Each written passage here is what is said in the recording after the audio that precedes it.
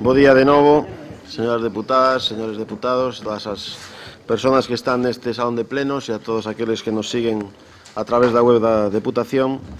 Hai quórum suficiente para o inicio de desenvolvemento da orde do día da sesión ordinaria do pleno desta corporación correspondente ao mes de xuño de 2018. Unha orde do día que conta con 14 puntos, 12 deles no apartado resolutivo, que comeza polo punto primeiro, que é a aprobación, si procede, da acta anterior correspondente a ordinaria do día 25 de maio de 2018. Se non hai ningunha cuestión, enténdeo aprobada por unanimidade, así é, moitas grazas. Pasamos ao punto 2, que xunto co punto 3, segundo teñen falado os grupos, vamos a facer un debate conxunto dos dous e a votación, evidentemente, será por separado. O punto 2 é a aprobación inicial da relación de postos de traballo e o punto 3 é a aprobación inicial do Plan de Ordenación de Recursos Humanos 2018. Ten a palabra o señor secretario.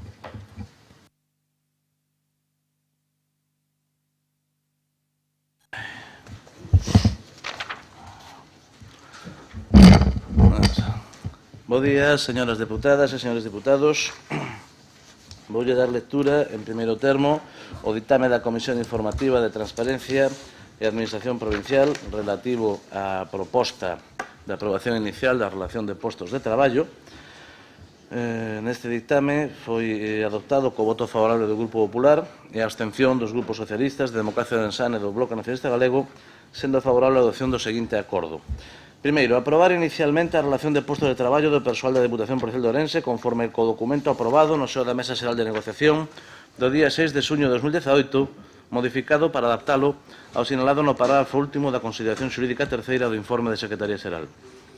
De conformidade co establecido no artigo 38.3 da Lei de Emprego Público de Galicia, a aprobación definitiva da RPT determinará no seu momento a obrigación de incorporar as súas previsións nos orzamentos da Deputación, incorporación que se realizará nos orzamentos para o exercicio 2019. Non obstante, por excepción, aplicaránse no presente exercicio e con efectos de 1 de xaneiro de 2018 as determinacións da RPT que se indican a existir nesta data os supostos de feito necesarios para a eficacia de tales determinacións. A, o incremento do 1,5% na contía do complemento específico en todos os postos e, ademais, con efectos do 1 de xullo de 2018, un incremento adicional do 0,25%. B, a revisión do complemento específico dos postos de xefatura da Secretaría Particular da Presidencia e Protocolo, encargado do parque de maquinaria e xefatura do equipo de maquinaria e cooperación. C, o incremento de complemento de destino dos axudantes de maquinaria. E D, os efectos económicos da unificación dos postos de operario de báscula portátil e aforos, laborantes, operario de báscula e acopios e os de operario de sinais e laborante. En segundo lugar, someter a información pública durante o prazo de 20 días hábiles o documento inicialmente aprobado mediante anuncio no Boletín Oficial da Provincia para a formulación de alegacións ou reclamacións. Se transcurrido o prazo de información pública non se formulan alegacións ou reclamacións, entenderáse automáticamente aprobada de forma definitiva. Se se formulan alegacións ou reclamacións, estas serán resoltas polo Pleno. En canto ao segundo ditame, que é o ditame da mesma comisión, da mesma data, relativo ao Plan de Ordenación de Recursos Humanos, foi adoptado co voto favorable do Grupo Popular e as abstencións do resto de grupos, sendo favorable a adopción do seguinte acordo. Primeiro, aprobar inicialmente o Plan de Ordenación de Recursos Humanos complementario á relación de postos de traballo da Deputación Provincial de Ourense, co contido que obra en poder dos señores deputados, unha memoria xustificativa. En segundo lugar, as distintas determinacións de carácter normativo do plan. E, en segundo lugar, someter a información pública durante o prazo de 30 días hábiles a documentación inicialmente aprobada mediante anuncio no Boletín Oficial da Provincia para a formulación de alegacións ou reclamacións. Se transcurrido o prazo de información pública non se formulan alegacións ou reclamacións, entenderáse automáticamente aprobado de forma definitiva. E se se formulan alegacións ou reclamacións, estas serán resoltas polo Pleno. Moitas grazas. Intervencións dos grupos. BNG, ten a palabra. Moitas gracias, señor presidente. Bo día a todas e a todos. Ben, a proposta de organigrama que nos achega ao Goberno da Deputación, lonxe de simplificar e racionalizar a estrutura de postos da actual RPT, atomiza aínda máis os servicios, seccións e negociados do ente provincial, no que semella unha operación de adaptación á carta dirixida a manter certas posicións personais, como acredita o feito de que aproximadamente 200 postos se destinen a xefaturas. Se ollamos a proposta de modificación realizada, pois vemos que na RPT da Deputación describe 908 postos de traballo. Estes postos encadranse en 8 áreas, 14 servicios, 20 seccións, 57 negociados, gabinetes e unidades, 15 brigadas e 30 equipos. Defínense 128 postos de xefes, 15 de directores, 55 de encargados, coordinadores, capataces e xestores, e por grupos, pois a distribución é a seguinte: no A1 hai 68, no A2 41, no B2, no C1 114, no C2 444, e no grupo AP 239. En total, como digo, 908 postos de traballo. A falta de racionalidade da proposta de modificación pode ollarse con só analizar gráficamente o organigrama. Contémplanse áreas con negociados e servizos dos que dependen xefaturas que dependen de outras xefaturas e así sucesivamente. Esta RPT dibuxa unha pirámide de postos de traballo por grupos profesionais para o ano 2018 que medra por arriba, no A1 e no A2, e diminuye por abaixo, no C1, C2 e AP. En definitiva, atopámonos cunha RPT, como digo, carente de racionalidade, na que existen, xa o dixen antes, 200 xefaturas, un 22% do total dos 908 postos de traballo, e dito de outro xeito máis gráfico, un xefe por cada 4 traballadores e medio. En relación ca descripción funcional de unidades administrativas e fichas descriptivas, en primeiro lugar, temos que formular a nosa discrepancia cun redactado da RPT que literalmente di que a descripción de funcións contidas nestas fichas non pretende ser exhaustiva e se realiza sen prexuicio de que cando as circunstancias o justifiquen aos ocupantes dos postos se lles pode exixir o desenvolvemento de calquera función, tarefa ou responsabilidade distinta a correspondente ao posto de traballo sempre que resulten axeitadas ao seu corpo, escala, subescala ou categoría profesional. Bueno, e sigue o párrafo este: nós pensamos que é obvio que cando unha función non está recollida na ficha descriptiva do posto de traballo, mais é propia do tal posto de traballo ou ben imposta por unha normativa de ámbito superior, non fai falta crear a obriga que xa existe. Por outra banda, tamén é evidente que este tipo de cláusulas redundantes o único que contribuyen é a que durante a vida da RPT se produzcan todo tipo de problemas interpretativos e mesmo abusos de poder. En segundo lugar, na área de medio ambiente, as fichas descriptivas correspondentes aos traballadores de zonas verdes contemplan, desde o noso punto de vista, varias atribucións que entendemos deberían reflexar cambios. Os operarios incluídos no grupo AP non é axeitado exixir a tenenza do permiso de conducir, sendo así teríamos que modificar o grupo profesional. O requisito de ter carné de utilización de produtos fitosanitarios implica perigosidade e penosidade, algo que non corresponde con un nivel G3 en este factor, polo que sería necesario un nivel máis alto. Prodúcese agravio comparativo con outras fichas de brigadas con legoreiros que teñen asignado un factor de autonomía G2, é dicir, un grado superior ao que teñen os operarios de zonas verdes, e esta mesma diferencia de grado entre fichas tamén se pode observar no factor de responsabilidade que entendemos debe modificarse a G1. En terceiro lugar, no teatro principal, consideramos que a equipa técnica de SCEA debería estar formada por o xefe de equipa, axudante de SCEA e maquinista, axudante de sala. De non ser así, non existe equipa nin a xefatura tería sobre quen exercer a súa autoridade. E xa remato, e por último, no Departamento de Investimentos, Contratación e Patrimonio existe un posto de auxiliar de oficina que depende do negociado de patrimonio e xestión de riscos que non ten a quen auxiliar e, por tanto, debería ser un posto con un grupo profesional superior. A nosa postura, tanto no punto número 2 como no número 3, vai a ser votar en contra. Nada máis, moitas gracias. Democracia Orensana. Sí, hola, buenos días a todos. Simplemente por las circunstancias que están rodeando estas últimas semanas, y me hace gracia porque esto me recuerda a una escena, un capítulo de la vida de Mike Tyson. Ustedes no sé si recuerdan aquel combate de Mike Tyson en 1990, en febrero, con Douglas. Y Mike Tyson derribó al boxeador Douglas, y cuando estaba el árbitro contando 1, 2, 3, 4, 5, 6, 7, antes de llegar a 10, en ese momento es como si los dioses dijeran, basta, no, y entonces Douglas se levantó, noqueó a Tyson, y a partir de ahí la vida de Tyson fue un auténtico desastre. Lo digo porque es curioso lo que está pasando en estas últimas semanas, si está realmente habiendo un cambio de ciclo, tú me dirás, Plácido, porque resulta que tenemos, obviamente, lo que ha pasado en el Partido Popular, condenado por corrupción ya de forma oficial. Aparte, Feijóo, por una razón, se sabe que no va a Madrid.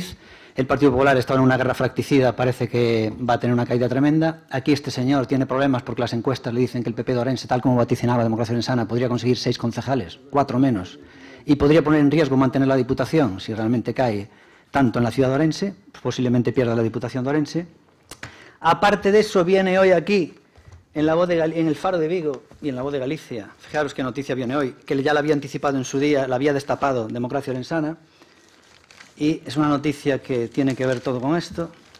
Condenada en firme la exdiputada María Calderas por falsedad, la actual esposa de José Manuel Baltar. Condenada en firme, ya por la audiencia, por falsedad, ¿no? Esto me recuerda también cuando cogieron con doping al marido de Marion Jones. Todo el mundo dijo, hombre, si el marido va dopado, seguramente la mujer también, ¿no? Pues esto parecido. Lo curioso es que en el periódico La Región no viene nada de esto. Aquí está el periódico La Región y no dice nada de eso. ¿Por qué? Porque con dinero público estamos comprando este periódico. Y eso es realmente lo triste. Pero aparte de eso viene también otra noticia, en La Voz de Galicia titular, también por una denuncia que hizo Democracia Orensana que metió a la presión, el local del Jardín Japonés ultima el cierre tras la orden de desahucio. Nuestra presión y nuestras denuncias pues parece que empiezan a fructificar. Y aparte de eso, se celebra ahora mismo un juicio, se está celebrando ahora mismo un juicio en Orense contra un asesor cultural de José Manuel Baltar, también por prevaricación. O sea que esto es como lo de Mike Tyson, macho, o sea, parece que venían todas xuntas. Un juicio al que yo voy a ir dentro de poco porque voy en calidad de testigo.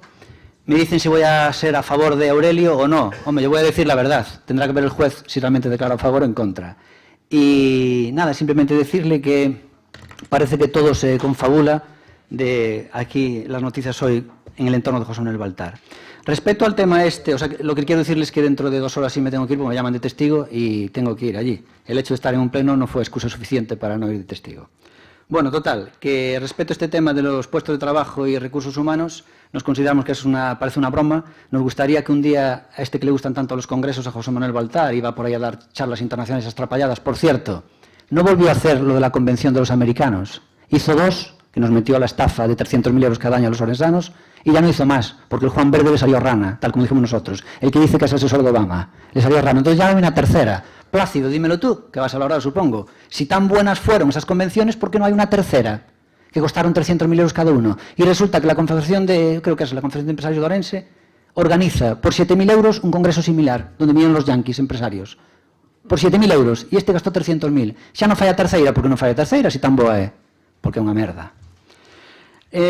Como le gustan tanto los congresos, que vaya un día a dar una conferencia sobre máximos expertos de recursos humanos a decir cómo se contacta en la Diputación, que es la mejor selección de personal. Que vaya a dar una conferencia. Saldría seguramente sería trending topic en YouTube y en Twitter de la risa que sería, ¿no? Esto de aquí es una toma de pelo. Nosotros creemos que la Diputación sobra, y la prueba de que sobra se reveló también esta semana, cuando se demostró que el dinero de esta institución no se reparte de forma justa, se reparte a los concellos que son más del PP. Entonces, eso no tiene sentido. Lo normal es repartir el dinero de forma equitativa y entonces sobra la Diputación, porque si simplemente se hace una transferencia de dinero, ¿para qué quieres personal? Entonces, nosotros nos abstenemos en este punto y decir que es todo un sinsentido. Grupo Socialista. Moitas gracias, señor presidente. Moi bo día. Con brevidade, para non repetir o xa dito en plenos anteriores sobre esta mesma cuestión e tamén o que dixeron que me antecedeu no uso da palabra, tamén para non entrar en cuestións de detalle, decir, nos faremos un posicionamento global e ese vai ser votar en contra dos dous por unha razón moi sinxela, porque se temos un modelo de diputación diferente, o noso, evidentemente, esta relación de posto de traballo non podemos votala a favor, sin máis. Grupo Popular. Sí. Buenos días a todos. En primer lugar, una vez escuchado a los diferentes grupos, tengo que manifestar un tema, que hay que respetar el trabajo de los funcionarios y de la mesa seral de esta institución, ya que este documento que traemos aquí hoy a aprobación inicial, pues lleva meses de trabajo, meses con diferentes mesas serais de negociación, donde el pasado día 6 de junio se llegó a un acuerdo, entre comillas, unánime, debido a que a este documento votaron a favor la Junta de Personal, votó a favor el Comité de Empresa, votó a favor el sindicato mayoritario CESID, votó a favor el sindicato USO, se abstuvo Comisiones Obreras y solo tuvo en contra lo que es la CIGA, que es un poco el mismo argumento que hizo nuestro compañero Ramiro. ¿Qué quiero decir con esto? Que viene Ramiro con una interpretación, que eso ya fue debatido, ya fue consensuado y que ya fue muy hablado en las diferentes mesas serais de negociación que tuvimos. A partir de ahí, de ese documento, conlleva un informe de asesoría jurídica donde está el secretario Seral, donde emite un informe de legalidad de este proyecto que hoy traemos a aprobación, donde emite un informe que es favorable. A mayores de ese informe, también la señora interventora, en este caso, emite un informe favorable de fiscalización. ¿Qué quiero decir con esto? Que traemos un documento completo, negociado y consensuado con todas las partes de esta institución.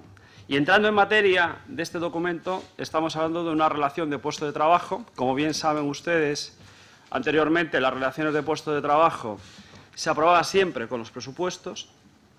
En el pasado año, en el año 2017, se tomó la decisión de separar lo que es la aprobación de la relación de puesto de trabajo del presupuesto, y lo que estamos aprobando hoy aquí inicialmente es un acuerdo marco de relación de puesto de trabajo que va a quedar indefinidamente, que luego solo traeremos al Pleno aprobaciones puntuales que hagan falta de organización sistemática de diferentes unidades administrativas de esta Administración. Es un documento de carácter organizativo, donde no hay muchas variaciones, donde simplemente se habla de crear unos puestos donde pasamos unidades de unas unidades administrativas a otras, y donde actualizamos todas las fichas de todos los puestos, las fichas de la RPT, de los puestos individualizados de cada trabajador. Por mi parte, esta es mi primera intervención y quedo a cualquier interpretación que consideren ustedes. Abre-se unha segunda quenda de intervencións. Benegá, non fai uso do seu turno. Democracia Orensana. Sí, pensé que iba a la Plácida, Bloc Pumar. Ya que estás en el Concello de Orense, quería decirte una pregunta. Me parece que hay rumores estos días, hay rumores de que hay fiestas de Orense esta semana, si me lo podías confirmar. Porque solo se notan al parecer por los atascos. Bueno, mira, el tema de, me dices que los sindicatos han votado a favor, pero ¿tú te crees que somos tontos? Pero si en las administraciones locales se gana muchísimo más dinero que en la administración central y que en la autonómica, si los funcionarios de las administraciones locales son unos privilegiados, ¿pero cómo no van a votar a favor? Tú imagínate la diferencia de ser funcionario del Estado en Madrid a funcionario local aquí, en Orense. Ganan más cuando el nivel de vida de Orense es muy inferior. O sea, claro que votaron a favor, porque están todos repartiendo la tarta. ¿Tú te crees que los sindicatos están mirando por la ciudadanía? ¿Tú crees que a los sindicatos les importa cómo llegan los autónomos a fin de mes, a los sindicatos? Los sindicatos solo miran por sus privilegios de ellos y de algunos de sus afiliados, nada más. ¿Desde cuándo que los sindicatos voten a favor es un argumento para decir, mire, esto está haciendo bien? Lo que pasa es que están en la tarta, igual que en el Concello de Orense, que estáis a favor de un convenio especial de prebendas, todos, que es ilegal, de 1 millón de euros, y que nosotros estamos intentando tirar. Pues vaya argumento, votaron a favor los que se comen también la tarta. Vamos, por favor. Grupo Socialista. Non fai intervención. Grupo Popular. Señor Jacome, no lo voy a entrar en eso. Simplemente 2 palabras: respeto institucional y respeto sindical. Nada más.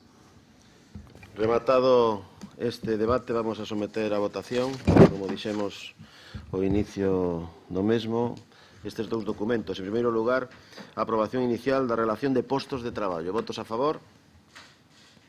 Votos en contra? Abstencións? Queda aprobada. E votamos agora a aprobación inicial do Plan de Ordenación de Recursos Humanos 2018. Votos a favor? Votos en contra? Abstencións? Queda aprobado inicialmente o Plan de Ordenación de Recursos Humanos 2018. O punto 4 da orde do día é o expediente de modificación orzamentaria por crédito extraordinario número 2/2018. Ten a palabra a señora interventora. Trátase dunha modificación orzamentaria cualitativa para financiar o préstamo participativo da participación do 49,37% que ten a Diputación de Meixa, e financiase con baixas por anulación de outras partidas que son obxecto de baixa por anulación. Grazas. Intervencións dos grupos. Benegá. Moitas gracias, señor presidente. Ben, como xa explicou brevemente a interventora, esta modificación a marxe do cambio de finalidade de algunhas partidas recolle un crédito extraordinario para gastos de investimento consistente nese préstamo participativo a longo prazo á estación de inverno de Manzaneda por un importe de 296.000 e pico euros a fin de destinar a cubrir o financiamento do seu patrimonio neto. A historia de Meixa xa ven de vello, xa temos falado máis veces aquí sobre o asunto. Esta Diputación, eu teño que recordar, fixo parte do accionariado ata que o bipartito chegou á Xunta. Posteriormente, xa co Partido Popular, novamente no goberno, voltou.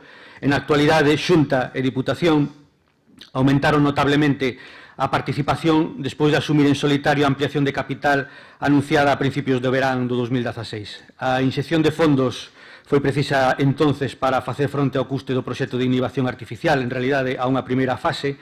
Os concellos daquela pasaron do 7,2% ao 0,14% ao non poder asumir os 235.000 euros que lles correspondían nesa ampliación. Tampouco exerceu ese dereito a Hotels, que debería pagar 826.000 para manter o 23% das accións que tiña, quedou co 0,62 e pola contra, Xunta e Diputación aumentaron, como dixen, a súa participación e control até máis do 99%. Ao inyectar pois algo máis de 3 millóns de euros. De todo isto, nos podemos, ou despréndense, dúas conclusións que nos parecen obvias. Unha é que a Diputación non actúa en función dos intereses dos concellos e das comarcas, igual que no seu día non fixo co Festival de Cine, que actuou de xeito partidario en función de que gobernaba na Xunta, e que Meixa é de facto unha empresa pública xestionada por unha empresa privada, o que non deixa de resultar unha anomalía. Ninguén discute a estas alturas a importancia socioeconómica da estación de montaña para unha comarca como é aquela deprimida e abandonada, pero outra cousa ben distinta é a viabilidade económica deste proxecto que non acaba de arrancar e que presenta numerosas eivas. As queixas dos usuarios durante este inverno foron moitas e variadas. Para que a xente acuda á estación de Manzaneda ten que atopar unhas infraestructuras e unha atención de calidade que coloquen a estación ao nivel das súas competidoras. Nos vamos a votar en contra, de momento nada máis. Moitas gracias. Democracia Orensana. Hola, outra vez. Hoy os tengo que decir hola constantemente, como dentro de poco ya me voy, me llaman para el juicio. Vamos a ver, esta moción es fascinante, realmente es una moción que me encanta, ¿no? Democracia Orensana considera que el dinero que se está entregando a la región, en torno a 1 millón de euros, bueno, casi 2 si juntamos a la Administración, al Concello de Orense y a la Diputación, 2 millones de euros pues son tirados que se hacen, casi se le dan 2 millones de euros al año, es dinero tirado. Es un cáncer espourense, nos venden unas ferias que realmente son todas deficitarias y es un desastre, y el espourense está saqueando a todos los orensanos. Es un cáncer el Festival de Cine del que hablaban hace poco aquí, es un auténtico cáncer, no sirve para nada. Es un cáncer la promoción que hacen de termalismo, no el termalismo en sí, pero sí la cantidad de dinero que se gasta en el termalismo, un auténtico cáncer. Y la estación de servicio, la estación de montaña de Manzaneda, la única estación de montaña que hay en Galicia Manzaneda, es un cáncer económico, pero en Democracia Orensana estamos a favor de este cáncer. Esto me recuerda a Ronald Reagan cuando decía, oye, ¿de quién decía Ronald Reagan eso? Si era de uno de estos de Centroamérica, no sé si era Noriega Varela, dice, oiga, pero que ese de ahí es un hijo de puta, ese general que defiende desde Centroamérica, dice Reagan, sí, pero es nuestro hijo de puta. Bueno, pues todo aquí, la estación de Manzaneda es un saco sin fondo, sí, pero es nuestro saco sin fondo. Es decir, es la única estación de montaña que hay en Galicia y realmente hay que potenciarla. ¿Cuál es el problema aquí? Que básicamente esto se financia a medias. Fijarán ustedes qué desastre que en su día se le delegó a unos gestores que tuvieron que echarlos porque era un desastre. Vale, sin embargo siguen el accionariado ahí. Es decir, ahora mismo el accionariado principal es de la Xunta y la Diputación, pero siguen gobernando eso las personas que la llevaron al desastre, el último desastre. Entonces mi pregunta es, ¿por qué no lo echan de la cabeza de Manzaneda? Es que no tiene sentido que sigan ahí. Si realmente es un desastre. Han pasado de tener un accionariado considerable al 1% simbólico, pero los dejaron de presidentes, o sea, dominando, no tiene sentido. Bien, la estación de Manzaneda es una ruina como está. Es una estación que tendría que ser una maravilla en invierno y en verano, y realmente no lo es. Aquí tendría que hacer gran apuesta la Xunta de Galicia. Es decir, la Diputación no tiene sentido que con la precariedad que tenemos en la provincia de Orense tengamos que poner dinero para la estación que es de toda Galicia, e incluso del norte de Portugal. Bueno, pues aquí es donde demuestra que José Manuel Baltar tiene influencia cero en el PP de Galicia, porque lo normal es que hubiera una discriminación positiva y que la Xunta de Galicia hiciera una apuesta bestial, una apuesta de inversión bestial en la estación de nieve de Manzaneda. Y no la está haciendo, simplemente es casi simbólica porque manda un dinero muy pequeño y donde la Diputación para nosotros es un gran esfuerzo tener que hacer este dinero. Entonces estamos en contra de cómo se maneja esto. Estamos totalmente a favor de revitalizar la estación, pero no desde luego cómo está llevando gestionando. Ahora, lo que es una tomadura de pelo es que se utiliza una modificación de crédito en donde para meter dinero en Manzaneda, que lo vemos bien, repetimos, porque hay que potenciar esa estación, la única de Galicia, y además es algo que está en Orense, con lo cual tenemos un factor diferenciador. Estamos haciendo lo que en marketing llaman buscar el hueco. Es decir, nadie puede competir con Orense, porque nadie tiene una estación de Manzaneda en Galicia. Perdón, una estación de montaña, de nieve. Y lo que sí se hace es que se le quita dinero a la maquinaria, que es algo básico para la provincia de Orense. Y yo recuerdo aquí al diputado Pablo, una vez diciendo que fijaros qué demanda tienen las motoniveladoras, decía, fijaros qué demanda tiene, que hay lista de espera. Y sacaba pecho. Pero vamos a ver, ¿cómo se puede tener algo con demanda en lista de espera? Y después, lo que nadie quiere, como el Festival de Cine, ahí hay el dinero que se quiera. O sea, esto es una tomadura de pelo.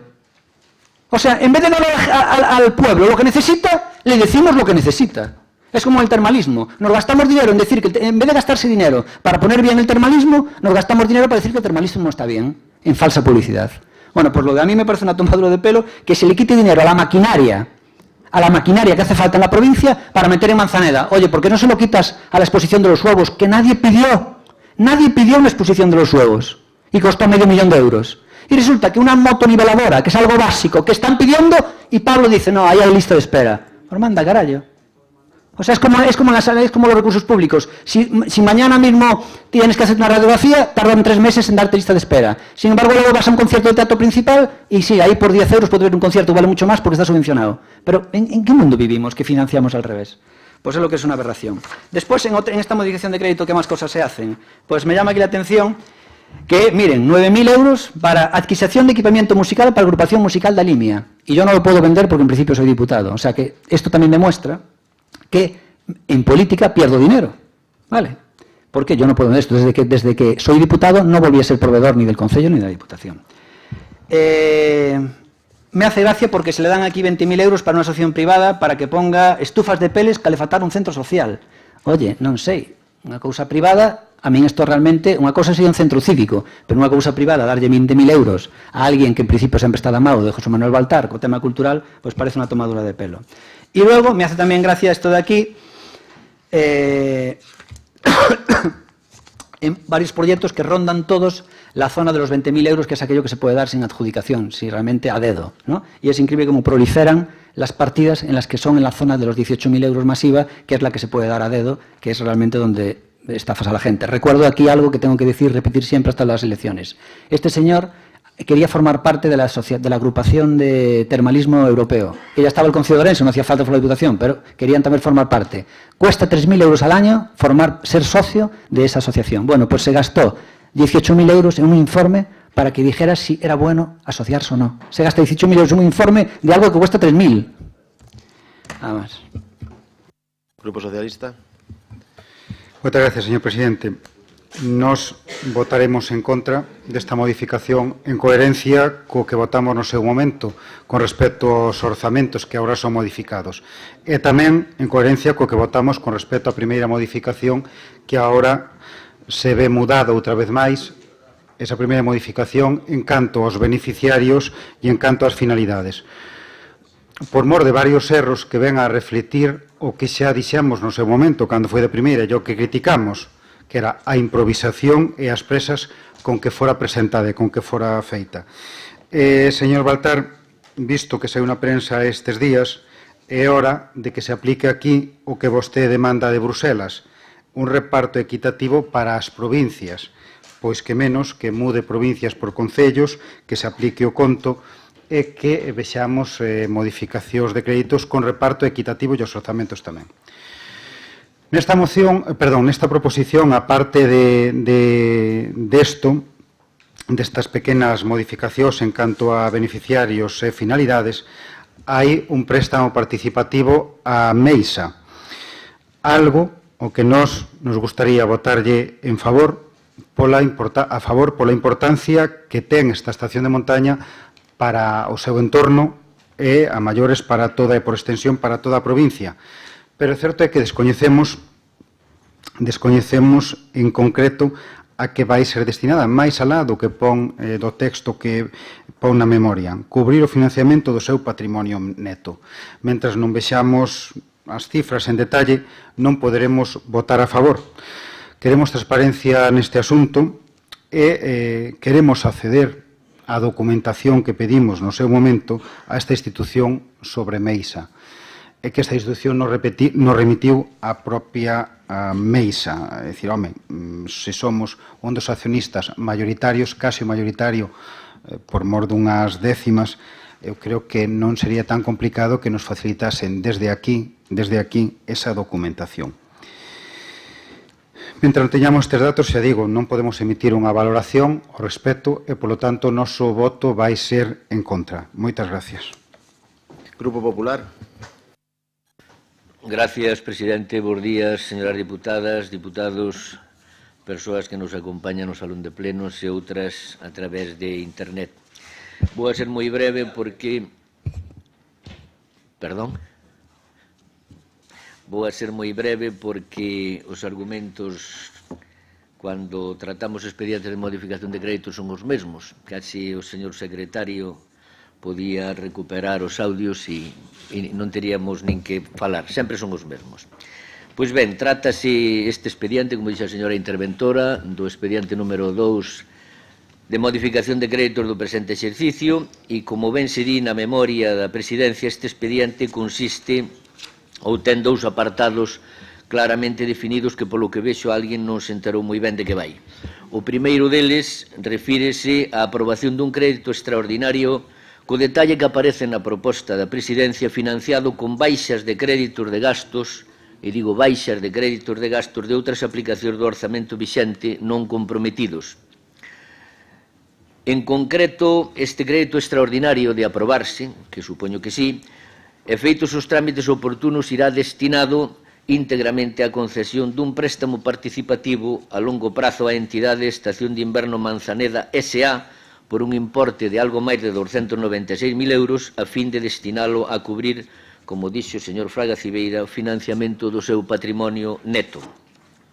O préstamo participativo do que falamos vencerá o 31 de decembro de 2027 e a ese vencemento Meisa queda obrigada ao retorno do capital máis os intereses devengados e non satisfeitos, si ben, debo decir tamén, que os prestamistas poderán requerir ao órgano de administración de Meisa para que acorde convocar a celebración dunha xunta xeral de socios cuxa orde do día conteña unha proposta de ampliación de capital mediante compensación, total ou parcial, dos créditos derivados deste contrato.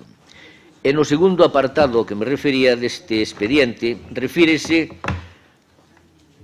a simples, señor Pérez Jácome, a simples modificacións nos capítulos 4 e 7 de gastos ao tratarse de corrección, enténdame ben, señor Pérez Jácome, corrección de beneficiarios de subvencións, erros de denominación de núcleos de poboación ou cambios de finalidade nas subvencións outorgadas, pero que en ningún caso, supón modificación dos importes aprobados no seu día por este pleno. E como non podería ser de outro xeito, este expediente conta co informe favorable da señora interventora e tamén o dictame igualmente favorable da Comisión Informativa de Facenda e Economía. Polo tanto, o noso voto, como resulta obvio, tamén será favorable á súa aprobación nos termos que se nos propón na memoria da presidencia. E, de momento, nada máis. Moitas gracias. Ahora é unha segunda quenda de intervencións. BNG, non fai uso da palabra, Democracia Ourensana.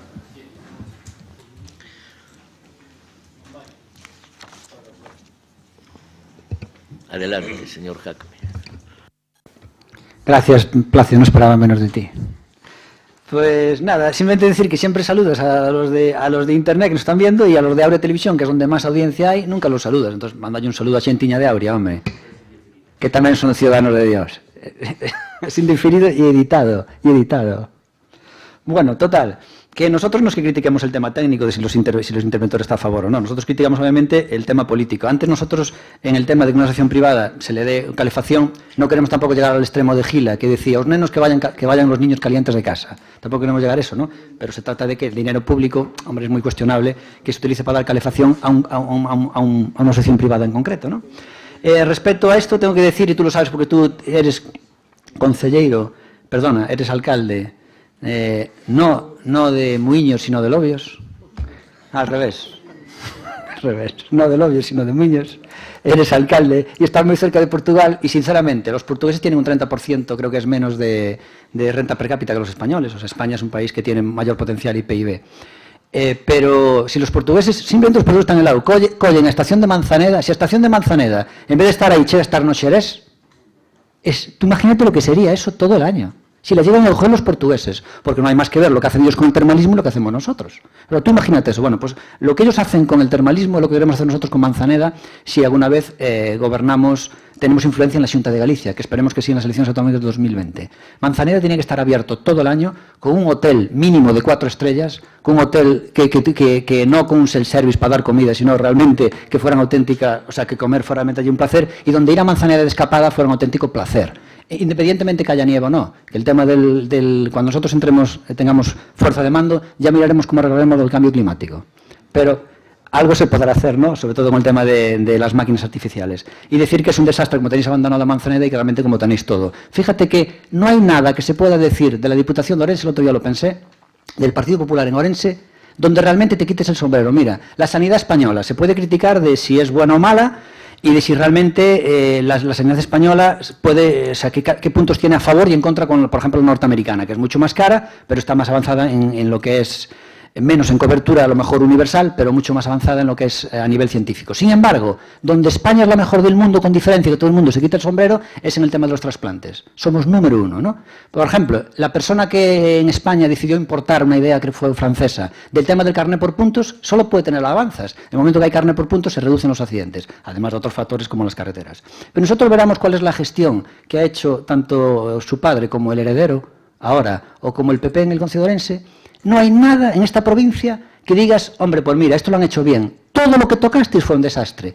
Es más, la provincia salía estos datos esta semana de que ya están los 309.000 habitantes y bajando. Teníamos 400 y pico mil. Entonces, realmente, todo lo que tocáis sois como el rey Midas al revés. Todo lo que tocáis lo convertís en mierda, en vez de en oro. Y no hay nada que se pueda decir, coño, me quito el sombrero. Porque el termalismo mismo sigue siendo un desastre. Hay que ver cómo está el restaurante sin sacar a licitación de las pozas de Eutariz. Y lo único que gastáis es publicidad, publicidad. Repito las palabras de antes. En vez de poner las cosas bien, os gastáis dinero diciendo que están bien. Grupo Socialista, non fai uso do seu turno. Grupo Popular. Sí, gracias, presidente. Simplemente decir que deixar clara a nosa posición ao marxe de ocurrencias, que como ben se di no plan de mandato Ourense 15-19, a nosa provincia, e deben reconocelo, sea un referente para proxectos, ou por proxectos, mellor dito, consolidados, que necesitamos, e digo necesitamos, que actúen de locomotoras non só de Ourense, senón tamén de Galicia, e algo se dixo aquí. O Parque Tecnolóxico de Galicia en San Cibrao, a Estación de Viticultura e Enolóxica de Galicia en Leiro, o Parque Náutico de Galicia en Castrelo de Miño, a Estación de Esquí de Galicia en Manzaneda, que hoxe nos ocupa, e como non, o Parque Natural Baixa Limia e Serra do Xurés son potencialidades únicas en Galicia, digo únicas, e, polo tanto, con esforzo conxunto de todos, van converternos, eu estou seguro delo, nunha provincia referente para atraer e xerar novos negocios. Pilotemos, pois, e pilotemos ben e con orgullo ourensán estas locomotoras ás que acabo de referirme. Máis actitude positiva e menos atrancos. Moitas gracias. Rematado o debate, sométese a votación este expediente. Votos a favor do mesmo. Votos en contra. Abstencións non hai, queda aprobado. Moitas grazas. Pasamos ao punto quinto, que di modificación do contrato do servizo de estacionamento de vehículos nos terreos anexos ao Hospital Santa María Nai, no relativo ao cadro de tarifas e ao canon concesional. Ten a palabra o señor secretario.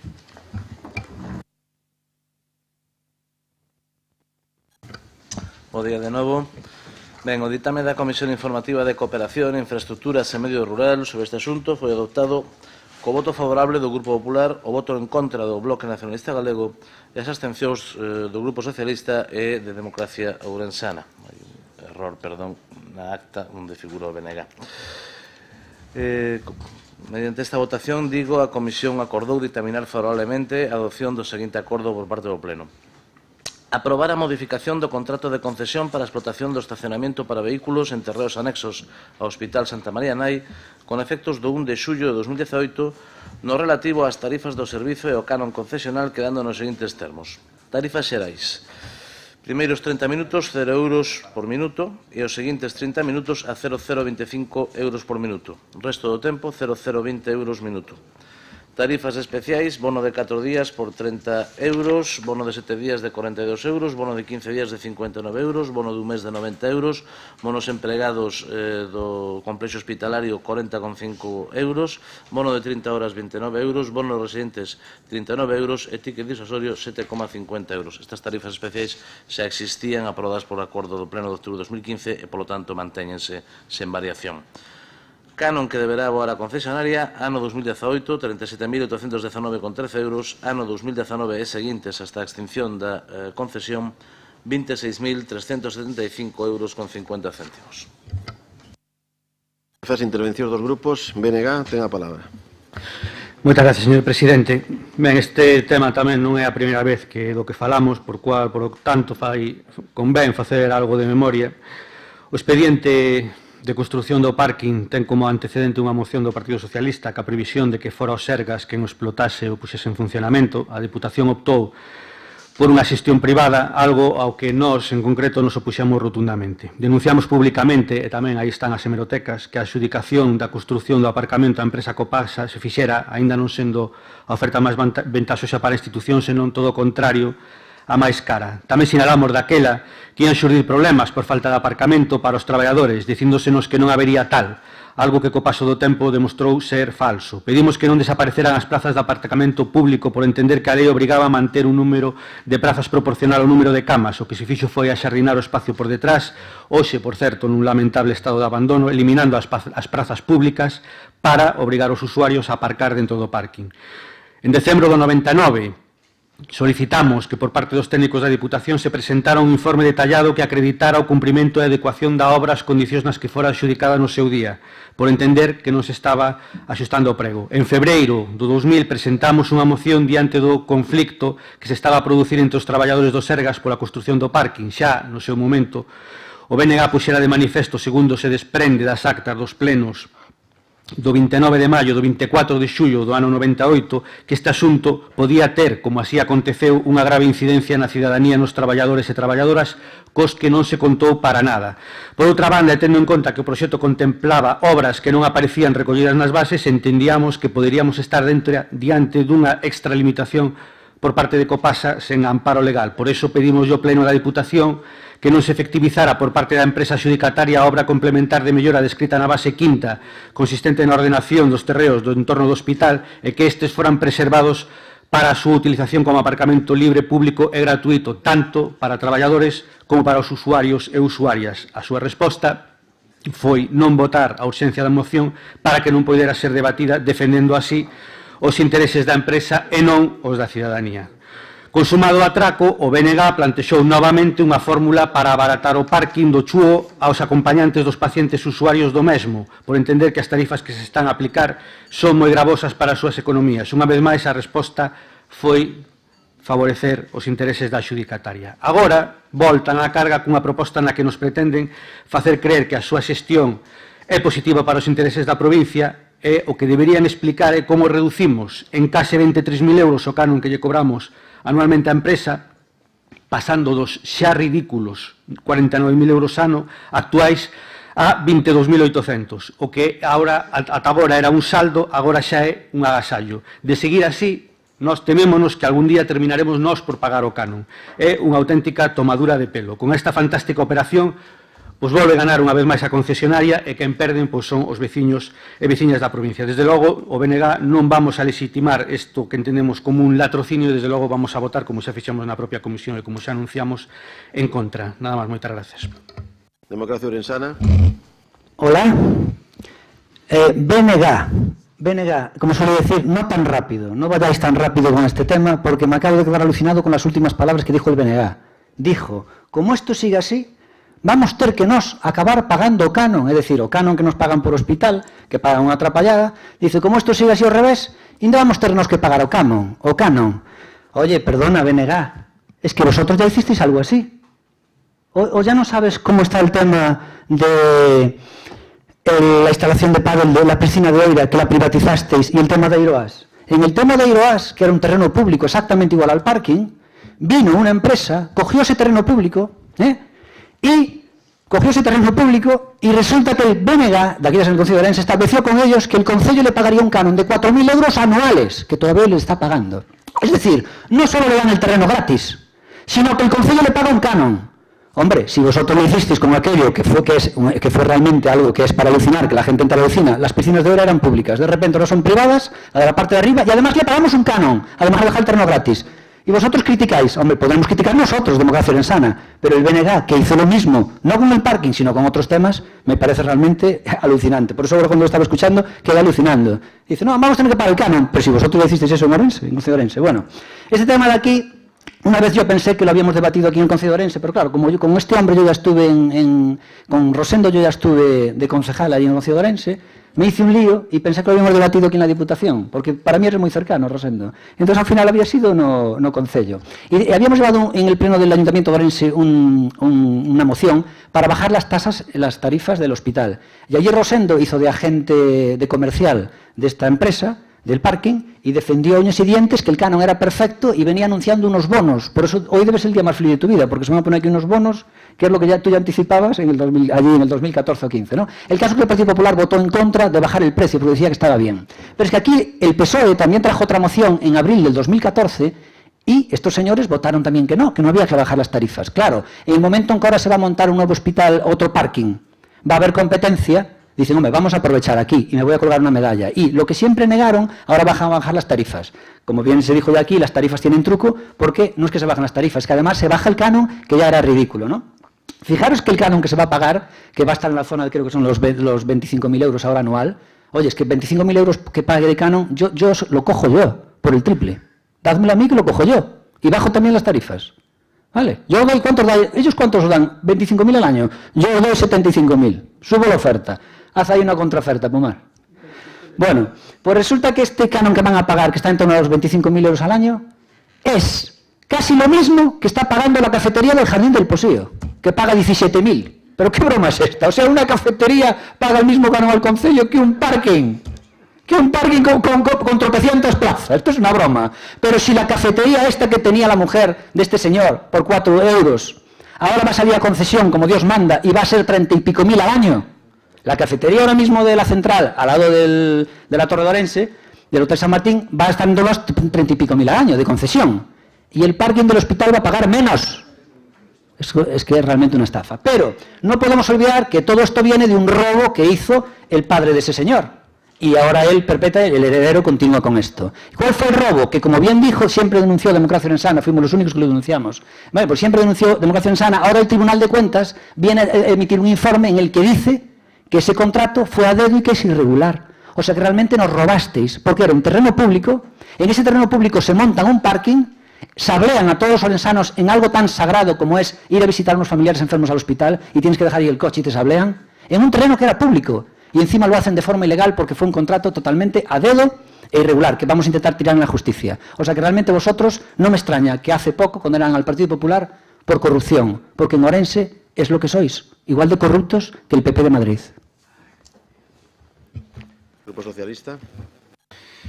Moitas gracias, señor presidente. Como xa se dixo aquí, este tema non é novo neste plenario, non tampouco é novo no debate que hai na sociedade.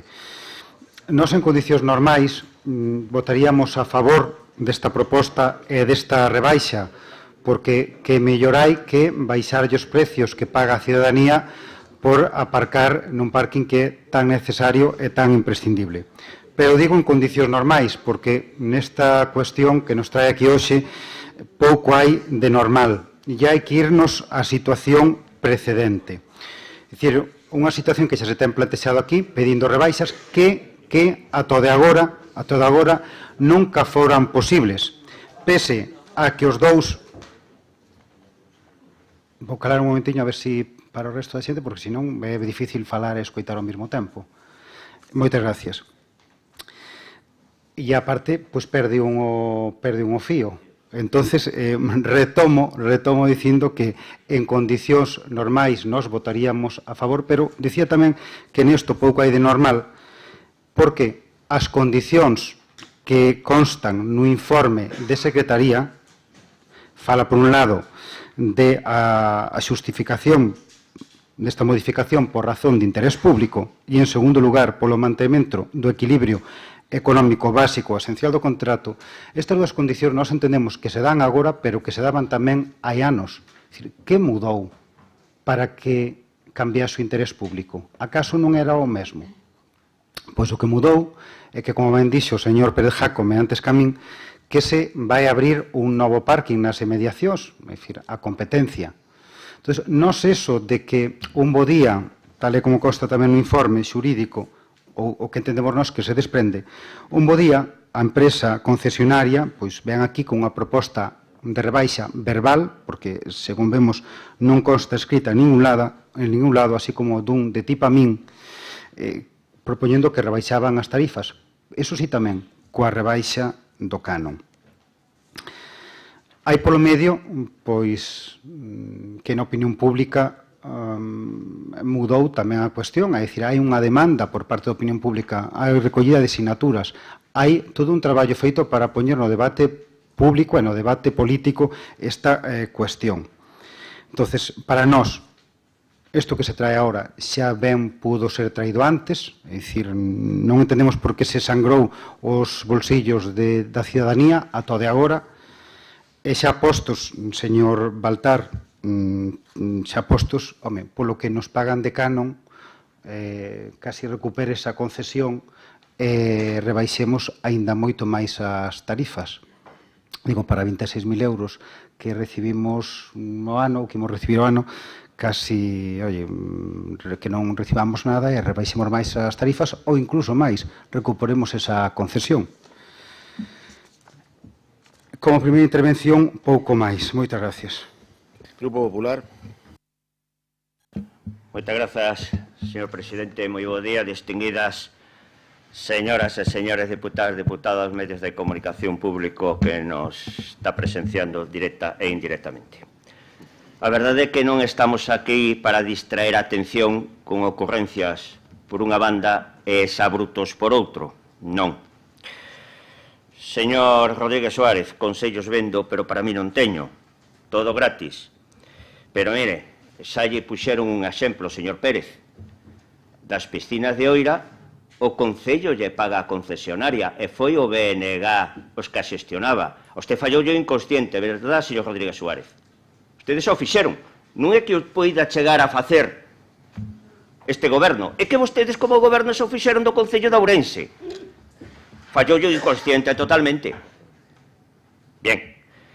Señor Pérez, pero non é comparar a infraestructura do aparcadoiro con unha cafetería e que hubo unha empresa que tuvo que pagar concretamente 6.264.056,86 euros para a construcción, que non puxo nada a Diputación ni ninguna institución pública. Foi unha empresa privada que despois de construílo tiña que xestionalo. Estamos de acordo? Por lo tanto, eso non se dixo aquí.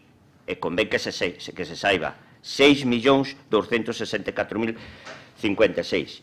E, señor Rodríguez Suárez, todo gratis. Pero se olvida de algo tamén.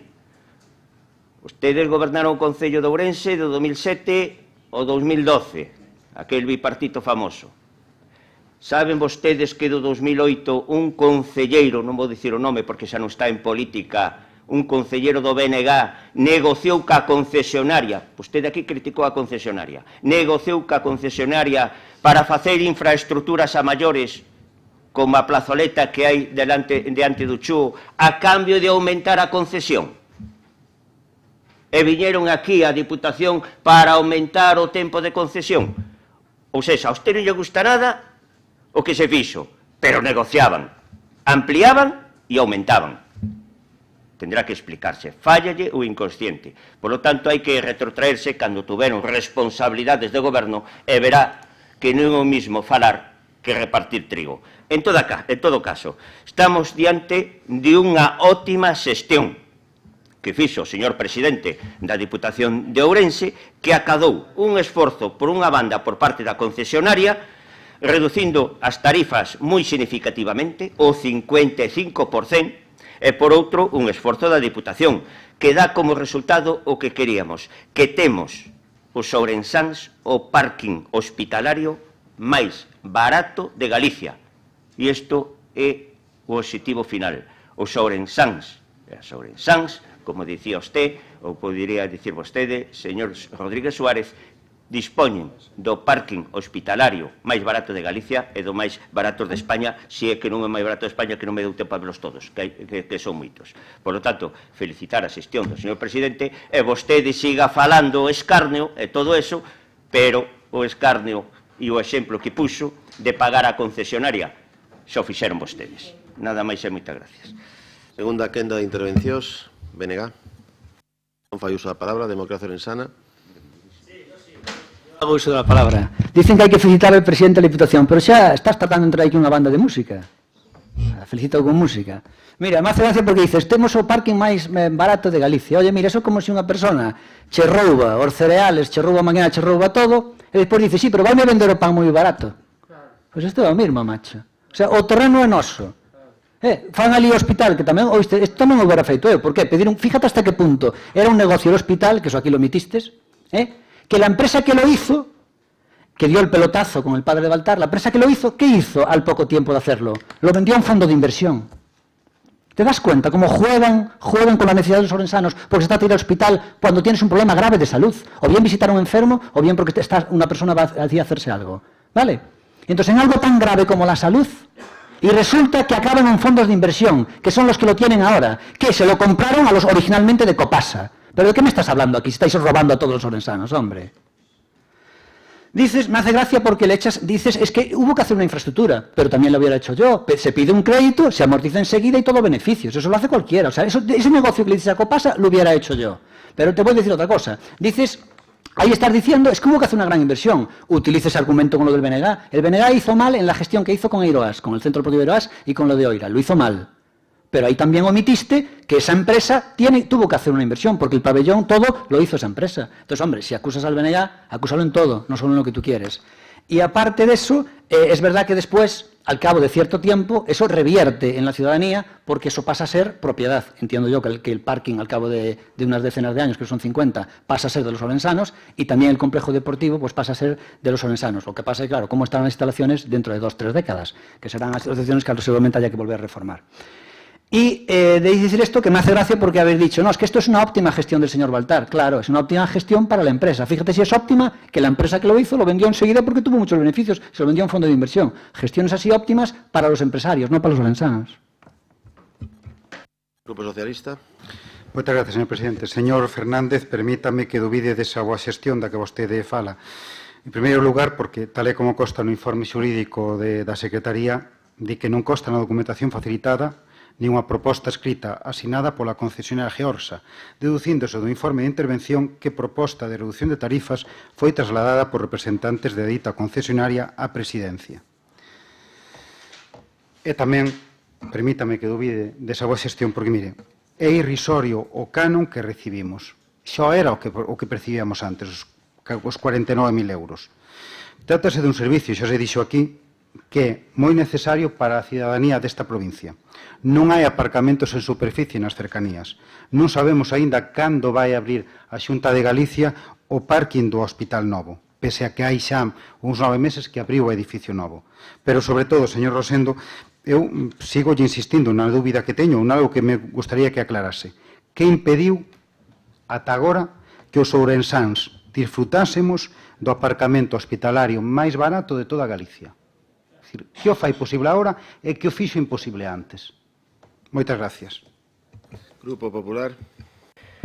Señor Rodríguez Suárez, que quedara en blanco cando foi vostede moi crítico ca xestión, pois non é que me chama a atención, me preocupa. Por iso dixen, vexo ahora, que moi acertadamente que lle fallou o inconsciente. Notou que lle fallou o inconsciente e dixo, non vou seguir máis, xa está falado todo. Señor Pérez, mire vostede, eu non veño aquí a falar de fondo de inversións, senón de dar un servicio aos ourensáns. E o certo é que o servizo, a prestación como parking que se lle dá aos ourensáns nestes momentos é o máis óptimo posible, o máis barato de Galicia como parking hospitalario. Non lle sabría dicir se hubo fondo de inversións, que nunca me dediquei a empresa privada. Como sabe, nunca me dediquei a ese tipo de temas. Usted parece que o sabe tanto, pois denunciar o do seu momento. Podo denuncialo como partido político, se existía ou non, que non o sei en ese momento, ou como persona particular. Non o fixo e ven aquí a dicir de fondos de inversión. Non o sei, ni lle vou rebatir. Señor Fraga Cibeira, como din da Biblia, Eclesiastés, cada cosa tiene su hora. Chegou o momento, se fixo a xestión e temos o resultado que temos. Un 55% de disminución das tarifas para todos os ourensáns. Eso é o que nos vale e o que queremos. E se a Biblia di que toda cosa tiene su hora, pois chegou o momento. Por lo tanto, só me resta dicir aquí que é o mellor precio, la ciencia lo dijo e yo no miento. Rematado o debate, sométese a votación esta modificación do contrato do servizo de estacionamento. Votos a favor da mesma? Votos en contra? Abstencións non hai? Queda aprobado. Moitas grazas. Pasamos ao punto sexto, que é unha moción do Grupo Socialista sobre os dereitos da cidadanía española no exterior. A esta moción presentou unha emenda de sustitución o Grupo Popular. Ten a palabra o Grupo Socialista.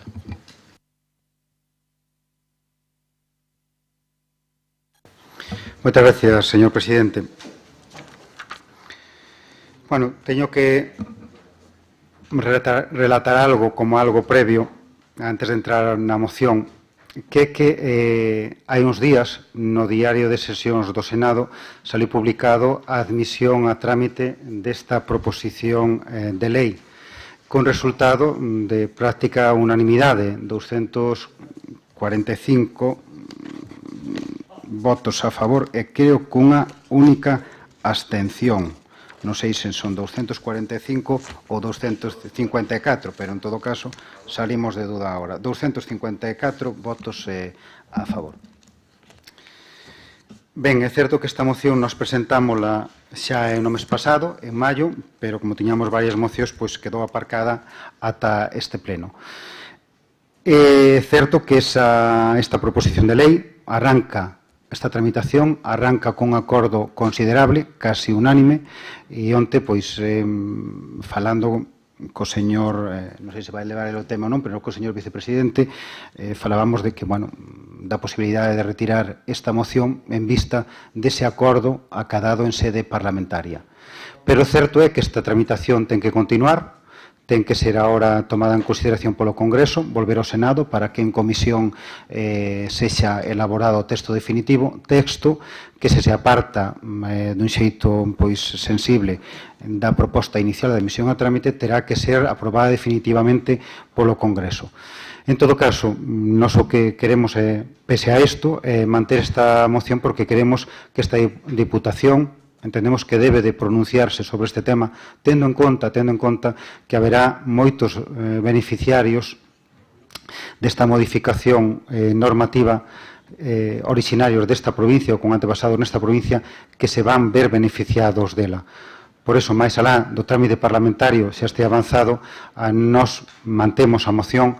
Entendemos, xa digo, por ese motivo que se pronuncie esta Diputación. A moción o que pretende algo moi sinxelo é que se modifiquen determinados aspectos da Lei de Nacionalidade, que se incluían determinados supostos que quedaron fora, é dicir, aquelas españolas, que emigraron para fora antes do 78 e que se casaron antes do 78, os seus fillos, coa muller perdían nacionalidade, víronse, bueno, teñen dificultades ou vense imposibilitados para adquirir a nacionalidade de orixe.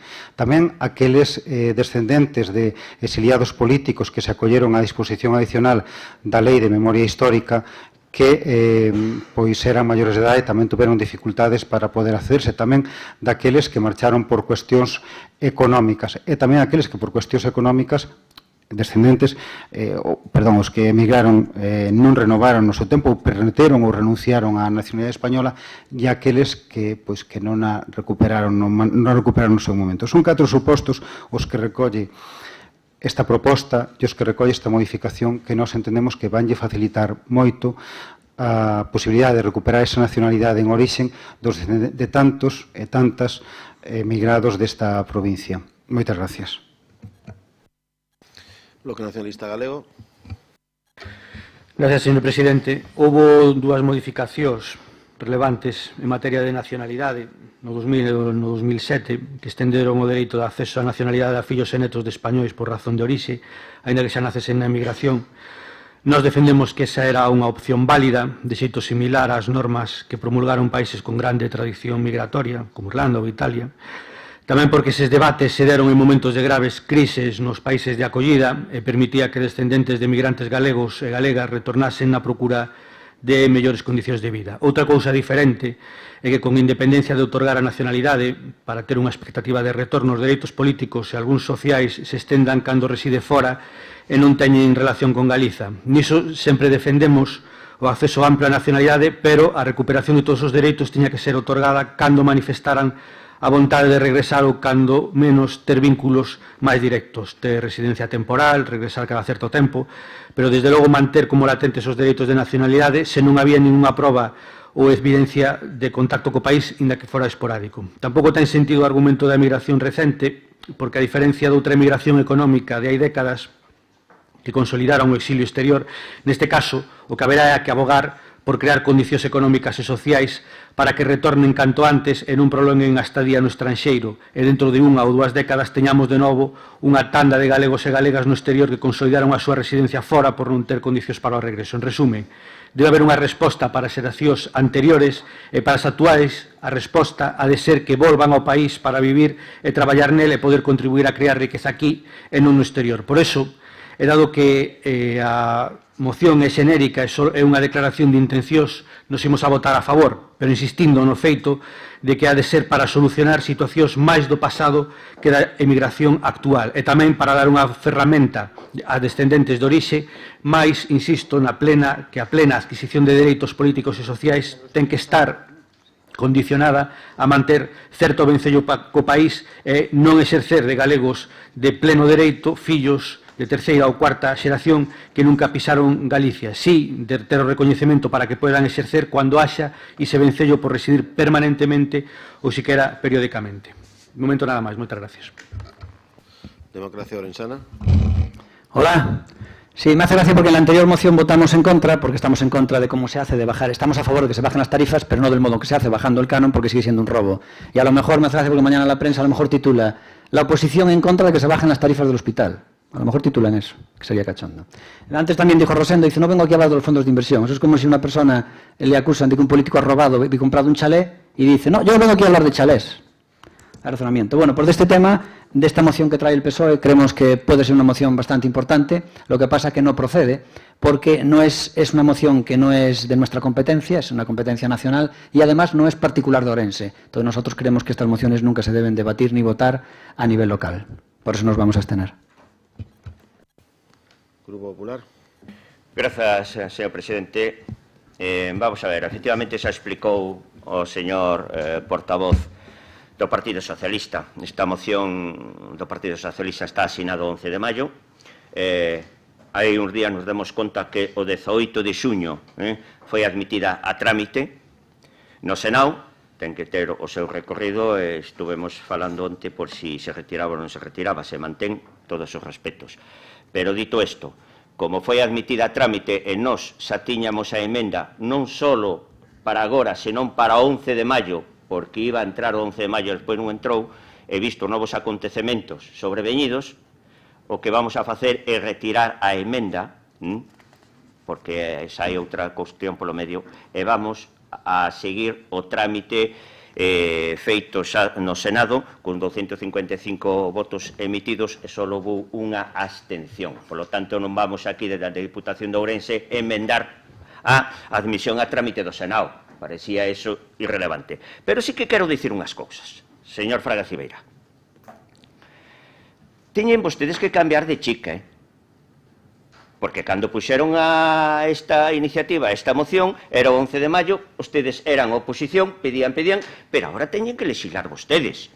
Non sei se cos secesionistas ou sin eles.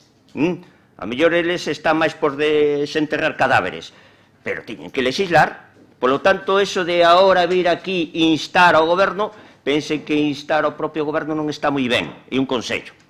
A veces hai que demandar, sí, pero instar ao propio goberno, bueno, teñen que ser un pouco selectivos. E eu tamén lles quero recordar que a Lei 52/2007 que vostedes nomean repetidamente no texto, que non dé vergoña dicilo, é a Lei da Memoria Histórica, a Lei de Zapatero, aquela lei que venderon vostedes como a panacea da reconciliación. Pero vostedes querían facer unha reconciliación política, pero non daban a cuantía económica para axudar a xente, os españoles do exterior. E agora veñen cas rebaixas de dicir que, efectivamente, a Lei 52/2007 de Memoria Histórica que non tiveron en conta os casos nos que se produciu unha emigración de tipo económico. Pero o Partido Popular, que estaba na oposición no Congreso cando isto, xa dixo que era unha lei que era eminentemente política. E vostede non lle fixeron caso ao tema económico. E do 2007, finales do 2007, que a lei de decembro do 2007, 26 de decembro, se non recordo mal, era cando vostedes falaban, perdón, Zapatero falaba da Champions League da Economía. Oiga, se estaban na Champions League da Economía, como non se acordaron dos españoles do exterior para esas axudas? No, deixaron pasar o tempo. O 11 de maio vostedes non creían para nada que podían ser goberno en xuño e mantiveron a cuestión.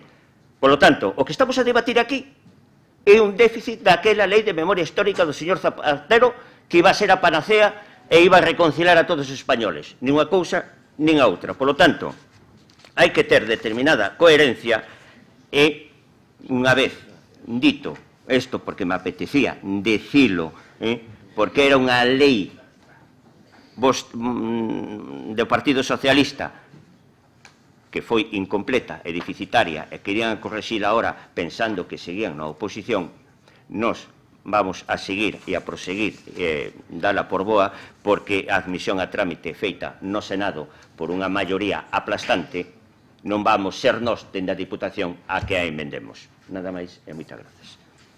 Abrimos unha segunda quenda de intervencións, o Grupo Socialista. Moitas gracias, señor presidente. Bueno, vou ir por partes como fan nas carnicerías. Vamos a ver. Permítaseme a broma. Señor Rodríguez Suárez, mire, trátase de unha cuestión de corrixir unhos erros que existían e facilitarlle pois a xente, a descendentes de xente que emigrou por moi diversas razóns, pero ningunha delas por placer.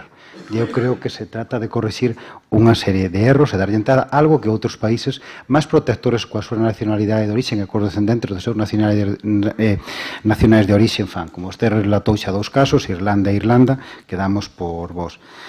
Señor Jácome,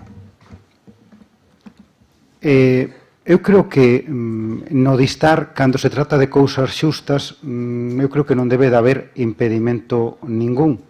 E isto sí nos afecta a moita xente e a moitos descendentes desta provincia. Raro é familia na que non haxa algún emigrado, sobre todo en países de Latinoamérica, sobre todo máis antigo, en Europa tamén, pero nestes casos afectalle máis a emigrados nos países de Latinoamérica.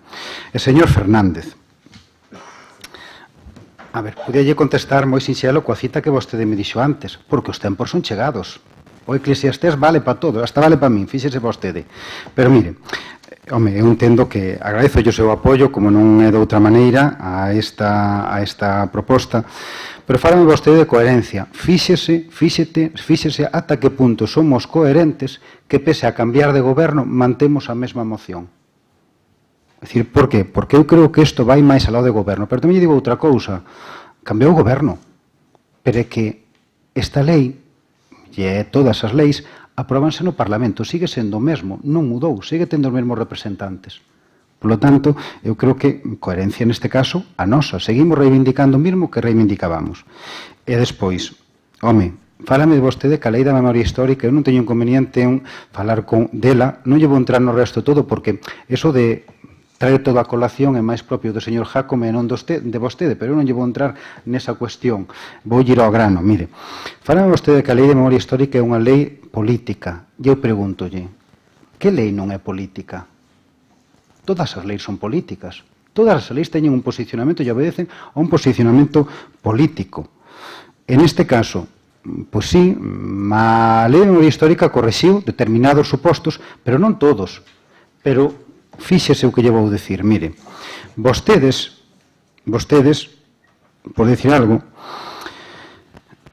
sacaron adiante 2015, gobernando vostedes, a Lei 12/2015 de 24 de xuño en materia de concesión de nacionalidade española aos sefardís orixinarios en España. Que mellor ocasión que esta lei para aproveitar e meter estas situacións que se queren corrixir agora con esta reforma. Ou, por que non, sefardíes, porque non os moriscos tamén, que foron expulsados de España no seu momento, os descendentes dos moriscos, ou dos ecuatoguineanos, ou dos saharauis. É dicir, é que xa postos así, pero, bueno, isto obedece a unha situación moi concreta, a uns supostos moi concretos, que eu agradezolles moi seriamente o seu voto a favor e o posicionamento en algo, xa digo, que nos afecta moito a esta provincia, e é algo que eu entendo tamén que é de xusticia. Moitas gracias. BNG, non fai uso do seu turno, Democracia Orensana. Perdón. Sí, dos cosas. Primero, que antes dijo el portavoz del PSOE que, como dicen en las carnicerías, vamos por partes. A mí me gusta más la versión de como decía Jack el Destripador. Más bonita, ¿no? Por cierto, Baltar, a ti que te gusta el inglés, ¿sabes cómo dice Jack el Destripador en inglés? Jack the Ripper, el desgarrador. Bueno, un tema que nos ha dicho sobre el tema este de que Democracia Orensana va a abstenerse en esta moción, que es muy importante, que nos afecta a todos, es cierto, pero también las cosas que haga la NASA nos afecta a todos y no creo que debamos instar aquí a la NASA a ciertos temas.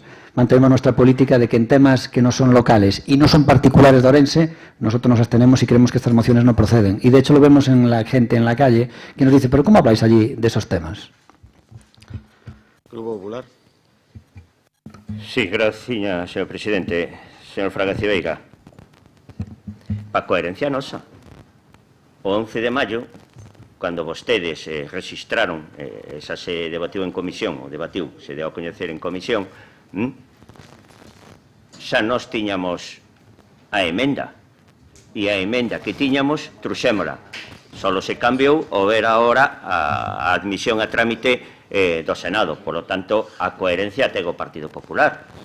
Ten a mesma emenda cando estaba gobernando que agora que está na oposición. Segundo, lei política, por suposto, que as leis todas teñen a súa parte política, pero mire vostede, do 2007, finales do 2007, estando da Champions League da Economía, que é menos que a parte da variante ou da variable política darlle a axuda aos españoles do exterior, que abundábamos en euros por todas as partes. Non era así. Pero non nos acordamos nin de esos, nin dos outros colectivos que vostede acaba de dicir, e foi cando se legislou. É o que quería dicir. Por lo tanto, hombre, sempre hai eivas, e nunca nos acordamos de todo cando legislamos ou cando queremos apoiar. Pero solamente dicir eso, porque da mesma maneira que abundábamos en euros, da economía estaba, bueno, e máis, do 2008 foi cando se dixo aquilo, e esta va a ser la legislatura del pleno empleo. Bueno, case foi a do pleno desempleo, pero se dice que era el pleno empleo. Pleno empleo, máis abundancia de economía que menos que a axuda aos españoles do exterior.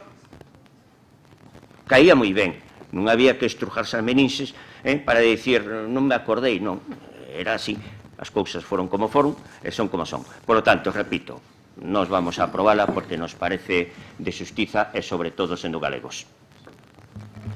Breve turno de peche, Grupo Socialista. Moi breve, para agradecer de novo o sentido de voto, decirlle a Democracia, bueno, o señor Jácome non está, pero decirlle ao representante da Democracia Orensana que con esa xente coa que se crucen na rúa, que lles pregunten se teñen algún familiar, por exemplo, sin ir máis lonxe, en Argentina, e os descendentes dese familiar dan accedido ou non, e que problemas teñen para acceder á nacionalidade española. Entonces verán que sí que nos afecta a esta provincia e que sí lles afecta a eses cidadáns. Señor Rosendo, home, eu congratúlome da coherencia. Alégrame que compartamos coherencia. De todas as maneiras, home, vostede insísteme por segunda vez a ver se eu lle vou entrar nesa cuestión económica, da crise económica. Mire, trátase disto, é certo que se todo é política, todo ten a súa parte económica tamén e o seu trasfondo económico. Pero aquí trátase, neste caso, de recoñecer unhos dereitos e de reparar unha situación de injusticia, que, por certo, xa yo dixen, vostedes tamén o puderon facer no ano 2015 ao par que lle concederon a nacionalidade aos descendentes dos sefardí. Moitas gracias.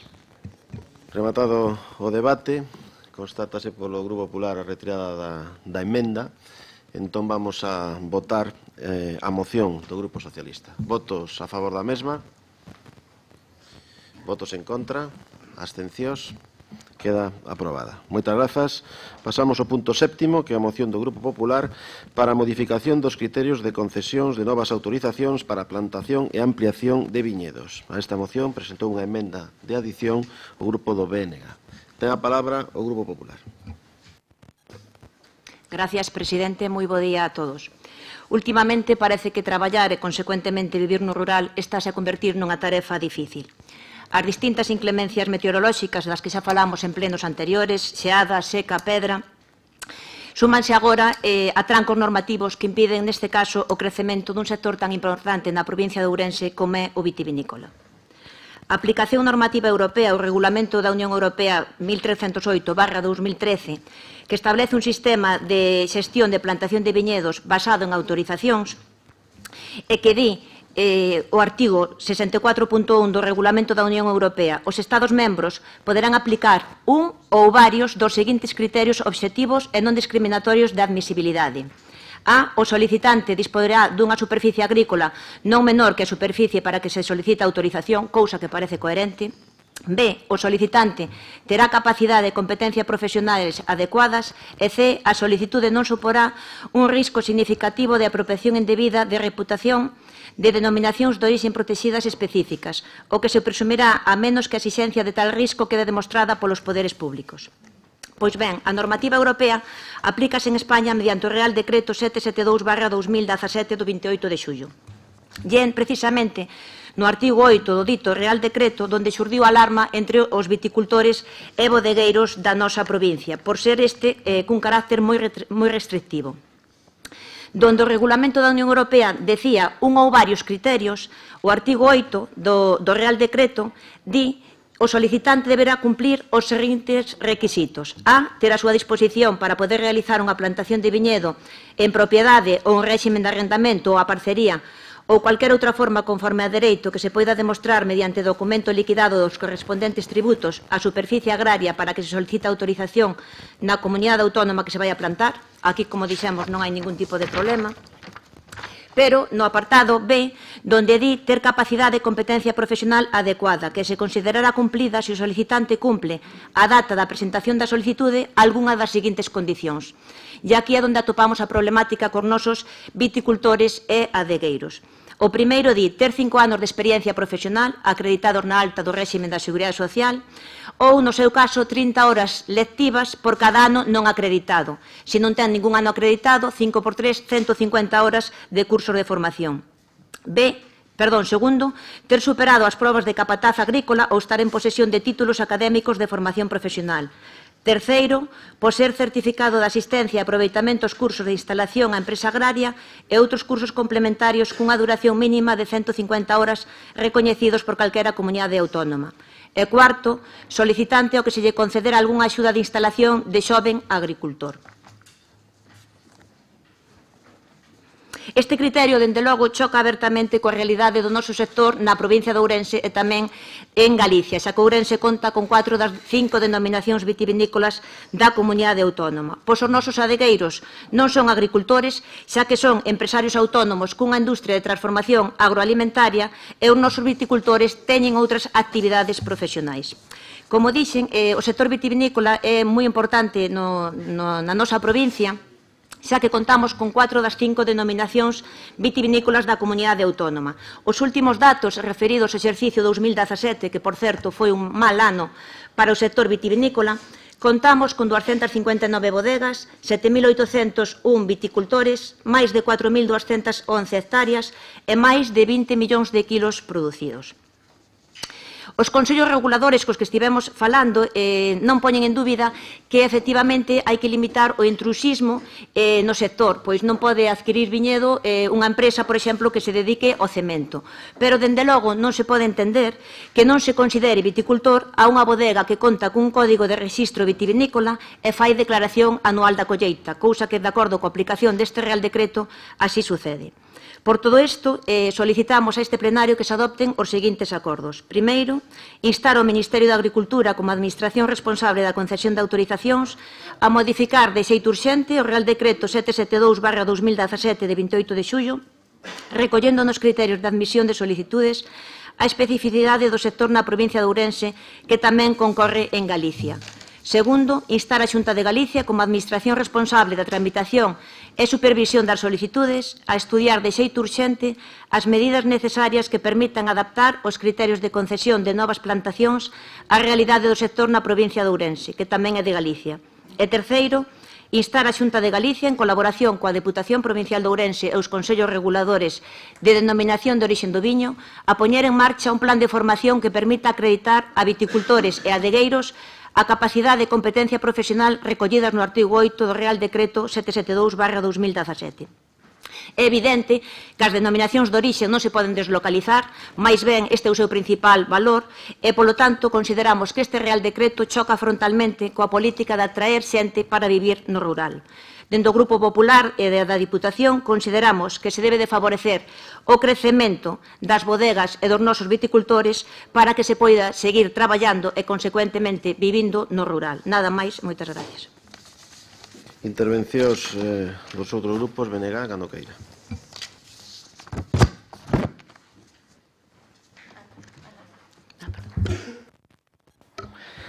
Moitas gracias, señor presidente. Ben, primeiro vou a entrar a explicar cual é o noso posicionamento sobre o fondo da cuestión e despois tamén direi algunha cousa sobre a propia moción. Temos que recordar que o 12 de decembro distintos sindicatos agrarios reclamaron na xuntanza do Grupo de Traballo Sectorial do Ministerio de Agricultura en Madrid uns criterios máis xustos nas autorizacións para plantar viñedo. Pareceme oportuno para este debate analizar o que ali se expuxo. Falaron de defender a necesidade de mudar os criterios da adxudicación de viñedos nos repartos vindeiros, xa que nos actuais estáse a primar persoas alleas ao sector agrario, o cal supón unha clara discriminación para a mocidade galega labrega e para os profesionais da viticultura. En concreto, as súas críticas cara ao actual réxime de concesión de autorizacións de plantación de viñedo, que son válidas tanto para Galicia como para o resto do Estado, foron estas. Cos criterios actuales, nalgúnas comunidades autónomas hai solicitantes que recibiron máis hectáreas que as dunha explotación media, o que supón comenzar gratis a actividade superando a media de superficie que posúen os viticultores e viticultoras profesionais. Ademais, estes mesmos solicitantes, se non plantan até 2019, poderán seguir pedindo máis plantacións nos 2 vindeiros anos. Moitas das persoas beneficiadas nin son nin serán nunca viticultores, xa que os criterios para ser considerado xefa de explotación permiten case a calquera poder solicitar plantacións. O que sucedeu foi que moitas solicitudes foron feitas por mozos e mozas que non teñen relación ca viticultura e que foron utilizados como testaferros ca intención de pasar ao cabo duns anos as viñas aos seus verdadeiros cultivadores. Hai que tamén aclarar que, inda que estes casos existen, tamén decir que non é xeneralizada e que non tampouco debemos transmitir unha idea de que existe un fraude nesta cuestión. En todo caso, sí que é unha problemática que deberíamos ter en conta. Por outra banda, ficáronse en plantacións os mozos e mozas viticultores que se deron de alta nos últimos anos, co agravante de que para estas adxudicacións é requisito indispensable non contar con viñedo ao seu nome. Para poder acceder á axuda de primeira instalación, moitos tiveron que mercar dereitos de plantación, e esta é para nós a clave da cuestión. Os mozos que queren acceder ás novas plantacións teñen que ser xefes de explotación, é dicir, teñen que ter explotación agraria activa e, polo tanto, ter ingresos agrarios e acreditar experiencia profesional, pero nunha orientación productiva distinta do viñedo. É dicir, un mozo que se instalou hai un ano, 2 ou 3 nunha explotación de horta, carne ou leite e pode, polo tanto, estar inscrito no REAGA, pode solicitar novos dereitos, mentras que se ten viñedo, ou sexa, que está inscrito no RVGA, non poderá acceder a novos dereitos. Parécenos absurdo e aquí é onde creemos que o Ministerio debería cambiar, xa que nos perxudica clara e ampliamente, porque seguramente case todas as denegacións para mozos foron por esta razón. O normal é que un mozo ou moza se instale como novo agricultor na instalación familiar, polo tanto, de viñedo ou incluso nunha explotación nova ou preexistente, aínda que non sexa familiar. Pero nas nosas denominacións de orixen o máis normal é que teñan como orientación principal, productiva principal ou secundaria, a vitícola. Por outra banda, ao non existir limitación na cantidade de superficie concedida, beneficiáronse máis os que máis superficie solicitaron, e tamén quedaron fora do reparto as pequenas explotacións vitícolas que precisan aumentar viñedo para a súa propia supervivencia. Na valoración dos criterios de prioridade, outorgábaselle un punto por mozo novo viticultor, insisto no que expliquei antes, na penalización que significa para nós ser novo viticultor, 4 puntos por bo comportamento previo do solicitante, 4 puntos polo tamaño da explotación, 3 en función de hectáreas do tamaño, unha hectárea 4 puntos, entre 1 e 2 hectáreas 3 puntos, etc. Contra esta injusta situación, os sindicatos xa propuxeron mudar eses criterios de adxudicación. En primeiro lugar, todos os solicitantes deberían ter demostrada a capacidade de competencia profesional como agricultores e para isto debería definirse máis claramente a figura de xefe de explotación para mozos e mozas sen viñedo. E para ser beneficiarios neste ano do 2018, os requisitos foron os que xa se explicaron: disponibilidade de terra, basicamente, e 5 anos de experiencia profesional acreditada. No que se refire á súa moción, bueno, en primeiro lugar, temos que decirlles que nos parece, creo que xa lle dixeron tamén na propia Comisión Informativa, oportunista, porque preguntámonos por que traen agora a aprobación esta iniciativa e non a presentaron cando tiveron responsabilidades de goberno, porque vostedes, señores e señoras do Partido Popular, eran perfectamente coñecedores desta problemática das demandas do sector. Un deputado seu, ademais de membro da Comisión do Medio Rural, foi presidente do Consello Regulador do Ribeiro. Insistimos, porque hoxe son reivindicativos e hai escasas semanas non. Por outra banda, na exposición de motivos din que para acceder ás autorizacións de nova plantación será imprescindible acreditar que a actividade agrícola é a principal actividade do solicitante.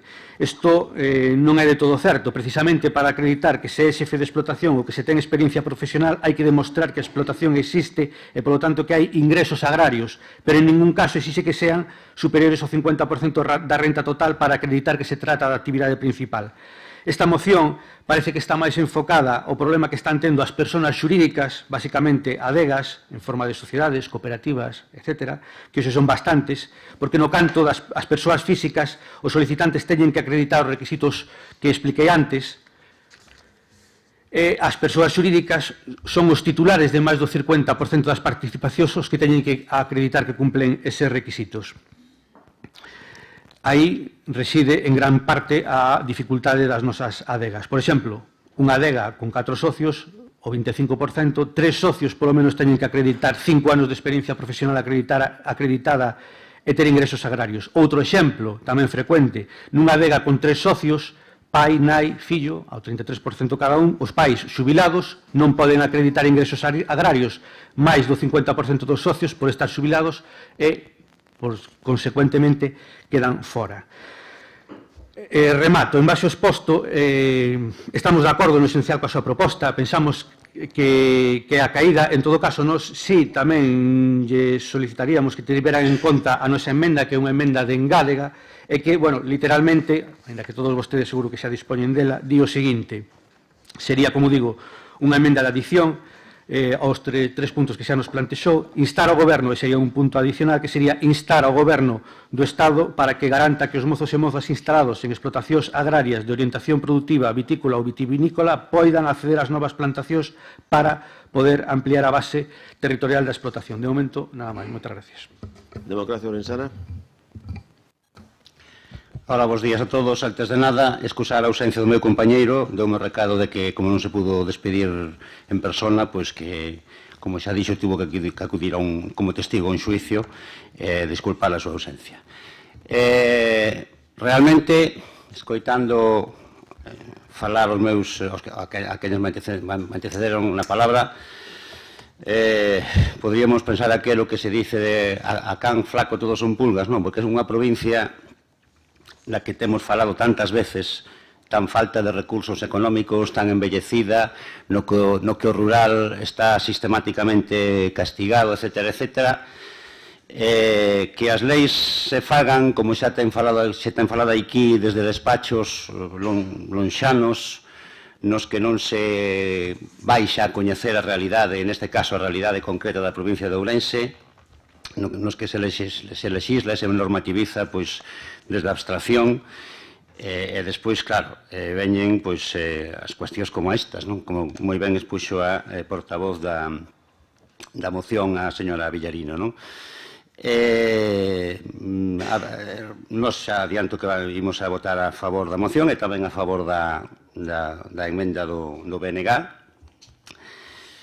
porque sí, parece ser que a intencionalidade, pois, o mellor era favorecer a esas, máis que nada, esas grandes adegas e non tanto os pequenos colleiteiros.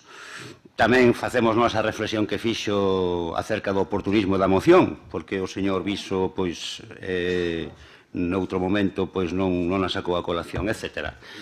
Xa digo, escoitándoos falar, veuseme á cabeza aquela frase daquel famoso rei que dixo non mandei a miña flota a loitar contra os elementos, non? Aquí hai que, despois de que todos os viñedos loiten contra os elementos, eu non mandei aos meus viñedos loitar contra a burocracia, non? Porque realmente, como digo, un dos poucos recursos económicos que lle quedan á provincia de Ourense, que son o viño, que xa se dixo, as denominacións de orixe, pois que están asentadas aquí, e encima, pois, con unhas normas como esta, e como tamén dixo a señora Villaliño, lonxe da realidade, lonxe do coñecemento práctico, pois pode terminar por darlle a puntilla, a menos que pois se teñan en conta pois instancias e solicitudes como a que se fan na moción. De momento nada máis, sencillamente adiantar que votaremos a favor pois por estes momentos, porque o que as cuestións, digamos, obxectivas que se podían tratar, de alguna maneira xa foron tratadas por queñes me procederon na palabra. Gracias. Grupo Socialista. Hola, bons días a todos. Nos vamos votar tamén a favor da moción. Por recordar un pouquiño o regulamento do ano 2013, que entraba en vigor no ano 2016, o Goberno xa non fixo ben os deberes porque xa daquela, en vez do 1%, o que fixo foi aplicar o 0,5% da ampliación, me parece que é así. Despois se fixo o decreto lei do ano de julio do ano 2017, e a verdade é que expoñer todas as dificultades que teñen aquí os agricultores, eu creo que a autora da moción os puxo bastante claro. Pode haber máis dificultades, depende, porque cada cual terá as súas dificultades, pero sí que hai unhas que son básicas, que as que están aí. Si ben, eu incluso a mellor na moción intentaría pois instar ao Ministerio a que esas competencias foran da Xunta de Galicia, porque a verdade é quen ten as competencias, me parece, que nesa materia. Tamén, como decía o señor Ojea, o tema este de oportunismo non vou entrar nel, pero sí que nós debíamos levar, igual, posiblemente todos un pequeno tirón de orellas, algúns con máis motivo que outros, porque outros estaban no partido do grupo de goberno e se fixo ese decreto e tampouco nadie dixo nada disso, pero claro, despois hai outros que sí que teñen que levar dous tiros de orellas, que como o señor Viso, que ainda encima é vicepresidente da Comisión de Agricultura e non interesarse nada por eso, por lo menos por en aviso a ciudadanía de Ourense para poder protestar e poder facer algo para mellorar eso. De todas formas, creo que a moción está perfectamente, vamos a apoiar, e o único que diría é que ao mellor non sei se sería posible a posibilidade de instar ao Ministerio a que esas competencias sexan da Xunta de Galicia, porque sería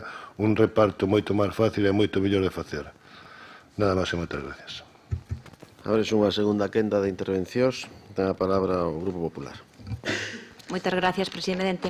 Decirlle ao señor Rodríguez Suárez que non sei a que se refire cando fala ou insinúa algo de fraude. Esta é unha problemática que nos constatamos cos distintos adegueiros e bodegueiros das 4 denominacións de orixe. Falaba de que nun principio só lle afectaba as adegas e non os agricultores. Eu teño aquí unha carta precisamente dunha ADEO que non é a de Monterrey, que neste caso é do Ribeiro, na que se lle contesta unha comunidade de bens de 2 agricultores, na que se lle di que non acreditan que a persoa física ou persoa xurídica dispoñan de capacidade e competencia profesional adecuada. Isto é o que nos referimos e afecta por igual tanto a viticultores como a adegueiros. Con respecto á adenda que vostedes presentan a esta moción, nos estamos de acordo en aceptala, aínda que tamén entendemos que é máis doado que un mozo poida ter as 150 horas de formación nas que se fai referencia ou, unha vez que é novo mozo incorporado ao sector agrario, tamén xa poden acceder. De todos xeitos, pois a nos parecenos ben reforzar esta adición da que vostedes presentan, estaremos a favor de incluíla. E con respecto aos tres grupos que falan de que se é unha moción oportunista, pois miren, esta moción foi xestada cando o inquilino da Moncloa se apellidaba Rajoy.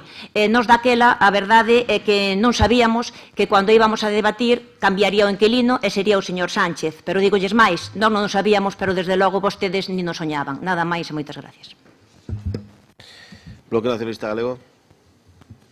Sí, simplemente para aclarar, porque a mellor non se me entendeu ben na miña primeira intervención a respecto do que dixo agora.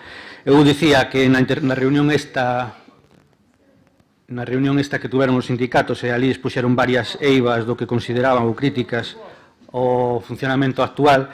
Unha das eivas que detectaban era que moitas persoas beneficiadas non iban a ser nunca viticultores, porque os criterios para ser considerados xefa de explotación permitían que casi calquera pudera solicitar plantacións, e que isto podía ser aproveitado pois para que moitas solicitudes foran feitas por persoas que non tiñan relación ca viticultora e que podan ser utilizados como testaferros ca intención de pasar ao cabo duns anos as viñas aos seus verdadeiros cultivadores. Eu dicía que isto era unha das eivas que eles detectaban e que poñían en riba da mesa, pero que precisamente eu intentaba aclarar que non é unha situación nin xeneralizada, nin que temos que de transmitir a idea de que se estaba utilizando para facer un fraude, porque realmente non era así, é dicir, todo o contrario. A ver, non sei se agora se me entendeu ben. En todo caso, agradecer tamén que teñan en conta a nosa emenda, nada máis. Moitas gracias.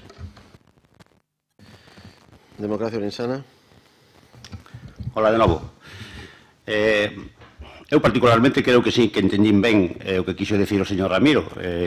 O fraude aparece sempre aproveitando, pois, ou pretende aparecer aproveitando os resquicios que deixa a burocracia. Iso é un fenómeno humano, non? Pode non haber intencionalidade de fraude en quen redacta as normas, pero no momento en que están no papel, pois quen ve algún xeito de poderse aproveitar de xeito fraudulento ou pseudo fraudulento, pois bueno, é quen legisla, quen ten un pouco que prever todo eso. O señor portavoz do PSOE dicía que todos debemos recibir un tirón de orellas. Pois sí, efectivamente, porque non solamente eu facía referencia ás persoas que legislan desde lonxe, pero tamén nós, non? Moitas veces estamos falando de cuestións moi concretas, neste caso de viñedos, noutro caso de outros similares, pero quenes fan saltar as alarmas son os afectados últimos e directos, como moi ben fixo de referencia a señora portavoz do Partido Popular. Son os viticultores ou as persoas directamente afectadas, as que se van ver afectadas, digamos, na súa vida real polas normas, as que entregan o feedback despois aos políticos e lle dicen, oye, mira, que isto, se se leva a cabo, pois aféctanos desta maneira. O non ter previsto eso, pois, claro, pode ter certa explicación porque non todos os que estamos nas políticas nos dedicamos aos viñedos nin a cousas concretas, pero no caso concreto que se dixo do Partido Popular, un representante nas Cortes, que ademais era presidente dun Consello Regulador, pois, bueno, o mellor sí que tiña que haber tido algo máis de atención a isto. Bueno, sencillamente añado estas reflexións e reitero o noso voto a favor. Gracias. O socialista. Bueno, eu dixen un do tirón de orellas por falar de alguna maneira. Eu creo que o tema do oportunismo político, de que estaba xa, cando estaba Rajoy, home, pois xa pudo facer o diputado Viso que estaba na Comisión de Agricultura, xa pudo facer unha alegación a eso. Pero, bueno, desde a Diputación non sei se estaban traballando, pero con fecha 2 de 6 de 2018, nunha entrevista ou nunhas preguntas da Voz de Galicia, donde puña, a parte de outros, donde puña a alcaldesa Ana Viñarino indicó que respaldará as peticiones de los bodegaros e del Consello Regulador, aínda que é a primeira nova que teña sobre esta problemática. É evidente que estaremos respaldando as xustas reivindicacións do sector onde faga falta. 2 de 6 de 2018. Nada máis, moitas gracias. Breve turno de peche para o Grupo Popular. Señor Gómez, efectivamente, o 2 do 6 saiu na prensa escrita co cual estas declaracións tiveron que ser feitas antes. Eu creo que recordar que o señor Sánchez tomou posesión o día 1. Evidentemente, para facer esas declaracións, algo do tema tiñamos que saber. Despois, decir que a Deputación está para defender os intereses de todos os ourensáns, en este caso dun sector tan importante como é o vitivinícola, que, como xa dixen cos datos, afecta a moitas bodegas da nosa provincia. E nada máis, agradecer o voto favorable de todos os grupos e que entre todos traballemos por mellorar a situación dos nosos viticultores e, polo tanto, do noso rural. Nada máis e moitas gracias. Moi ben, por rematado o debate, entendo que polo Grupo Popular se acepta a emenda de engádega do BNG. Se lles parece, facemos unha sola votación co texto da moción e coa emenda de engádega do BNG. Votos a favor? Unanimidade. Moitas grazas. Pasamos ao punto 8, que é a moción do BNG relativa ao mantemento en condicións adecuadas das administracións en Galicia, da Axencia Estatal de Administración Tributaria, así como dos postos de traballo precisos para tal efecto. A esta moción presentou unha emenda de sustitución ao Grupo Popular. Ten a palabra o BNG. Moitas gracias, señor presidente. Ben, vou a explicar un pouco detalladamente cual é a problemática que nos temos atopado o detectado a respecto desta cuestión é que, bueno, vou a dar máis datos dos que realmente se recollen na propia exposición de motivos. Como digo, temos detectado que se está a levar a cabo un desmantelamento encuberto das administracións que a Axencia Estatal de Administración Tributaria ten ao longo do territorio galego, algo que nos preocupa polas súas repercusións, tanto laborais, o perderse emprego de calidade, como de deterioro progresivo dun servicio público básico para a cidadanía e as súas obrigas fiscais, polo que cada vez máis usuarios e usuarias se ven obrigados a ir a unha axencia particular, co custo que isto implica, cando deberían ter un servicio de atención presencial e directo próximo ás súas casas. Nesto que se denunciamos hai un problema de fondo, a falta de soberanía económica e fiscal de Galicia. Temos unha facenda galega propia autónoma, mellor dito, de termos unha facenda galega propia autónoma, non teríamos este problema enriba da mesa. Que acontece? Ao ser Galiza unha comunidade de réxime común do Estado, non está dotada da facenda propia que nos reivindicamos, autónoma e con capacidade de xestión sobre todos os impostos e actividades relativas á facenda pública. Por tanto, dependemos en moitos aspectos do Estado que non cumpre e que nos últimos anos, coincidindo basicamente co goberno do Partido Popular, acentuou un proceso de recentralización e perda de emprego público. Hai que recordar que existe xa a Axencia Tributaria Galega, é certo, mas está infradesenvolvida. Como digo, má da existencia da triga e dos servicios que fornece, hai moitas tarefas referidas á recadación de boa parte dos impostos que se continúa a facer a través da Axencia Estatal. Sen entrar en detalles que non nos competen, a ninguén se lle escapa que a Axencia Estatal de Administración Tributaria é unha estrutura xa consolidada e referencia para calquera cidadán á hora de cumprir cas súas obrigas fiscais, pois centraliza, contrariamente ao que nos gustaría a meirande parte das tarefas e servicios de inspección xestión e recadación. Trátase dun servizo público que debe dar cobertura ás necesidades de información e xestión dos e das galegas no cumprimento das súas obrigas tributarias, que implican unha gran responsabilidade e, por veces, unha complexidade para que non sexa experto na materia. Por tanto, no BNG pensamos que desde o Goberno Central se debe garantir a existencia das súas unidades de forma suficiente e descentralizada ao longo de todo o territorio, en canto non teñamos unha facenda propia, e tamén se debe garantir a atención presencial a todos os usuarios. O que levamos detectado é que precisamente estamos a ver como se camiña na dirección contraria, cunha axenda oculta de desmantelamento que busca recentralizar o traballo desta axencia en detrimento das unidades que tiña espalladas ao longo do territorio. Hasta o momento, sobre a teoría, temos un total de 18 puntos para o noso país, un mapa que estaría vixente a día de hoxe, dos cuales 4 están na nosa provincia: No Barco, Carballiño, Celanova e Verín, a parte da propia delegación de Ourense. Existen estes puntos a día de hoxe? Sí, pero desde o BNG estamos a observar indicios que fan evidente a intención de reducir progresivamente o seu papel, fundamentalmente a través da reducción práctica do seu personal. Nos concursos ou procedementos de mobilidade que se convoca dentro da EAT non se convocan prazas nas administracións, que van perdendo personal a pachos asigantados, e este é un proceso encuberto de eliminación de postos de traballo con mecanismos que resultan pouco visibles no momento, pero que a medio plazo estáse vendo como teñen repercusións nunha maior centralización dos servicios na Coruña e na xestión telefónica e telemática. Por exemplo, o personal que se xubila ou leva a praza por concurso noutro sitio non se repón.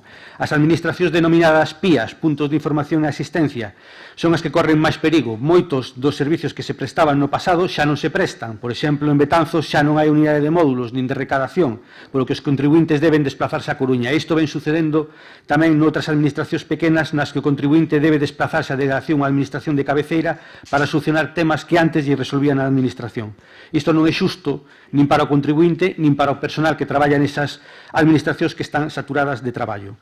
As administracións da Axencia Tributaria en Galicia teñen unha media dun recorte do 37% de personal desde o ano 2000, datos oficiais. No que respecta á provincia de Ourense, os datos son alarmantes. No Barco, o Barco contaba no ano 2000 con 22 traballadores, hoxe ten 15, unha reducción do 31%. O Carballiño tiña 40 traballadores no ano 2000, hoxe ten 14, unha reducción do 65%. Celanova tiña 19, ahora ten 7, un 63%. Verín tiña 15, ahora ten 12, un 20%. Desta forma, teñes amortizado plazas de personal, vaise reducindo o seu número e a capacidade da atención ao público. A isto súmase a praxe dunha aplicación mal entendida da administración digital ou teleadministración, a fenda digital, insuficiencia na atención telefónica, trámites que por seguridade e confidencialidade non se poden facer por teléfono, e a práctica tamén que se está impoñendo de pedir cita previa para absolutamente todo, o cal ocasiona desplazamentos por parte dos usuarios cando van resolver calquer dúbida. Por exemplo, algo moi habitual é que vayan con cartas da triga, na EAT non lle van solucionar nada, pero ata que o usuario se aclare vai perder moito tempo. En resumo, a estrategia é clara, empeorase o servicio cada vez máis, complícase o acceso e vaise forzando a que o usuario acabe indo a unha xestoría particular. Desta forma, sen pechar directamente, o que podería, desde logo, traer unha polémica social importante, vaise limitando a actividade ata que o peche definitivo sexa pois prácticamente imperceptible. Como sempre, isto ten repercusión negativa nas poblacións do rural, pero non só nelas. A longo prazo estamos xogándonos que tipo de atención queremos de dos servicios públicos e vai afectar a todo o territorio. Por exemplo, a xestión e inspección, por poñer un exemplo, en Santiago, xa non se está facendo, derívase a Coruña, e chegará o momento no que algunha persoa desta cidade teña que desplazarse até Coruña por ese motivo. A atención presencial segue a ser unha necesidade e non se pode eliminar. É un dereito e debe ser garantido polos procesos públicos, polos poderes públicos. Por tanto, é necesario que as administracións en Galicia velen polo mantemento e boa calidade dos servicios de atención ao público da Axencia Estatal de Administración Tributaria, en canto non avancemos nas competencias e funcións da triga, contribuindo así a frear a perda de carácter público deste servicio.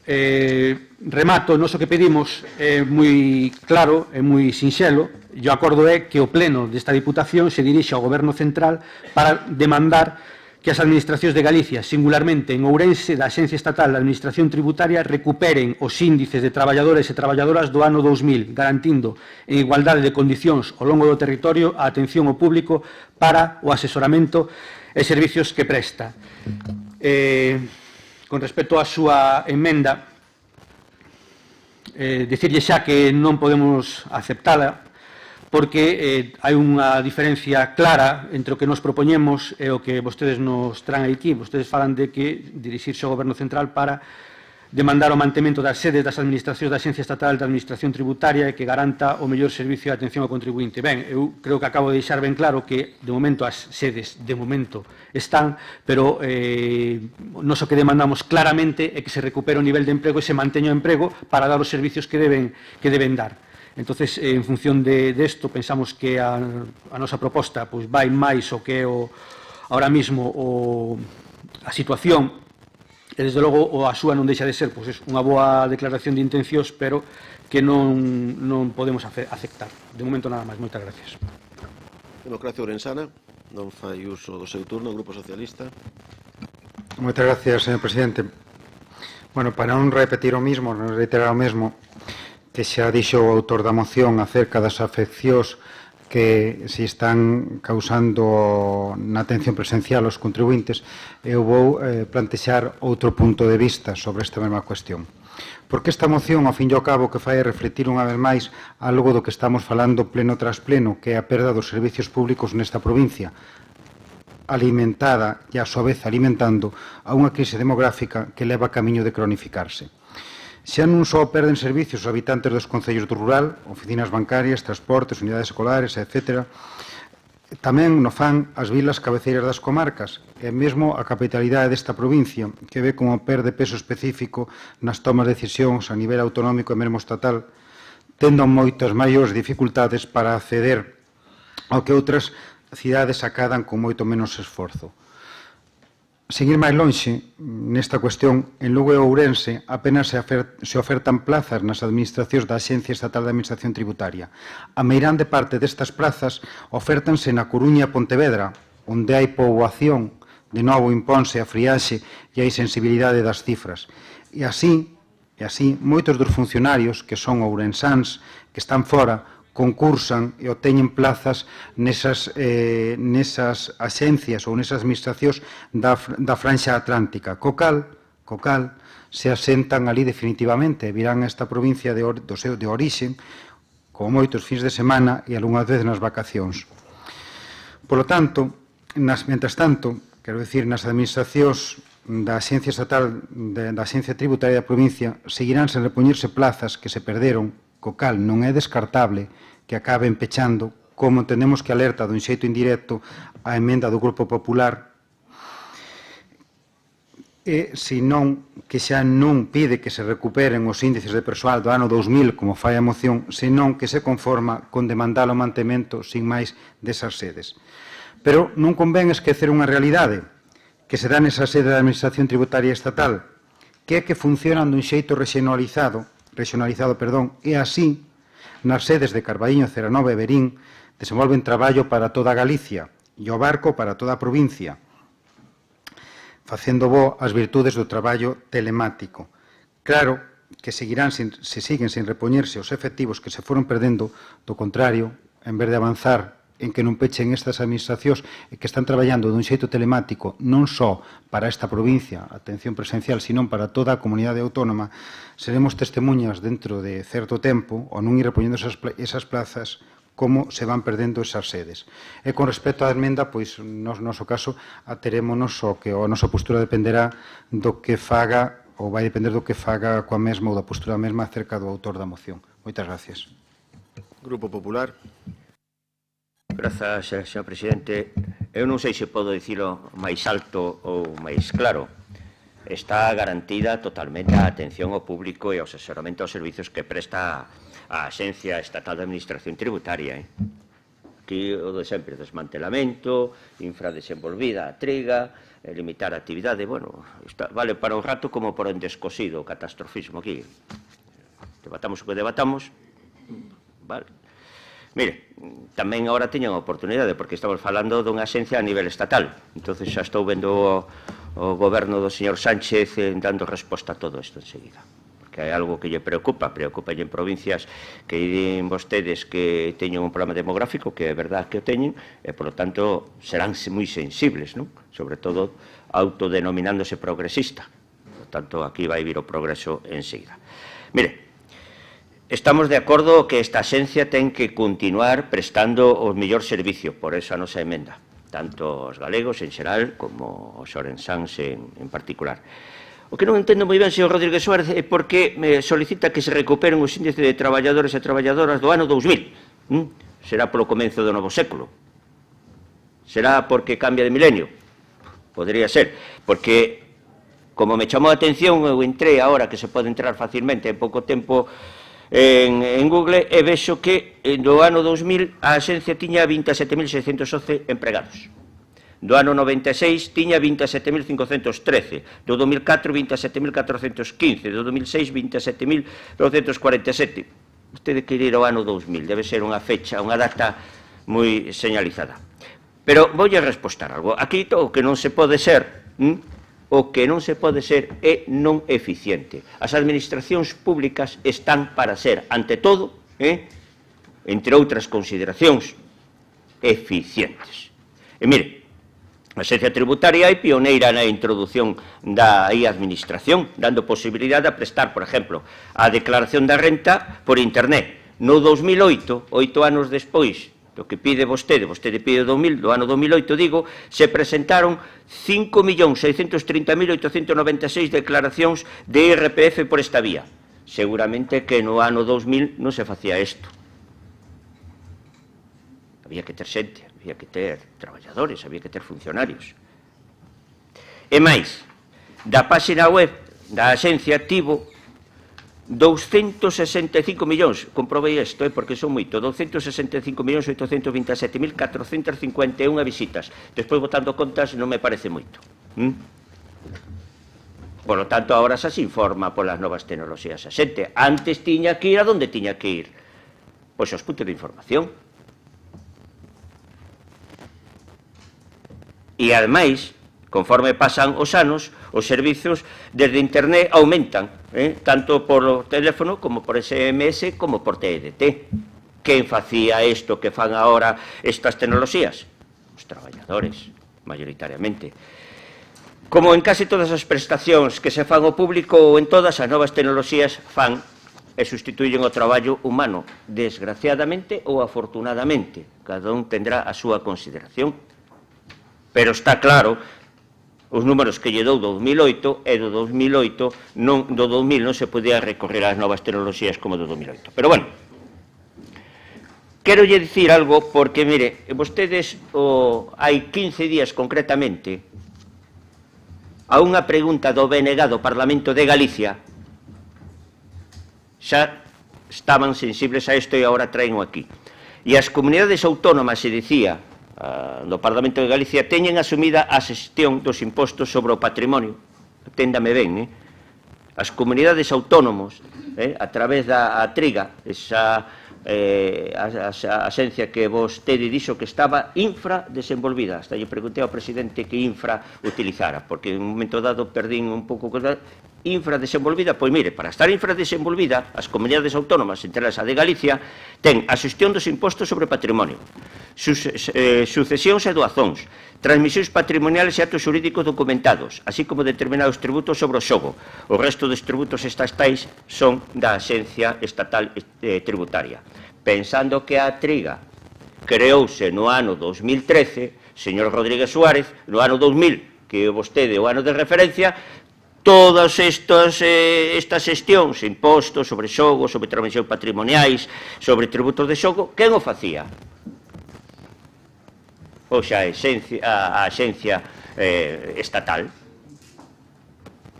Que vamos a ter a mesma xente, os mesmos funcionarios do 2000 que do 2018, cando en Galicia, ademais, se creou outra axencia.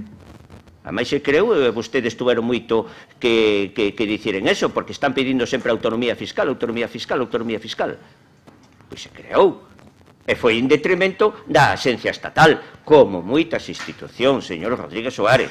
Polo tanto, mire, a Triga mantén a máxima colaboración, ademais, ca Axencia Estatal Tributaria de maneira especial no período que nos atopamos. Contestaron tamén a vostede da pregunta oral do Parlamento hai 15 días exactamente hai 15 días.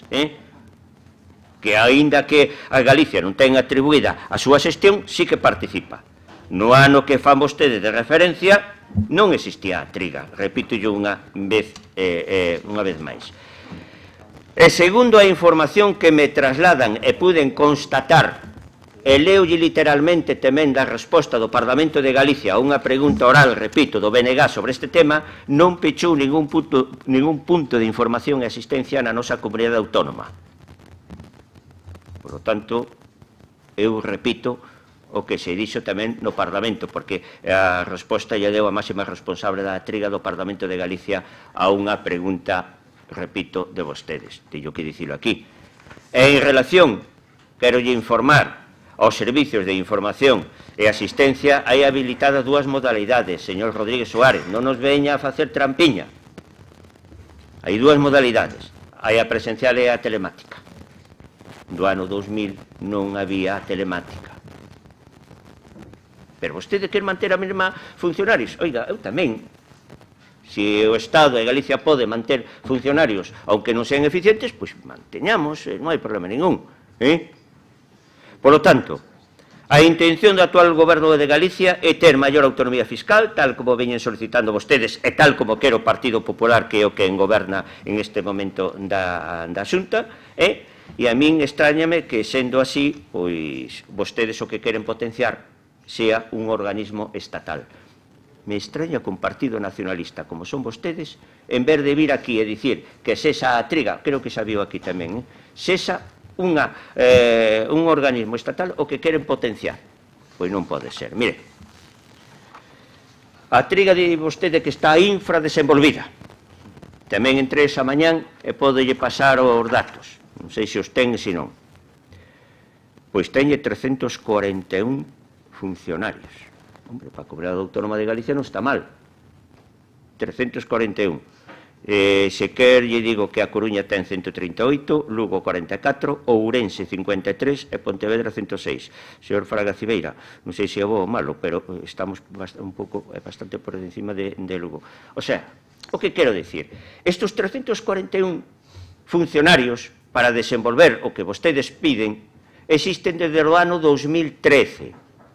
Habría que sumarlle ou restarlle ao do ano 2000 e, polo tanto, en funcionarios en total, sean da Comunidade Autónoma, sexan do Estado, creo que estamos do número adecuado. Pero digo e repito, iso non quer dicir que non haxa que ter o número, que eu non sei cal é, axeitado para o que pedimos na nosa emenda, que o Pleno da Diputación de Ourense dirixase ao Goberno Central para demandar o mantemento das sedes das administracións da Axencia Estatal de Administración Tributaria en Ourense, que garanta o mellor servicio e atención ao contribuinte.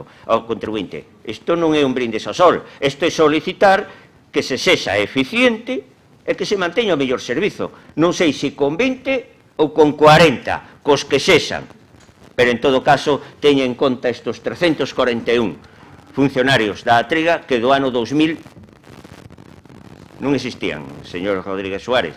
Están facendo o traballo que se facía daquela. Por lo tanto, sinto moito que vostede non acepte a emenda, pero nós queremos tamén os mellores para os nosos administrados de Galicia e de Ourense. Nada máis e moitas grazas. Segunda quenda de intervencións, BNG. Sí, bueno, moi brevemente, para contestar algunha cuestión. Vostede fala de que está garantida a atención. Home, non sei, habría que preguntarlle acabamos de rematar ca campaña da renda, non sei, habría que preguntarlle se realmente os cidadáns e cidadáns da provincia se tuveron garantida esa atención.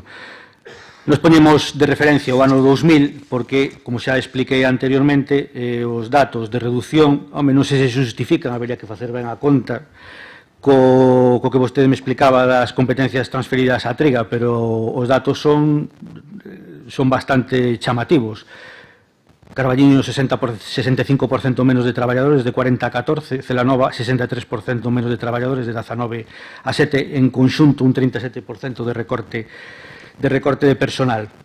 Vostede tamén facía referencia á eficiencia que debe presidir todas as actuacións das administracións públicas. Home, faime gracia que vostedes precisamente falen de eficiencia desde aquí, desde a Diputación Provincial de Ourense, cando acabamos de aprobar, ainda non fai unha hora e pico, pois unha RPT con 908 postos de traballo que desde logo é todo menos eficiente. E despois tamén nos fala de que agora, claro, existen medios, existen tecnoloxías, etcétera, que non existían no ano 2000 ou que non existían fai uns anos e que tamén xustifican este recorte que se está facendo na Axencia Tributaria. Volvemos ao mismo, unha provincia infradesenvolvida desde o punto de vista tecnolóxico, con todas as carencias que ten para acceder a Internet todavía a día de hoxe, desde moitos núcleos da nosa provincia, e sobre todo cunha población envellecida, porque non é só ter a capacidade de poder acceder técnicamente, ter disponibilidade de conexión, e que tamén hai que ter un coñecemento, hai que saber utilizalo, etcétera, etcétera. E, desde logo, como decía, nunha población basicamente envellecida, pois a posibilidade de que poida facerse a declaración por internet, desde logo, non vai a sustituir de momento a corto plazo a atención presencial nas administracións. A Triga foi creada no 2013, vostede fala de que ten 341 funcionarios, anotei aquí o dato, porque me vou a quedar con el. Tamén falaba de que nós o que pretendemos é potenciar un organismo estatal. Nada máis lonxe da nosa intención. Desde logo, eu xa dixen tamén na exposición de motivos que nós o que apostamos é por unha facenda propia, galega, que recolla absolutamente todas as competencias en materia tributaria, en todo relacionado ca facenda. Entonces, por eso falamos tamén de que hai que desenvolver a Triga e que seguramente se estuvera desenvolta a día de hoxe e tuvera todas as competencias que nos declaramos ou reclamamos, pois o mellor non teríamos este problema. Nada máis. Nós, desde logo, mantemos o rexeitamento a súa emenda. Nós pensamos que, de momento, e mentras non haiga algún cambio en todas as circunstancias, a atención presencial nas nosas administracións ten que estar garantida e, desde logo, entendemos que a reducción de traballadores que se leva producido nos últimos anos non é así en ningún caso, co cual a súa emenda e os seus desexos de manter as administracións simplemente as sedes, pois non nos vale, porque as sedes xa temos a día de hoxe, como digo, é moi complicado, faríase moi complicado intentar pechalas en cualquera destes puntos, iría a Verín, iría a Celanova, pois ca idea de pecharlle a súa administración, desde logo, provocaría un rexeitamento social amplio e, desde logo, mayoritario, co cual entendemos que isto a corto prazo non vai a acontecer, pero o que sí que demandamos é que se recupere o nivel de emprego para dar os servicios que teñen que dar estas administracións e os servicios presenciais e os servicios á cidadanía que teña que poder facer ali e non teña que desplazarse ou non teña que acudir a outros métodos ou a outras vías. Nada máis, moitas gracias. Democracia Orensana. Hola, de novo. Bueno, nos absteñerémonos nesta cuestión polo noso criterio habitual de non tratar temas que entendemos que trascenden as competencias da Diputación e que, por ende, tampouco sexan de problemática específica da provincia de Ourense, como neste caso, que é unha problemática de índole autonómico ou mesmo de índole nacional. Así a todo, aproveito esta intervención para facer algunhas reflexións. Nos entendemos que a conservación dos postos de traballo per se, ou sea, sencillamente por conservalos, para nós non é un argumento. Si é un argumento que os cidadáns teñan que seguir, que teñan que ter o servicio, e concretamente os servicios presenciais. Neste caso, nos outros que xa se teñen tratado en outros temas. Efectivamente, desde o ano, nas últimas 2 décadas, incrementáronse moitísimo os servicios telemáticos, como decía o señor Rosendo, houve un trasvase de competencias hacia a administración autonómica en materia tributaria, e todo eso é lóxico que faga de crecer o número de traballadores necesarios para satisfacer as necesidades cidadáns. Houve un caso, un pequeno dato do que non se falou, e é que a provincia de Ourense lévase despoboando de xeito desangrante, xa non vou dicir sangrante, sino desangrante desde hai anos, e esa despoboación, da que tamén se facían eco últimamente os medios de comunicación, pois tamén trae como consecuencia que o número de funcionarios para atender as necesidades pois sexa menos. Ojalá que se fixeran falta máis funcionarios no futuro, precisamente porque voltara xente emigrada á provincia, non? En todo caso, despois tamén decía o señor Rosendo si que lle sorprendía a actitude do bloque defendendo, digamos, unha administración española, non? Eu entendo que este problema é un problema con alta componente sindical. Daba a impresión de que o BNG o que está facendo aquí é de correa de transmisión de algún sindicato, non? Bueno, son reflexións que fago, pero volvo a decir que non sencillamente, pois, neste tema absterémonos. Gracias. Grupo Socialista. Perdón, moitas gracias, señor presidente. A verdade é que nos compartimos, como pode ser de outra maneira, o principio de que as administracións teñen que ser eficientes. Pero é certo que nesta provincia cada vez somos menos habitantes, menos contribuintes, polo tanto, menos persoal necesario nas administracións tributarias, menos servicios, e así imos minguando. Somos a provincia minguante, o Ourense minguante. Pero, digo eu, algo teremos que facer as administracións ao respecto para tentar reverter esta insoportable ditadura do debecente. E a Axencia Tributaria en Galicia, non hai que esquecelo, funciona dun xeito regionalizado, díxeno antes. O que pasa é que o personal que non se cubre, que se perde, que se amortiza en Lugo e en Ourense, alégrome de que vayamos por diante de Lugo, polo menos algo é algo, reponse nas cidades da Franxa Atlántica. Aquí non, en Ourense non. De feito, non só na área de xestión, da que entendo que se refería, que é que máis atención ao público ten o propoñente da moción, senón tamén na de inspección, estánse desplazando moitos funcionarios das provincias de Coruña e de Pontevedra a Ourense para resolver problemas de Ourense. É dicir, funcionase dun xeito regionalizado. Onde está o problema? É certo, como ben dio o señor Fernández, que se avanzou moito, sobre todo a Axencia Tributaria, na xestión telemática, na xestión a través de Internet. Por certo, traballo telemático que se pode facer de calquera lugar de Galicia, mesmo dende Ourense. O que compre son ter unhas boas conexións a través de Internet. Boas comunicacións terrestres tamén, pero a través de Internet. Por outra parte, os edificios que teñen as administracións tributarias en Galicia son propios, polo cal a inversión en edificacións, e eu entendo que os medios tamén son excitados, son menores.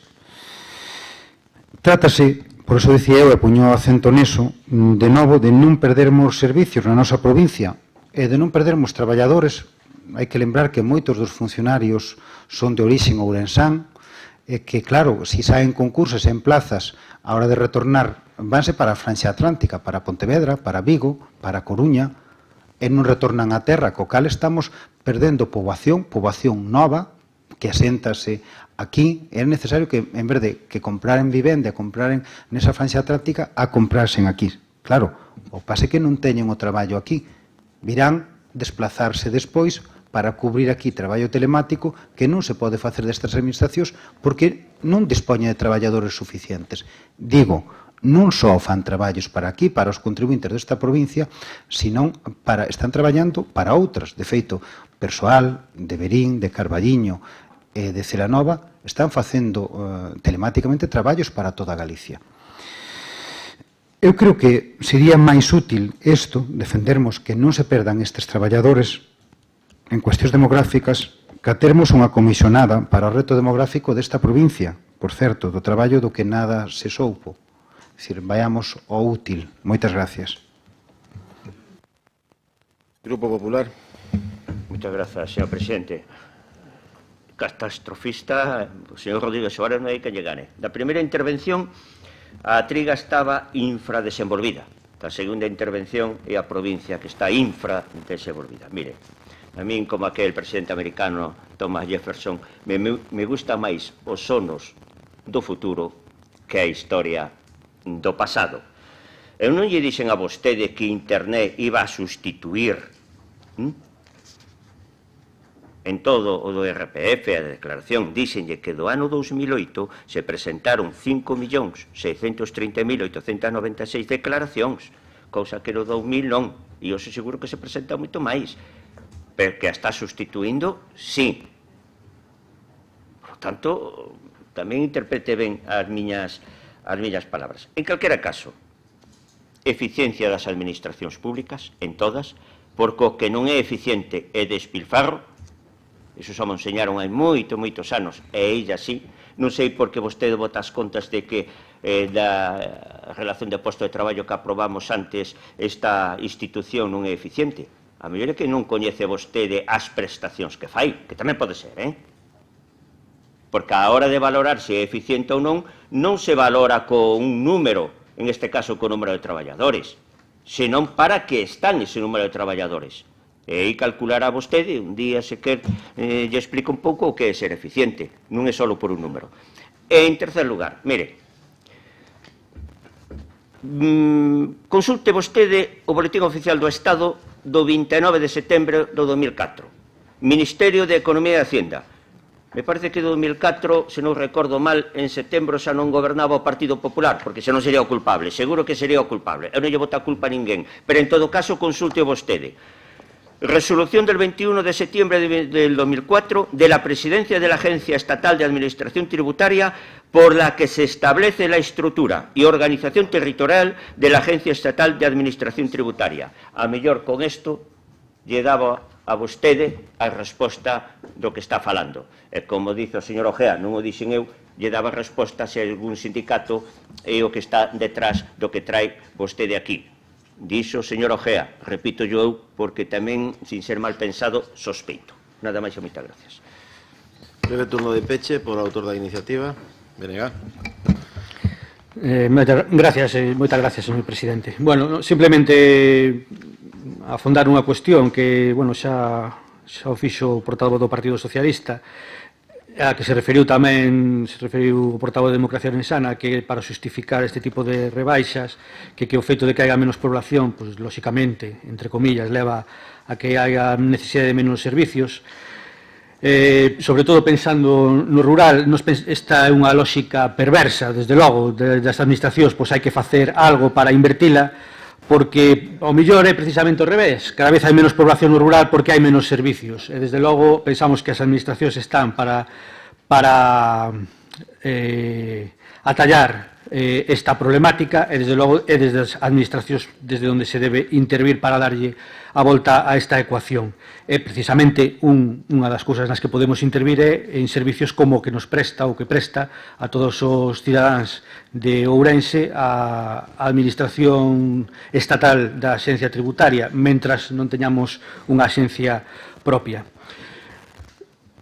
En resumen, nós o que pedimos é que se recupere o nivel de traballo do ano 2000, que é o ano que ponemos como referencia, en todo caso, que se recuperen os servicios ou que non se desmantelen e non se leve a cabo pois ese peche progresivo que ao final faga que sea irrelevante cerrar as propias sedes. E ao personal, tamén falouse moito aquí de internet, dos medios telemáticos, pero en todo caso, o personal ten que tamén existir para atender eses medios telemáticos e para dar os servicios, sea presencial ou sea telematicamente, e o feito de que desaparezcan ou se pechen ou xa non sean tan necesarios traballadores nuns servicios, pois non fai normalmente que aparezcan novas necesidades que tamén deban ser atendidas. E o que, en resumen, aboga esta moción é porque os servicios que se prestan nesta axencia pois estén dotados en personal e medios suficientemente para que todos os cidadáns da provincia de Ourense, independentemente da súa localización, pois teñan un servicio cerca para poder acudir presencialmente a poder resolver as súas xestións ca Facenda Pública. Nada máis, moitas gracias. Moi ben, rematado o debate, sometemos a votación, en primeiro lugar, a emenda de sustitución do Grupo Popular. Votos a favor da mesma? Votos en contra? Abstencións? Queda aprobada a emenda. E votamos agora a moción orixinaria do BNG. Votos a favor da mesma. Votos en contra. Abstencións. queda rexeitada. Pasamos ao punto 9, que é a moción de Democracia Ourensana relativa a prestarlles apoio institucional e económico aos afectados polo trastorno do espectro autista e ás súas familias. Ten a palabra Democracia Ourensana. Hola de novo. Bueno, como ven, o meu compañeiro xa está de volta, xa que antes disculpei a súa ausencia, pois agora doulle a benvenida de novo. Indo ao tema da cuestión, esta moción fala do TEA, que son as siglas de trastorno de espectro autista.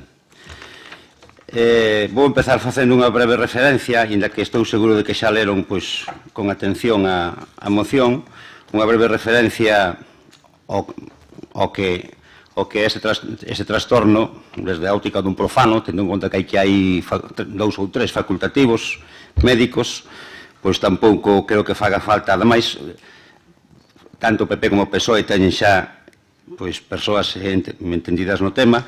O trastorno de espectro autista, eu non sei se, eu penso que os profesionales non o entenden exactamente como unha enfermedade, sino como unha característica de certas persoas, unha condición neurolóxica de desenrolo, non? Que, bueno, incorpora diferentes trastornos, o síndrome de Asperger, o autismo clásico, etc., que ten unha serie de características, máis que de síntomas, podríamos decir, características numerosas, porque tampouco é que cada unha destas persoas as cumpla todas, non? É unha cuestión de amplio espectro e cada unha destas persoas pode ter algunhas e non ter, desde logo, as outras. Según teño entendido, estas persoas, a característica fundamental é que viven nunha especie de mundo propio e teñen certas dificultades de comunicación cos demais e de socialización, non? Isto non ten por que ser unha dolencia propia, intrínseca á persona, non? Isto é, sencillamente, moitas veces consecuencia da propia sociedade, non? Xa houve no pasado psicólogos e psiquiatras que decían que moitas veces o que se entende por unha enfermedade ou un trastorno psicolóxico en realidad non é máis que unha consecuencia da sociedade na que se vive, unha cuestión de inadaptación, non? Por poñer un exemplo concreto, así nos a casos extremos, imaginemos todos sabemos que hoxe en día un xoven, unha persona nova, donde suele socializarse moitas veces, sobre todo nos ambientes urbanos, é no botellón, por exemplo, non? O botellón é unha forma de socialización e de comunicación entre os xóvenes, ou no pasado eran as discotecas, ou en determinados entornos, pois a socialización e a comunicación cos demais faise a través de compartir un cigarrillo ou mesmo de iniciarse en sustancias. Imaginemos unha persona nova que non acepte ese xeito de comunicación cos demais, non? O sea, que non entre, digamos, por esas dinámicas que lle presenta a sociedade para socializarse, para comunicarse, entonces que se encerra, digamos, no seu propio mundo, nadie podería decir que eso é, un fallo patolóxico da persona, sencillamente é ao mellor que non se integra na sociedade do momento e da circunstancia en que vive. Bueno, entonces estas persoas, que ademais, cando se dice que é de espectro, significa que hai moitas cousas diferentes a tratar, non? As persoas que adolecen deste trastorno poden ser intelixentes, menos intelixentes, hainos superdotados e hainos menos dotados porque non ten unha relación directa coa intelixencia nin con outras habilidades. Fundamentalmente, como decía, é unha cuestión de empatizar cos demais, é unha cuestión de socialización e de comunicación cos demais, pero claro, tamén, como xa decía, iso é unha consecuencia dos cauces que lle presenta a sociedade en cada momento para socializarse cos demais. Tamén temos que ter en conta que moitas veces os cauces que sobre todo a xente máis nova e aos rapaces, os cauces que a sociedade lle presenta, quedan no ámbito do comercial, non? O sea, que dicir que antes puño o exemplo das discotecas ou puño o exemplo pois, de determinados clubs deportivos os que hai que ter pois, o mellor unha certa cantidad de diñeiro para acceder ou para entrar. Entonces, como moitas destes sitios de comunicación entran no ámbito do comercial, o Estado ou as administracións, digamos, quitando o mellor o ámbito escolar, non proporcionan a esas persoas unha forma de comunicación, pero o que sí que teñen que facer as administracións, tal como dice tamén xa a moción, é garantizar os dereitos desas persoas a integrarse na sociedade, a integrarse no futuro laboral, en un futuro pois que poden desenrolar pois unha vida pois digna como os demais e que non teñan que entrar pois necesariamente nos interfaces de comunicación que lle dá pois moitas veces a sociedade de consumo ou a sociedade na que viven que poden non gustarlle. Son persoas, según dicen os expertos, que suelen centrarse en un ou dous ou moi poquinhos temas. Estas persoas suelen centrarse o mellor nun hobby ou nun tema concreto do que tratan de aprendelo todo e de sabelo todo. Precisamente o feito de ter un único tema de conversación a veces tamén os aísla, porque a mellor non son os temas nos que se fala en sociedade. Por exemplo, xa é moi fácil falar en sociedade pois de fútbol, pero pois un rapaz co mellor se interese, pois eu que sei, por a paleontoloxía, pois o mellor non encontra xeito fácil de socializarse. Bueno, total, como decía, o Estado non proporciona gran solución para esta persoa, e o que fan os poderes, as autoridades sanitarias, no caso concreto da provincia de Ourense, é derivalos a unha asociación que se chama Autismo Ourense, que foi constituída no ano 1999 e foi declarada de utilidade pública no ano 2003. E unha nova asociación de reciente constitución que se chama Por el Estea. Posiblemente viran onte nos medios de comunicación que mesmo hai empresas privadas e financieras que están axudando económicamente, pois, no caso concreto do Autismo Ourense, pois onte viran a noticia de que creo que era CaixaBank, non sei se unha empresa concesionaria de coches que tamén estaba intentando axudar. Cando as empresas privadas ou as entidades financieras están xa tendo certa sensibilidade para axudar económicamente a estas asociacións, Autismo Ourense e esta de reciente constitución Por el Estea Ourense, con maior motivo, pois os poderes públicos o mellor terían que arrimar o ombro. Concretamente, xa indo ao concreto da moción, as propostas que traemos teñen que ver fundamentalmente coa axuda a esta asociación de reciente constitución, e vou a ler que por parte da Diputación de Ourense se redacte unha proposta de convenio coa asociación Por el Estea Ourense, tendo en conta as súas necesidades e problemática, comprometendo unha partida presupuestaria a tal efecto que garantice que poden iniciar e continuar co seu proxecto educativo e evolutivo integral. Esa sería a primeira proposta. A segunda, que a Diputación proceda a iniciar a maior brevidade posible os trámites oportunos para a creación e posta en funcionamento na provincia de Ourense de polo menos 6 plazas de persoal fixo e especializado nun centro de día específico para os adultos afectados por TEA, trastorno do espectro autista, establecendo os concertos necesarios coa Xunta de Galicia e asociacións sin ánimo de lucro afectadas no marco das súas competencias. Como decía, pois entendemos que estas persoas teñen que ter en vigor os seus direitos de comunicación e de integración na sociedade e, mentras as administracións non tomen outra clase de medidas, pois terán que axudar a estas asociacións para as que estamos pedindo pois axuda da Diputación. De momento nada máis, gracias. Venega. Moitas gracias, señor presidente. Ben, xa adianto que estamos absolutamente de acordo con esta moción que nos trae hoxe Democracia Orensana.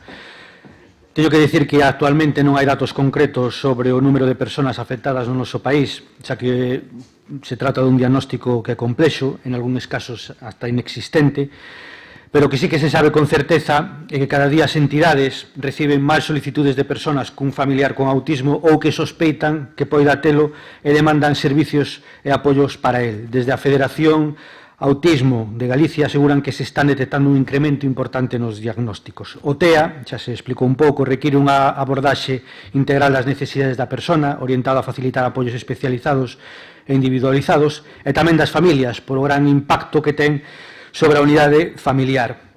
Destacar tamén que o tecido asociativo vencellado a este trastorno está maioritariamente impulsado polos propios familiares, por iso é fundamental que desde as institucións públicas se recoñece e se apoie o esforzo que fan para a inclusión real e a defensa deste colectivo, favorecendo e impulsando iniciativas que supoñan a integración social e a inclusión das persoas con TEA. A respecto do autismo na cidade de Ourense traballaba, entre outras, a Asociación Autismo Ourense, xa se explicou que foi constituída no 99, que foi declarada de utilidade pública no 2003. Ao longo deste tempo ten atendido a numerosas persoas de Ourense, dos arredores, e recibido donacións e achegas de institucións, como a Xunta de Galicia, Diputación, Concello, do propio Goberno Central, programas europeos. Nos estuvemos recopilando datos e, por poñer o noso caso, nos últimos 10 anos, pois esta Diputación leva dado á Asociación Autismo Ourense un total de 488.000 e pico euros para diferentes programas e actividades.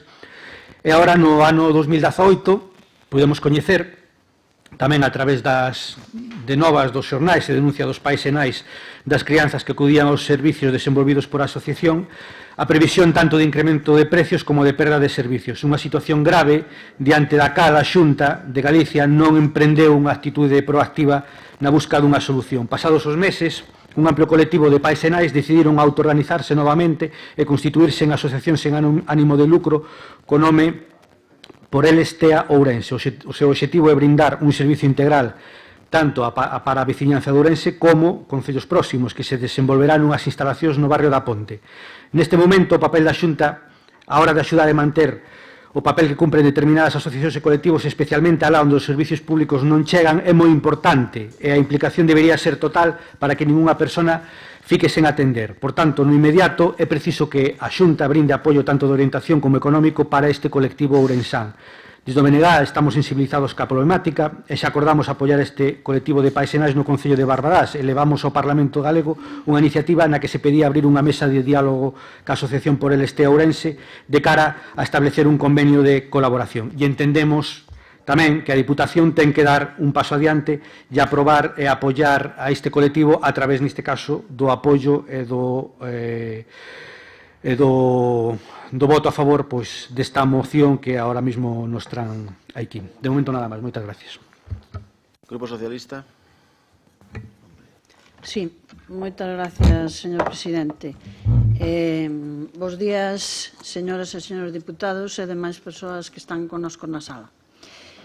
Ourense está a piques de ser de novo a última das provincias galegas desta volta no que respecta a atención ás persoas con TEA.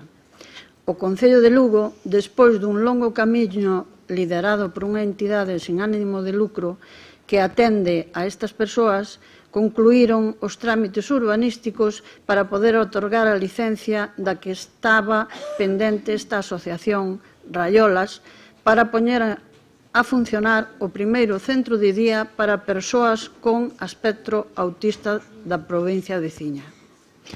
Unhas instalacións que estarán ubicadas na antiga gardería do campus universitario, en deplorable estado ata agora vítima do abandono e do vandalismo, que nunca chegou a abrir as súas portas. Sendo unha opción razonable, darlle un novo uso a unha instalación que nunca chegou a funcionar co uso para a que foi concebida é insuficiente. Desde logo que é moito máis do que temos na nosa provincia, como xa é costume, onde a falta de compromiso da Xunta, por exemplo, trouxo consecuencias nefastas para a atención das persoas con TEA e das súas familias. Pero queremos reclamar a implicación das administracións públicas, comenzando por esta Diputación, para que se comprenda que estas persoas e as súas familias precisan de atención especializada.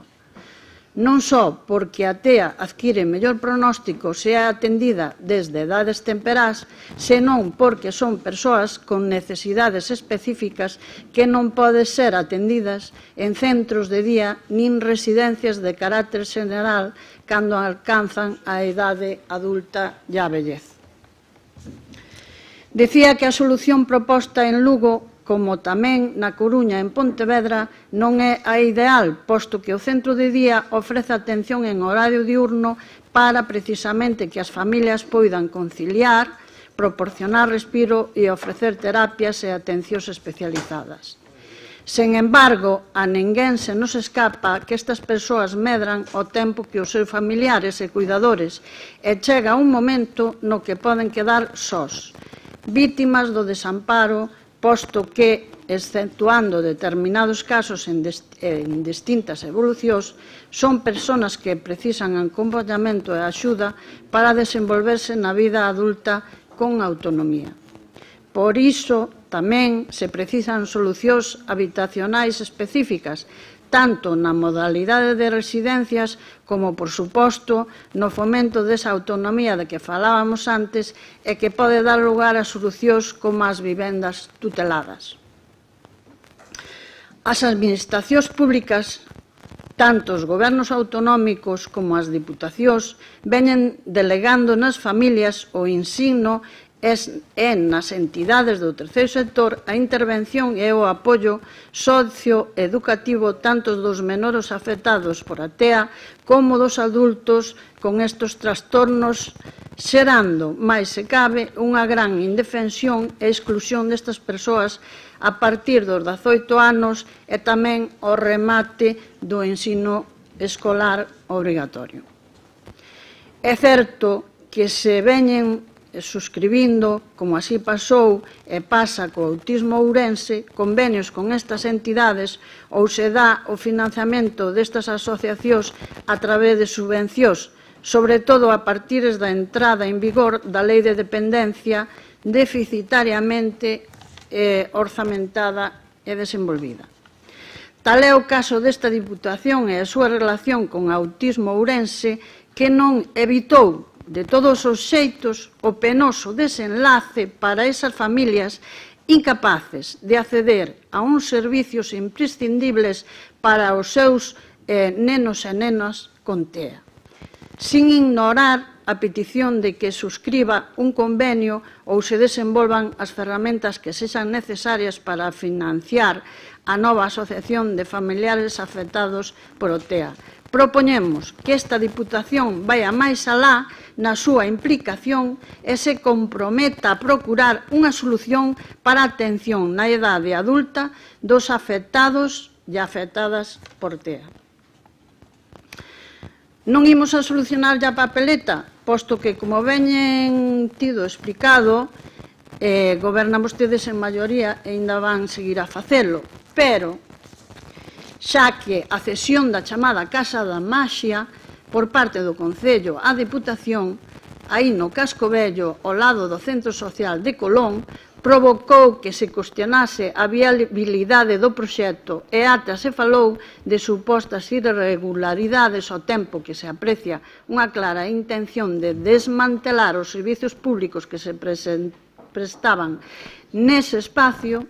Propoñemos que deixen a idea do Museo das Bolechas para outro espazo e momento e dediquen ese lugar a atender esta necesidade prioritaria para toda a provincia.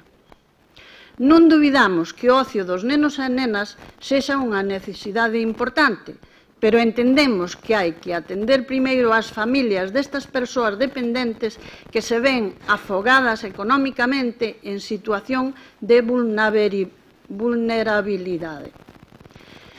Se ese espazo que lle propoñemos non lles vale, poden suscribir, como se está levando a cabo en Lugo, algún convenio con algunha institución e crear este centro de día no canto de regalar cartos públicos a mans cheas a institucións privadas como Fundación San Rosendo, Valdegodos, etc., para que poideran lucrarse de servicios de dependencia como nalgúnha ocasión saliron nos periódicos. Por ahora nada máis. Grupo Popular. Moitas gracias, señor presidente. Bueno, creo que vamos por colateralidades dun tema tan importante e tan sensible, digolle os tres portavoces que falaron. Miren vostedes, a colaboración, a cooperación da Diputación de Ourense cos afectados polos trastornos de espectro autista, conocido como TEA, é máxima, máxima. E cas súas familias, por suposto. Pero non lle dá agora, señora Gil, señor Rodríguez Suárez, señor Ojea, non lle dá agora, é de sempre. E, ademais, sempre foi desinteresada esa colaboración. E sempre se presumiu dela, ademais. Outra cousa, xa me adianto a dicir, é que do ano 2018, por causas que podemos estar de acordo ou non estar de acordo, pero en todo caso, causas da propia asociación, houve unha excisión. Se non houbera unha excisión da asociación, que non ten por que entrar a Diputación, porque esa asociación é autónoma, estamos falando desto, senón non falaríamos en absoluto. Miren, nestes momentos, efectivamente, hai dúas asociacións, pero a realidade o importante son os pacientes. Os pacientes é igual que sean dunha asociación que sean doutro. Temos que atendelas igual. Porque aquí parece que agora hai que atenderos dunha parte.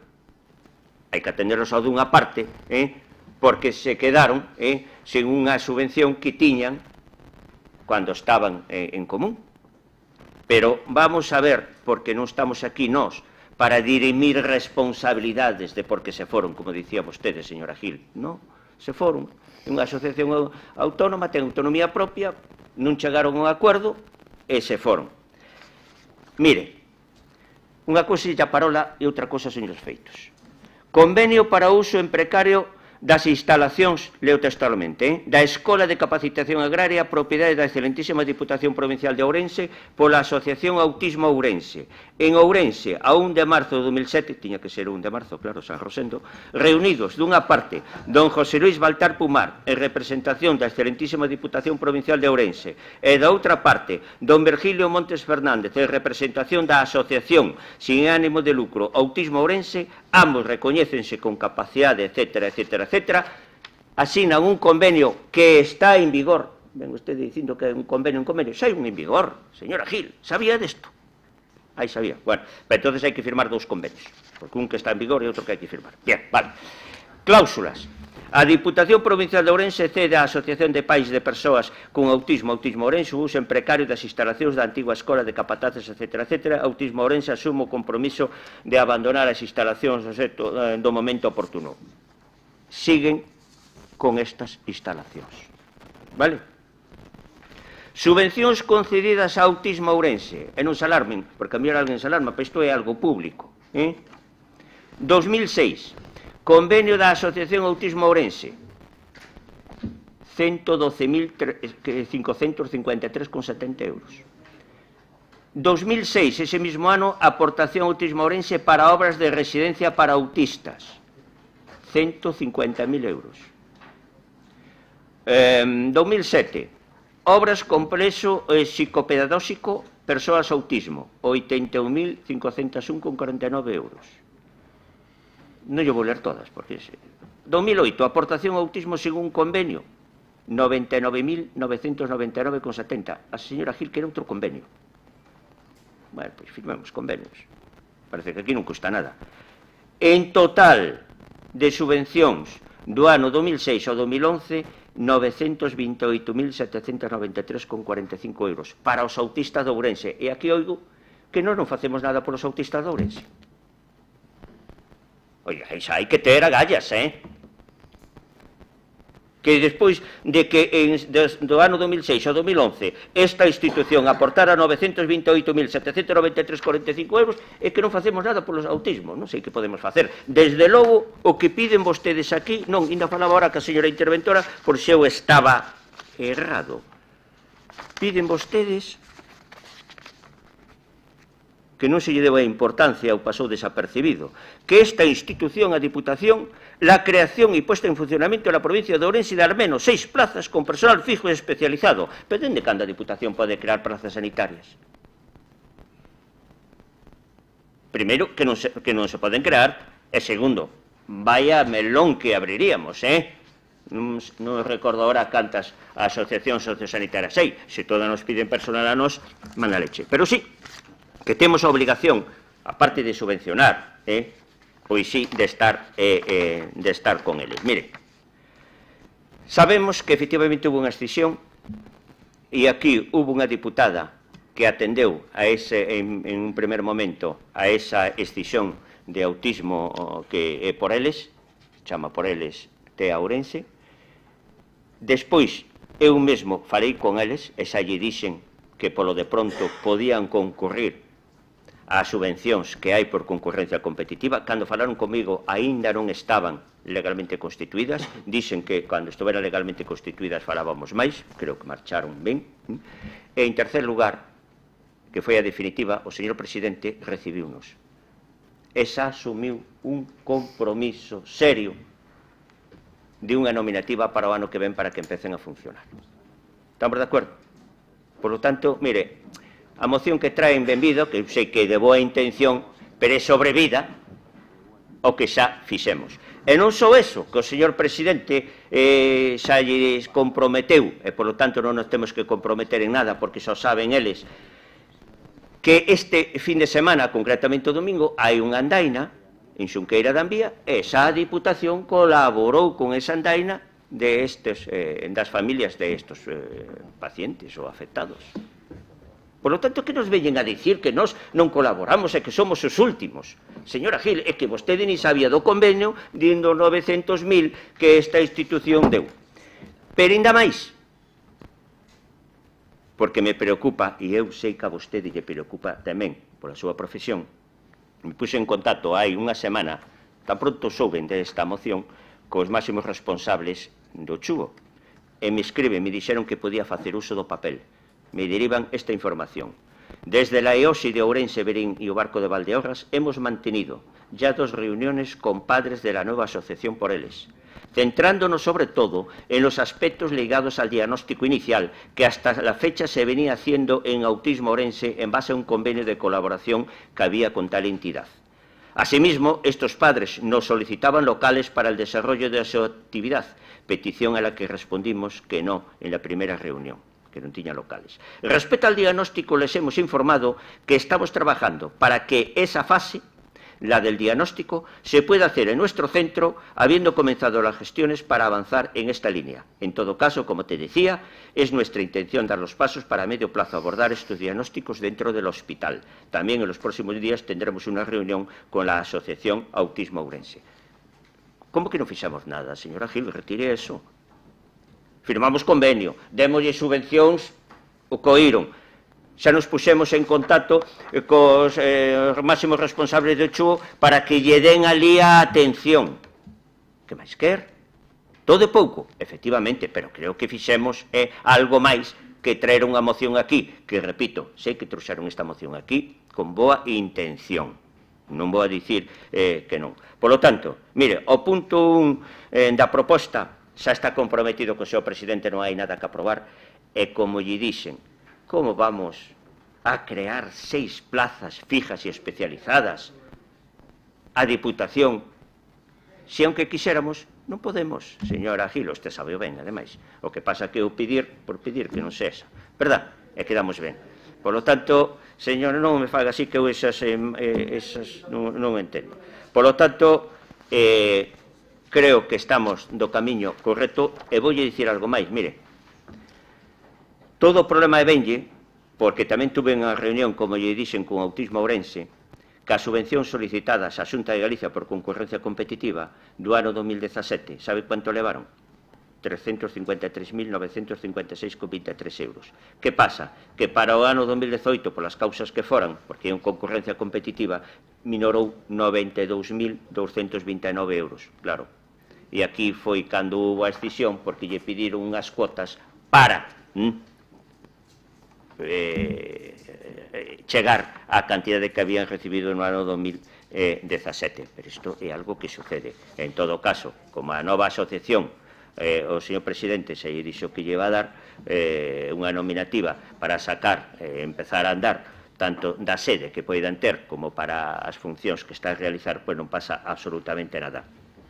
Recibín un argumentario da Xunta porque lle pedimos tamén a ver que había pasado e dicen as subvencións para entidades sen ánimo de lucro que contraten traballadores empregados para a realización de servicios de interese xeral e social convócanse anualmente en concurrencia competitiva con criterios claros e obxectivos de valoración. Tanto unha asociación a que existía como a nova por eles poden concurrir a esta subvención da Xunta, que non son escasas, non son escasas porque, mire, independentemente do traballo por concurrencia competitiva, do ano 2017 recibiron 353.956 euros. Sume o que recibiron en 5 euros 900 e pico mil, o convenio que temos e tal. Todo é pouco, pero retire, por favor, señora Gil, de que esta Diputación mantén tiraos ou desatendidos aos familiares e pacientes. Non, máxima colaboración, máxima cooperación e foron atendidos hasta en 3 ocasións por esta institución. Por unha diputada, por mí mesmo e polo señor presidente. Nada máis e moitas grazas. Ábrese unha segunda quenda de intervencións. Democracia Orensana, autor da iniciativa, ten a palabra. Hola de novo. Bueno, primeiro dicirle ao señor Rosendo que traemos esta moción aquí, pero antes xa trouxemos ou xa levamos ao Concello, non? Traemos aquí un pouco por facer sinerxia co feito de que xa leváramos ao Concello, xa saliu na prensa, e a raíz desas informacións en prensa é o que fixeron en Barbadás, o que fixo referencia o portavoz do BNG, non?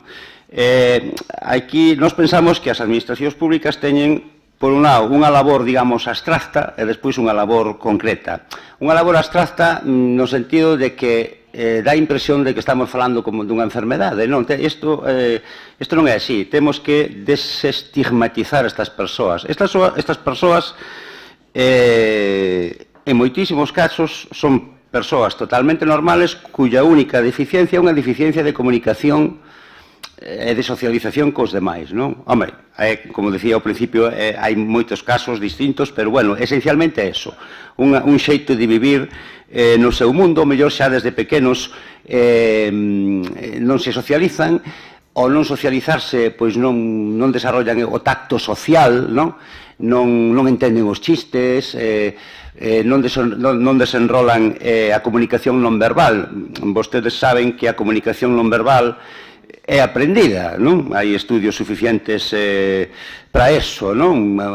O control das distancias cos demais, os xestos, todo eso, se non se aprende de neno, pois despois o que fai esa ausencia de empatizar a través da comunicación non verbal é aumentar ainda máis a incomunicación, ainda máis, retrotraerse ainda máis no seu propio mundo, a sociedade valle cerrando portas, eles céntranse nas súas preferencias personais, e entonces a sociedade despois ten un problema con esas persoas.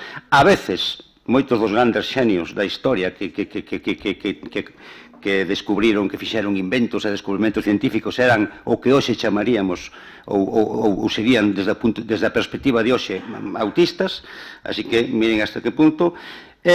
Por un lado está esa labor que deberían desenrolar as administracións e que teñen que desenrolar esta clase de asociacións e que deben referir apoios, pero ademais os apoios económicos e de subvenciosos que facía referencia o señor Rosendo.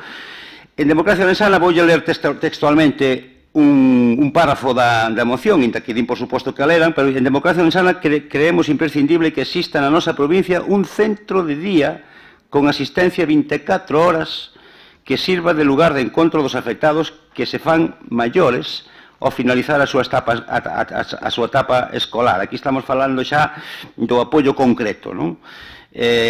Durante a etapa escolar, pois a escola e as actividades extraescolares pois sempre teñen un pouquiño de cauce para que estas persoas pois se incorporen ou se manteñan pois un pouco ligadas á sociedade, non? Pero o irse facendo adultas pois é onde nos encontramos con estes problemas. Un centro de día onde traballen as habilidades prelaborales e as actividades da vida diaria, onde desenrolar actividades ocupacionales dentro das súas posibilidades e niveis, que permitan unha vida máis activa e significativa posible, respetando as características propias da idade adulta e que non poden vivir, xa que non poden vivir con independencia. En definitiva, un lugar, seguimos referindo ao centro de día con asistencia 24 horas, un lugar onde poden elixir pasar o tempo libre no seu espacio personal ou en zonas compartidas coas adaptacións físicas, visuais, materiais necesarias que potencien a súa autonomía e a organización. Actividades, socios, servicios psicolóxicos, médicos, educación permanente, talleres, etc.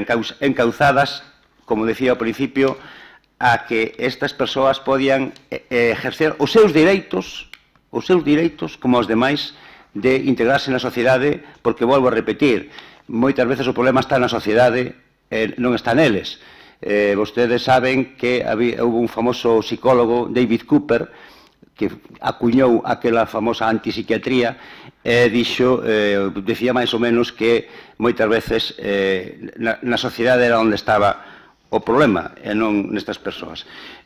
Sencillamente, pois, bueno, pedirlles unha vez máis o voto ás nosas propostas, que xa en termos concretos pasan por redactar unha proposta de convenio coa sección por el Este Ourense, seguir no ámbito do posible que as subvencións, o tipo de subvencións aos que facía referencia o señor Rosendo, e tamén, pois, a segunda proposta, a creación e posta en funcionamento de 6 plazas de persoal no centro específico para estes afectados e empleando un término con o cual darlle caña á Xunta de Galicia pois para que se molle tamén neste tema, non? E nada máis. Moitas gracias. Bloque Nacionalista Galego, non fai uso do seu turno, Grupo Socialista. Moitas gracias, señor presidente. Primeiro, vou a facer algunhas respostas ao señor Rosendo. Encantada que vostede se dirixa a min como se fora eu a que presentara esta moción. Primeiro, de feito, a retomamos dende o Grupo Socialista porque vamos a votar a favor. Primeiro, non estou falando da Asociación Autismo Ourense. Xa sei que teñen unhas instalacións ali ao lado do hospital e que son públicas, son ofertadas, xa sabemos, todo eso sabemos. Non estou falando de Asociación Autismo Ourense, señor Rosendo Fernández. Estou falando de por eles TEA, trastornos de espectro autista. É dicir, é outra asociación, vale? Entonces, gostaríame, sería enormemente do meu gusto, da miña complacencia, que houbera unha única asociación en todo Ourense que fora eficiente, efectiva para resolver o tema dos nenos e nenas e dos adultos con trastorno de espectro autista. Gustaríame que só houbera unha. E máis, podolle dicir que me gustaría moitísimo máis que de todo isto se ocupara os gobernos autonómicos e se ocupara as institucións públicas, dando cobertura a todos estes tratamentos conductuales e de todo tipo que hai que facer con estes nenos e nenas. Polo tanto, sigo a dicir, non estou falando de Autismo Ourense, estou falando da asociación recientemente creada por eles TEA. Estamos a falar desa asociación. E dices tú, dice vostede, perdón, é unha escisión. Non, mire vostede, non é unha escisión. Marcharon forzosamente de Asociación Autismo Ourense. E por que marcharon forzosamente de Autismo Ourense? Porque Autismo Ourense, dado que as prestacións que recibía da Xunta de Galicia, gobernadas por o señor Feijóo, do seu grupo e partido político, disminuiu as subvencións que lle daba, tuveron que facer restriccións do personal especializado que ten a Asociación Autismo Ourense e tuveron que subir as cuotas. Pero é que resulta que todas as familias que teñen nenos e nenas autistas teñen unha renta per cápita distinta e un poder adquisitivo distinto. Entón, habrá familias que poden pagar ese incremento de cuotas, pero hai outras familias que non a poden pagar. Entón, ao non poder pagar esas cuotas novamente establecidas, tuveron que marcharse. De acordo? Porque non tiñan recursos económicos para facerlle frente a esas novas cuotas. Por lo tanto, estamos a falar de cousas distintas. Tamén me dice que retire eso de que somos a última provincia e non sei que máis. Mire, eu estou a falar, como xa é de costumbre, que as provincias do interior, tanto Ourense como Lugo, sempre somos as últimas en todo. Pero aquí resulta que Lugo, estará encantado o señor secretario, pasounos a dianteira. E por que nos pasou a dianteira? Porque resulta que hai unha asociación en Lugo que se chama Raiolas, que estuvo pelexando por este tema de un centro de día para as persoas con TEA. Vale?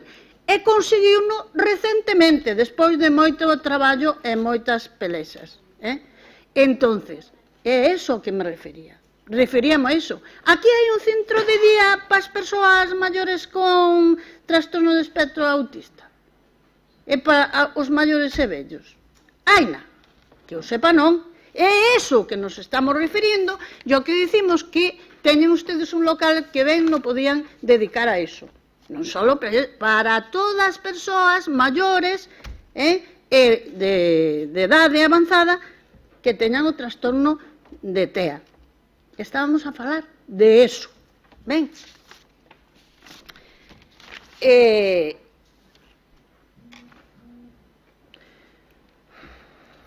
En fin, eu creo que respostei a casi todas o que vostede decía, creo que sí. En fin, resumo, tuveron que se marchar forzosamente. Segundo, estamos a falar de outra asociación que non puido permanecer en Autismo Ourense, que sí, recibe subvencións, moitas subvencións, tanto da Xunta de Galicia como da Diputación, como de outros organismos, entidades públicas ou privadas. Vale? Pero estas persoas non puderon facerlle frente a esas cuotas e tuveron que irse, desde logo non poden deixar abandonados aos seus fillos e ás súas fillas. Ben,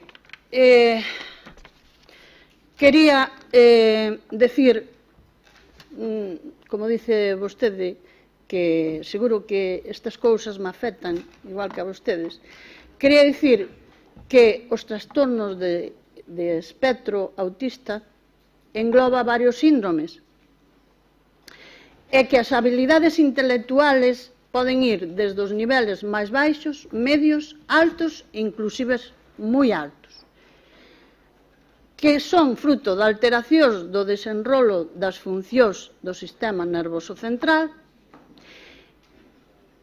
con dificultades específicas en áreas de comunicación e cognitivas, no uso e na comprensión do lenguaxe verbal ou non verbal, en dificultades para a comprensión e establecemento de relacións sociais.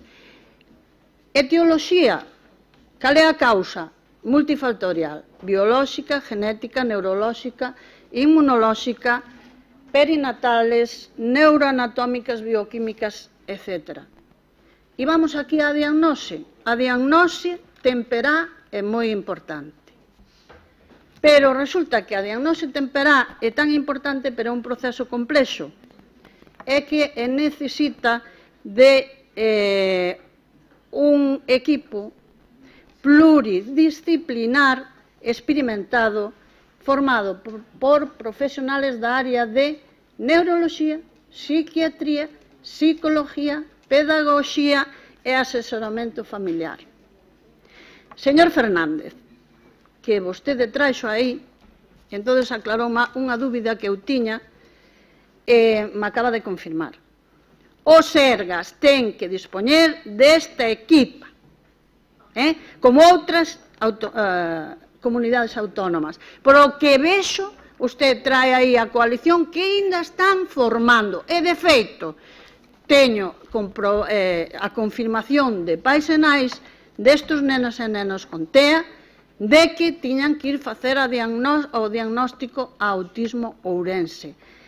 Por lo tanto, as familias teñen o dereito a elixir que o diagnóstico dos seus fillos e fillas se faga no sistema público.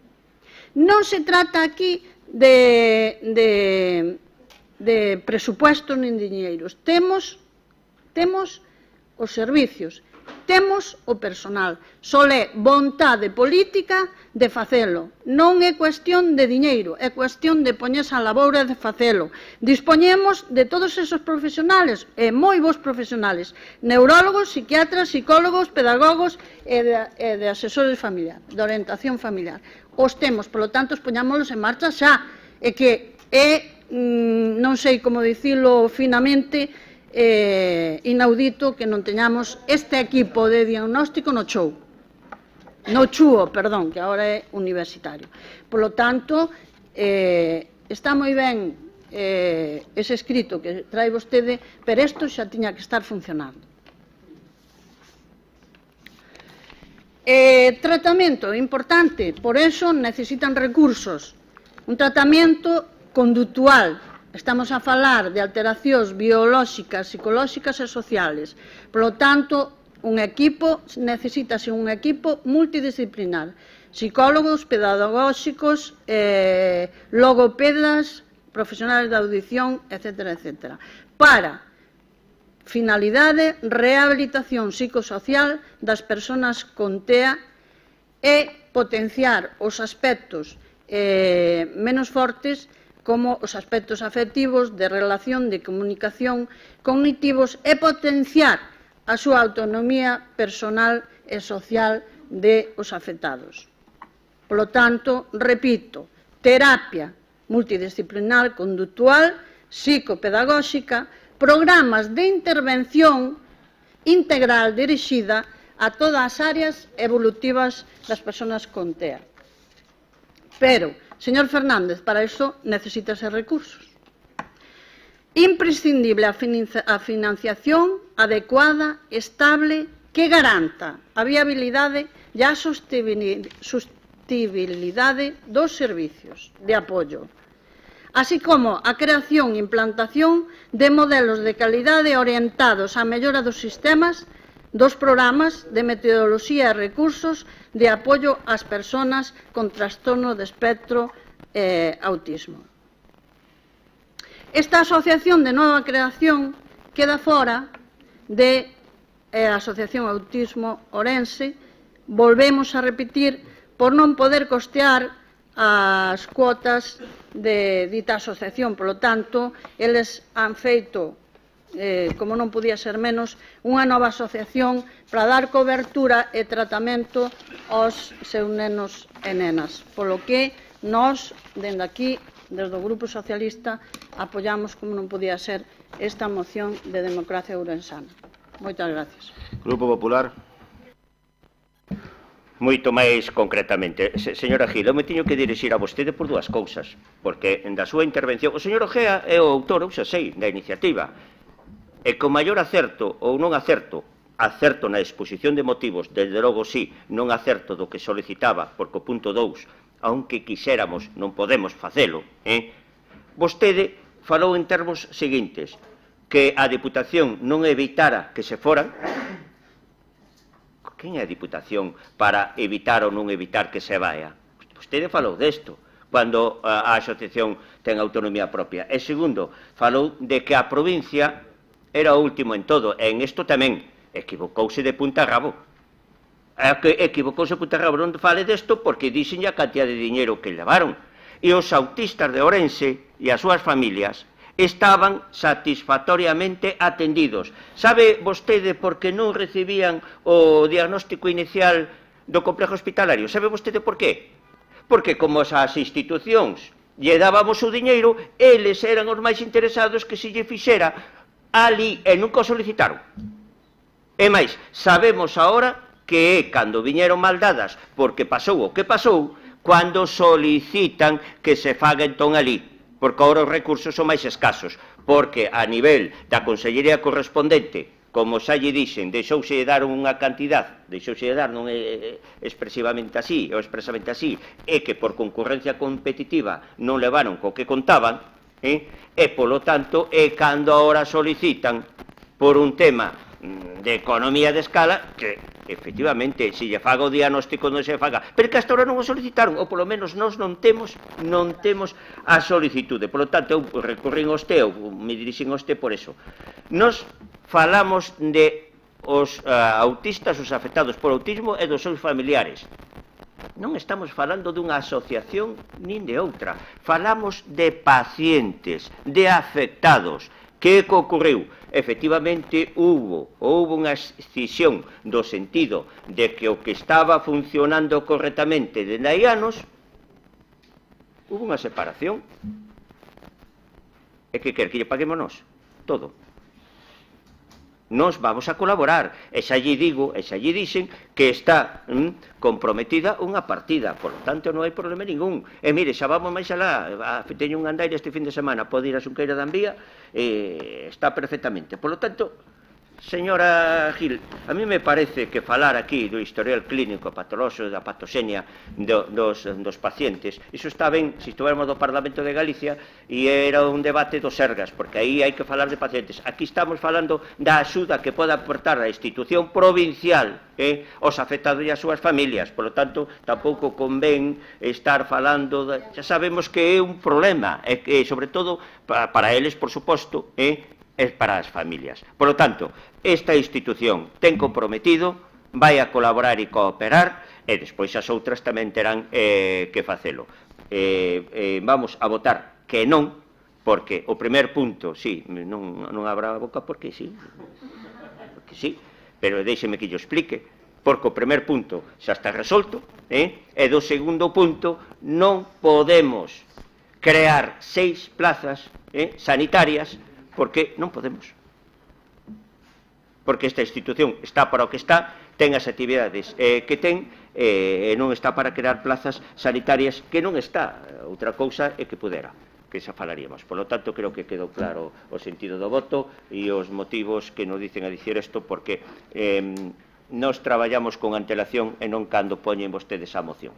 Nada máis e moitas gracias. Breve turno de peche para a democracia orensana. Bueno, a pesar de que terminou sendo casi un debate en términos médicos entre o doutor Osendo e a portavoz tamén médico, doctora do PSOE, agradecemos a etiología, todo o que nos dixo a doctora sobre a enfermedade. Tal como decía ao principio, pois é unha enfermedade, a min non sei se é, bueno, tampouco son médico para dicir se é unha enfermedade non, pero bueno, sabemos que ven pois da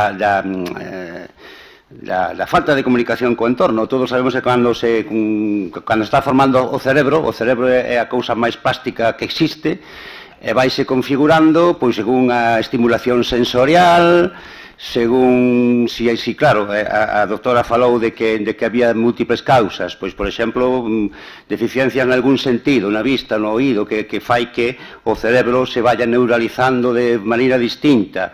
Falou de que podía haber causas bioquímicas. Claro, sabemos que entre as neuronas está a sinapsis cos seus transmisores químicos, acetilcolina, etc.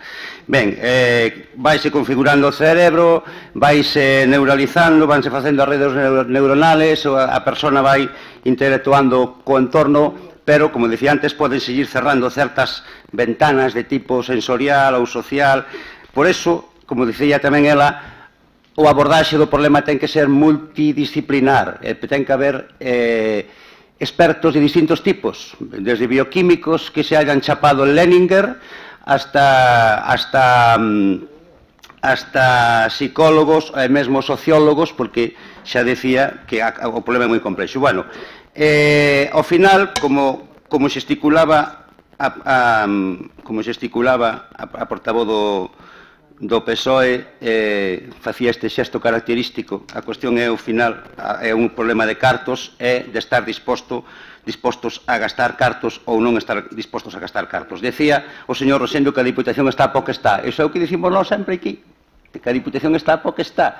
Pero, precisamente, nós pensamos que para isto sí que o mellor sí que ten que estar e non para exposicións eu que sei, faraónicas ou, bueno, sobran exemplos estamos poñendo de cotío do que nós pensamos que non está a Diputación. Vou a ler unha vez máis o segundo punto, que é o que rexeita o Partido Popular. Penso pois, que así a cidadanía que tanto seguramente aprendeu da dialéctica entre os dous doutores, pois tamén se lle aporte unha vez máis a información do que é o que votan en contra, non? Que a Diputación proceda a iniciar a maior brevedade posible os trámites oportunos no marco das súas competencias para a creación e posta en funcionamento na provincia de Ourense de polo menos 6 plazas de persoal fixo e especializado, volvo a repetir a palabra especializado, antes decía, xustificaba o porqué desas especializacións, nun centro de día específico que tamén decía a portavoz do Paseo que podría estar nunha ubicación moi concreta, que nós tamén cuestionamos o uso que se lle quere dar e o xeito en que se quere traspasar a titularidade entre administracións. Os adultos afectados por TEA, establecendo os concertos necesarios coa Xunta de Galicia e as asociacións sin ánimo de lucro afectadas, pois as que estamos falando, por eles TEA Ourense, autismo, e lembrando unha vez máis que ao final esta cuestión debería ser abordada directamente por os servicios sanitarios públicos e non ter que utilizar estas muletas destas clases de asociacións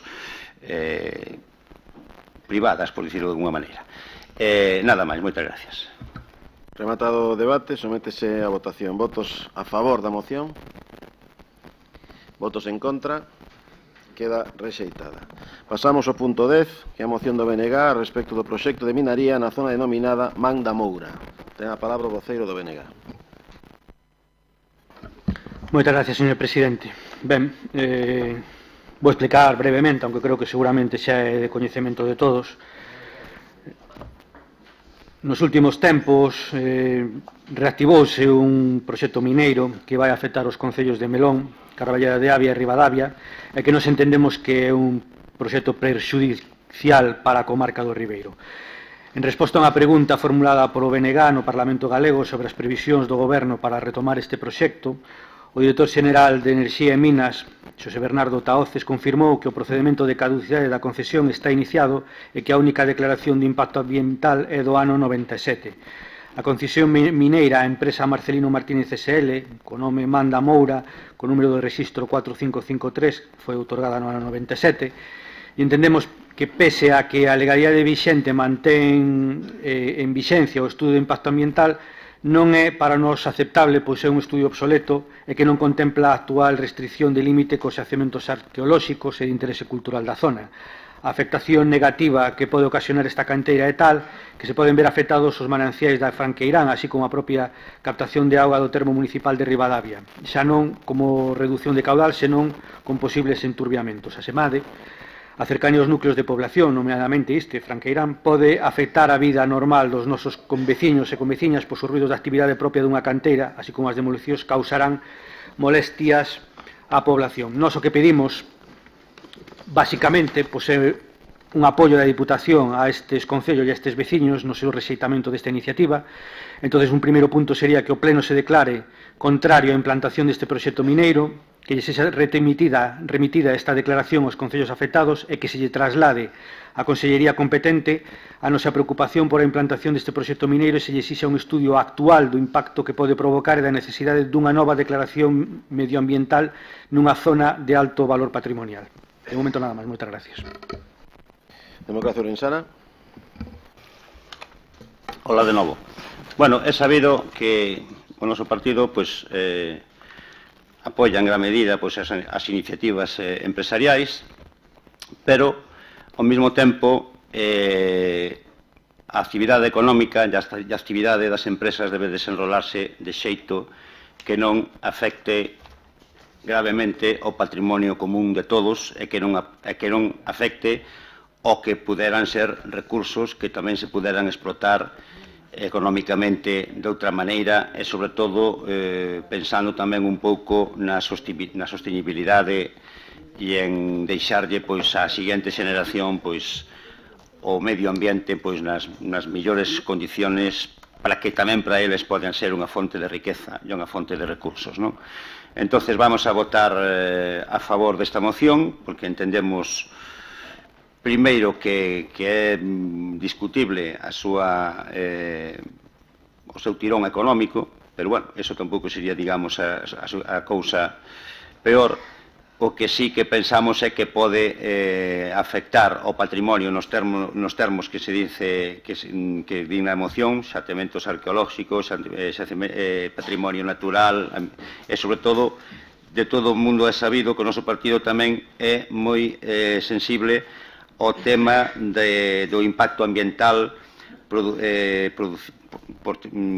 das determinadas formas de contaminación, non? Incluída a contaminación acústica que tamén se fai referencia na moción. Entonces, estimamos que é especialmente interesante o punto 3, onde se faga de feito un novo estudio de impacto en base a criterios actuais que entran a valorar ao mellor outra clase de cousas as que se valoraban noutro momento. En principio, pois nada, sencillamente dicir que votaremos a favor desta moción. Gracias. Grupo Socialista. Gracias, presidente. Bos días a todos e a todas. Que escuros intereses se poden agochar debaixo dun proxecto que tenga concesión para poder explotar un xacemento mineiro nos concellos de Melón, Carballeda de Avia e Ribadavia desta provincia? Por que o señor Feijóo non dá resposta sobre a caducidade da concesión que foi feita fai máis de 21 anos?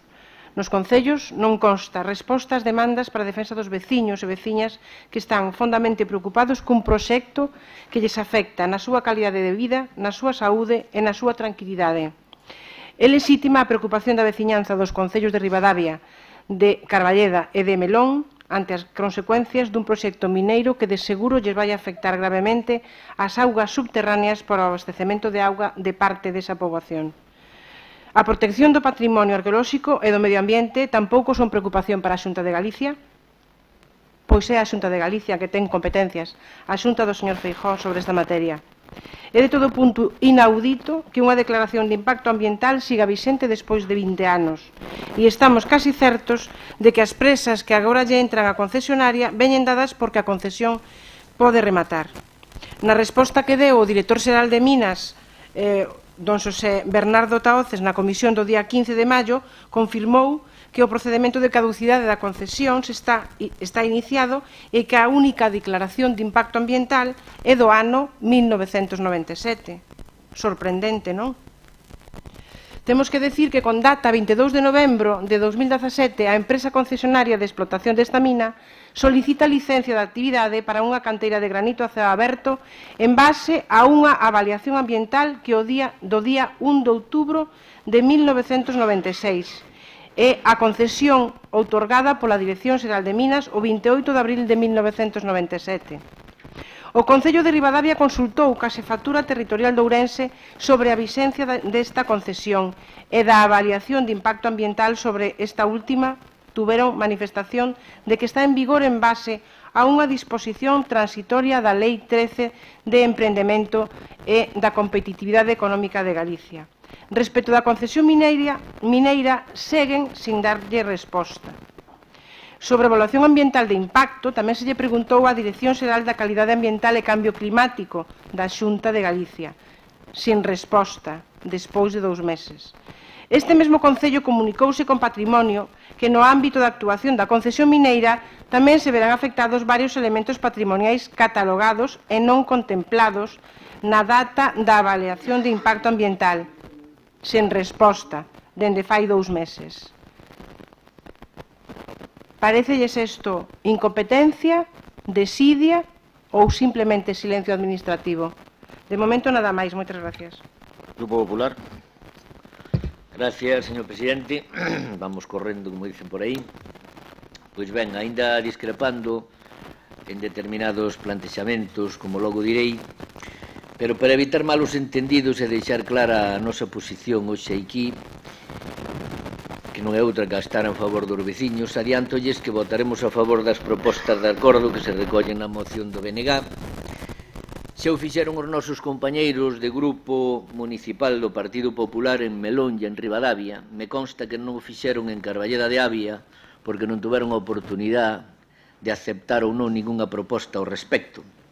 Pois ben, o fixeron eles e o facemos nós hoxe aquí, porque a nosa obriga é estar ao lado dos nosos veciños cando as súas reivindicacións son xustas e razoables, ademais de legais, e non simples ocurrencias. O caso que nos ocupa hoxe é dos primeiros, reivindicacións xustas e razoables. Pero, en todo caso, permítame facer as seguintes observacións e serei o máis breve que poida. Vaya por adiante, señor Rodríguez Suárez, aunque vexo que a señora Lama ven un pouco máis agresiva que vostede, que este goberno provincial ten entre os seus obxectivos prioritarios a defensa e o cuidado do medio ambiente. Só ten que botar vostede unha ollada ao noso plan de mandato 15-19 ou repasar o que estamos a facer nesta materia. Pero xunto con estas iniciativas hai unha cousa que se chama lei e que, por o que vexo, acudimos a ela cando nos interesa e apartámola cando nos interesa tamén. Supoño que nesto de cumplir a lei, supoño que, por lo menos, de cara á cidadanía, deberíamos estar todos de acordo, aunque parece ser que non. Dito isto, véxome na obriga de empregar o meu tempo, ou parte dele, en explicarlles, cando menos, algo da tramitación administrativa deste dereito mineiro. E digo dereito mineiro, porque a alguén parece que se lle olvida tamén. Por non falar que xa de entrada recoñecen vostedes, señor Rodríguez Suárez, que se está a cumprir a lei, xa non é pouco. Si ben, na propia moción din tamén que cumprir a lei non é aceptable. E por sin da iso fora pouco, non aportan argumentos sólidos contra esta explotación e só falan de supostos como pode ocasionar, pode afectar, pode molestar. Neso tamén insistiu a señora Lama. Miren vostedes, a tramitación deste direito mineiro, como xa se dixo aquí, comenzou alá por o 11 de abril de 1989, cando se otorgou o permiso de investigación na Man da Moura, a empresa viuda de Marcelino Martínez S.L., permiso que comprendía 12 cuadrículas mineiras. Para entendernos, os que non sabemos nada desto, se unha cuadrícula mineira son 30 hectáreas, estamos a falar de 360 hectáreas. Logo de outros moitos trámites desenvolvidos, dos que non vou a dar conta para non aburrirlos con datos e datas, chegouse á actual situación, aunque sí lles podería recordar o que fixo o Partido Popular nestes anos e non fixo, por exemplo, o bipartito cando ao frente da Consellería responsable estaba alguén, por lo menos de cara á opinión pública, importante dentro da organización do BNG. Pero olvidan vostedes, seguro que moi intencionadamente, señor Rodríguez Suárez, que a declaración de impacto ambiental, e agora teño que dicir tamén que a señora Lama, digo que a declaración de impacto ambiental outorgada está vixente ata decembro do próximo ano 2019, e así o di a lei 21/2013 da avaliación ambiental, polo que non ten sentido, desde o punto de vista legal, solicitar un novo estudo. Alternativas, claro que as hai, pero non hai aquí, nos foros onde deben presentar os nosos representantes políticos, nos parlamentos, e non hai aquí. Pero, polo que vexo, ali non o fan. Polo tanto, sexamos serios e deixemos de lado a demagoxia e o oportunismo político que vexo que cada día incrementase máis, debe ser por o que se aproxima. O proxecto de explotación está autorizado, a concesión da explotación está concedida e cunha vixencia de 30 anos, é dicir, ata o 2021. Están a pedir vostedes á Xunta de Galicia que incumpla a lei? Quero entender que non, porque a nosa obriga, e digo a nosa, a de todos, é respetar os actos administrativos firmes e as autorizacións administrativas outorgadas. Polo tanto, e vou concluindo, señor Rodríguez Suárez, señora Lama, máis propostas viables para os veciños que puderan resultar perxudicados, que non o dudo, e menos oportunismo político. Moitas gracias. Segunda quenda de intervencións, Benegá, cando queira.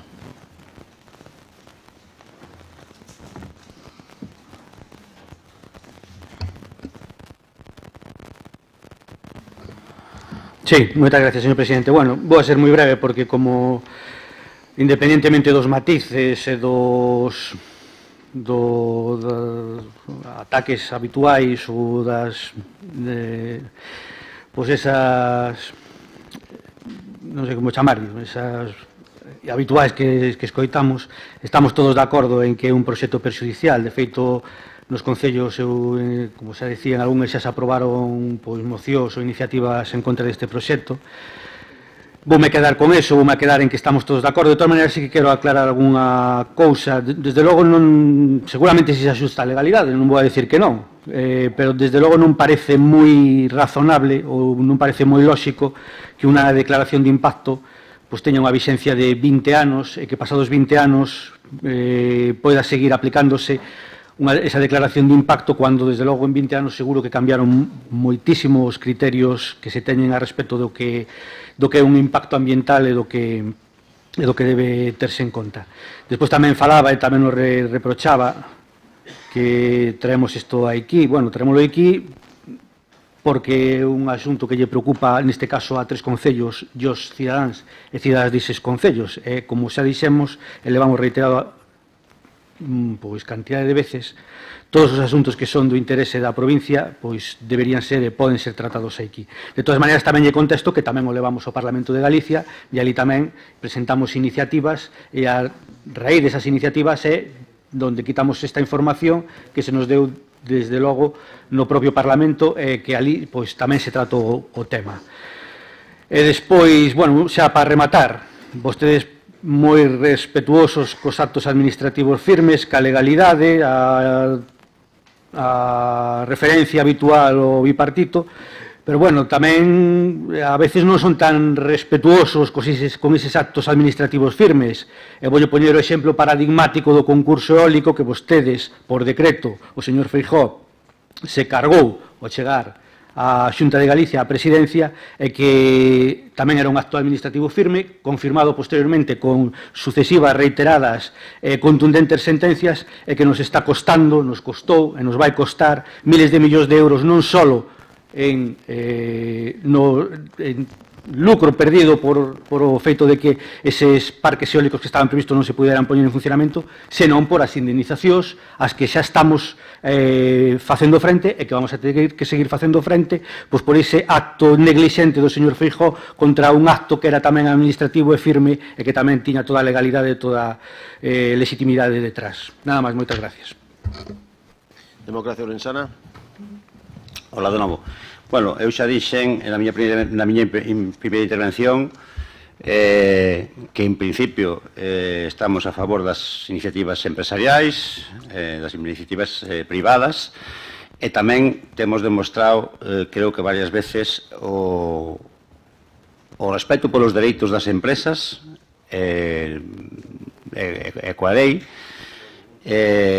Demasiadas veces néganselle ou preténdense negar ás empresas dereitos con argumentos demagóxicos, pero nós pensamos tamén que o interés público e o interés social está ou debe estar por riba dos intereses empresariais, e por eso existen e para eso están as xerarquías normativas, para eso están unhas leyes por riba das outras. E por eso di o señor Plácido que efectivamente hai salida dentro da normativa vixente, que hai maneiras e que posiblemente haxa que recurrir a outras instancias. Desde logo, nós non pretendemos pisotear os dereitos dunha empresa, os dereitos que lle reconozca a lei, pero ao mesmo tempo, como decía, as leis teñen uns rangos, unha xerarquía e unha maneira de poñerse en vigor e de deixar de estar en vigor, etcétera, etcétera.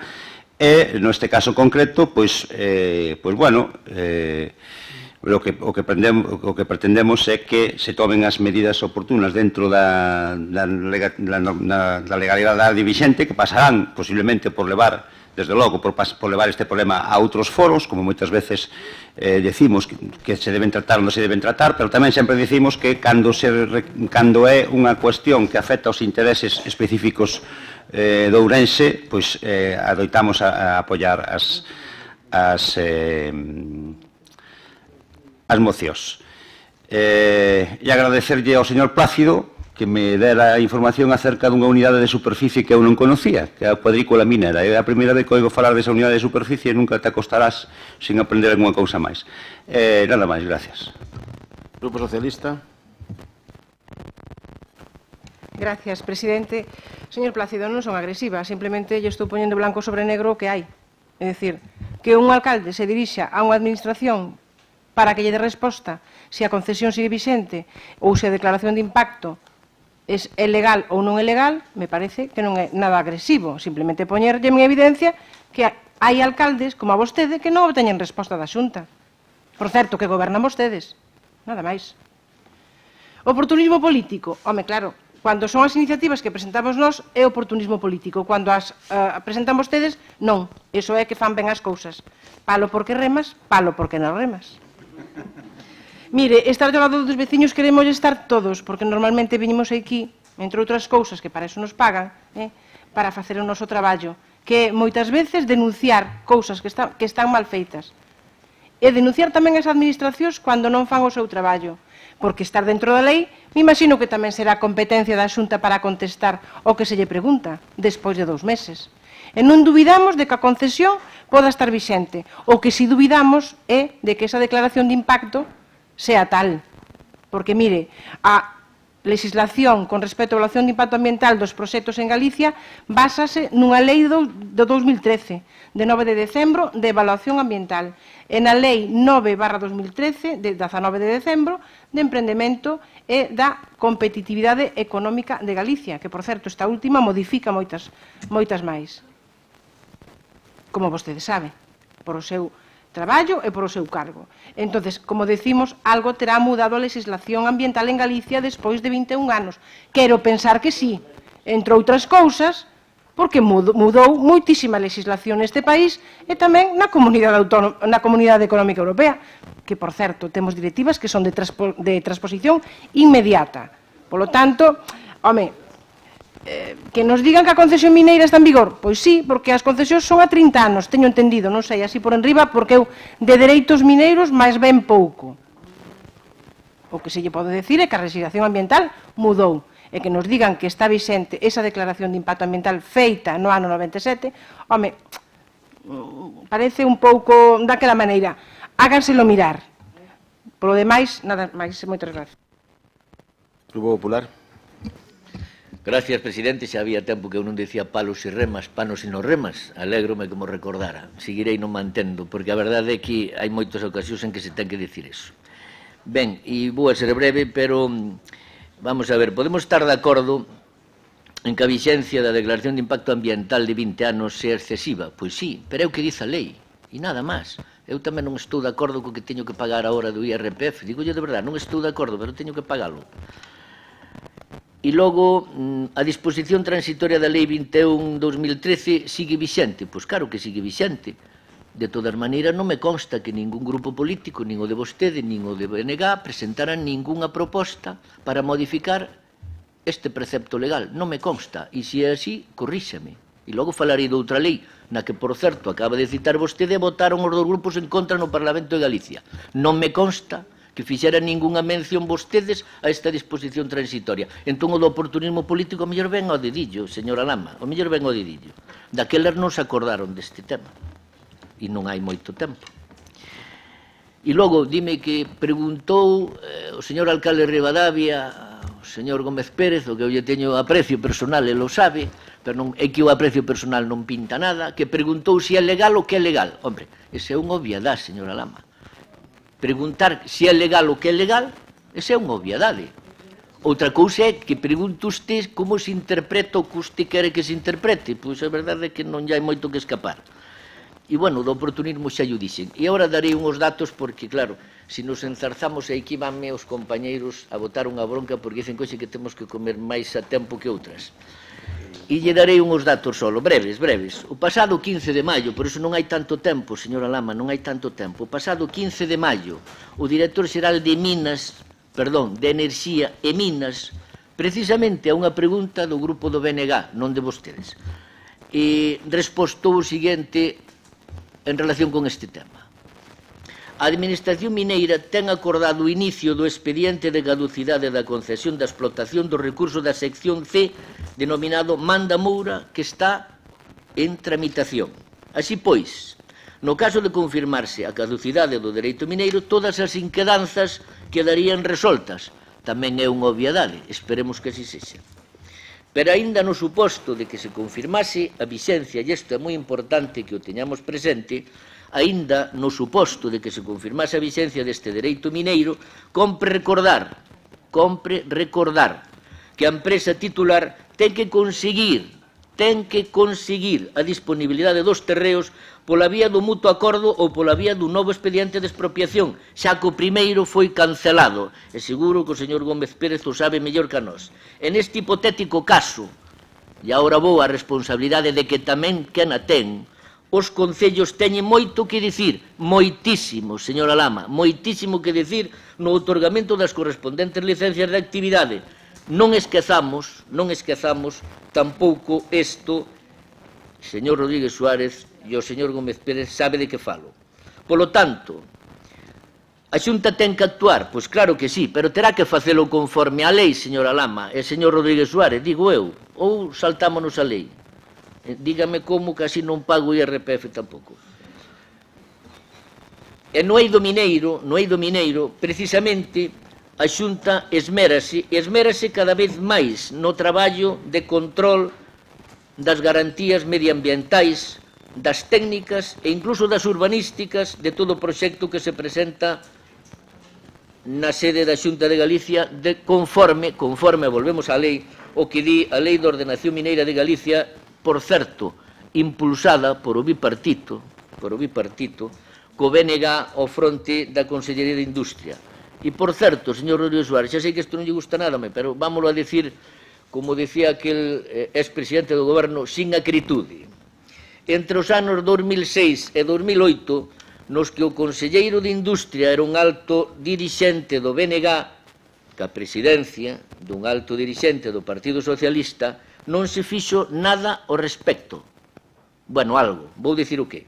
De feito, neste tempo, só se declarou a caducidade de 4 dereitos de explotación, mentres que dende o 2009 se ten declarada a caducidade de máis dun 100 de dereitos mineiros. Non me consta que a proposta de vostedes.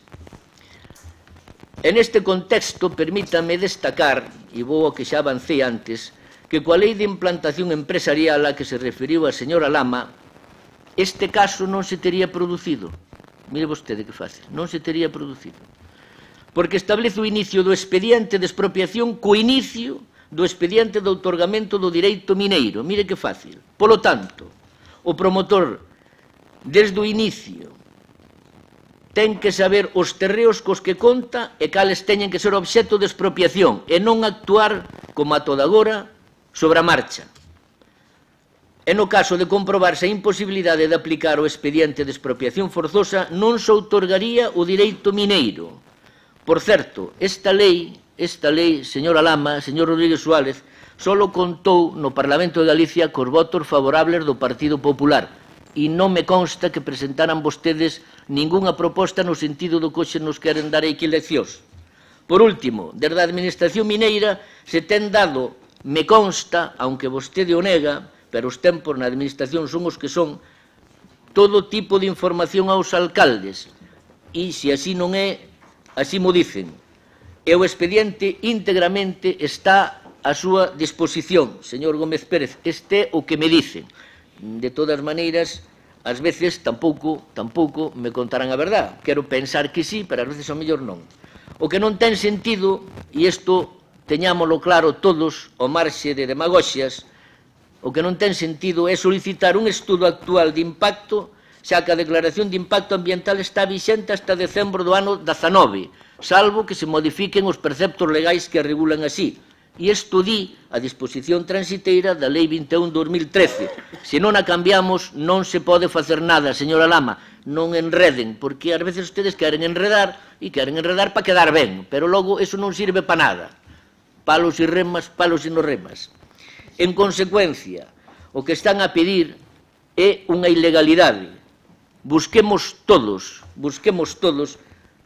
solucións legalmente viables como está facendo a Xunta de Galicia e non confundamos por mero oportunismo político a unhos veciños de boa fe que o único que pretenden é defender os seus dereitos. Moitas gracias. Breve turno de peche para o BNG, ten a palabra o seu voceiro. Moitas gracias, señor presidente. Moi brevemente. Simplemente unha reflexión. A ver,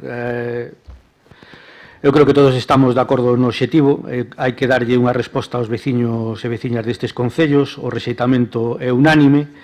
E, desde logo, vostedes que están no goberno, vostedes que teñen o goberno da Xunta e que teñen a posibilidade de dar esa resposta, pois son os que terán que buscar a forma de facelo, desde logo, utilizando os instrumentos legais que hai ao seu dispor. E se non funciona ou non sirven, pois haberá que cambialos. E para eso está o Parlamento, donde se debe traballar. De todos os xeitos, eu sí que me quedo ca conclusión de que, por o que explicou o portavoz do Partido Popular, que o proxecto este é moi complicado que vaya para adiante. Entonces, desde ese punto de vista, trasladar aos veciños pois esa tranquilidade e, en todo caso, pois traballar tamén desde o punto de vista legislativo, desde o punto de vista do Executivo da Xunta, para que, efectivamente, este proxecto que todos consideramos, e aí, se estamos todos de acordo, que é perxudicial para a zona, pois non chegue a implantarse. Nada máis, moitas gracias.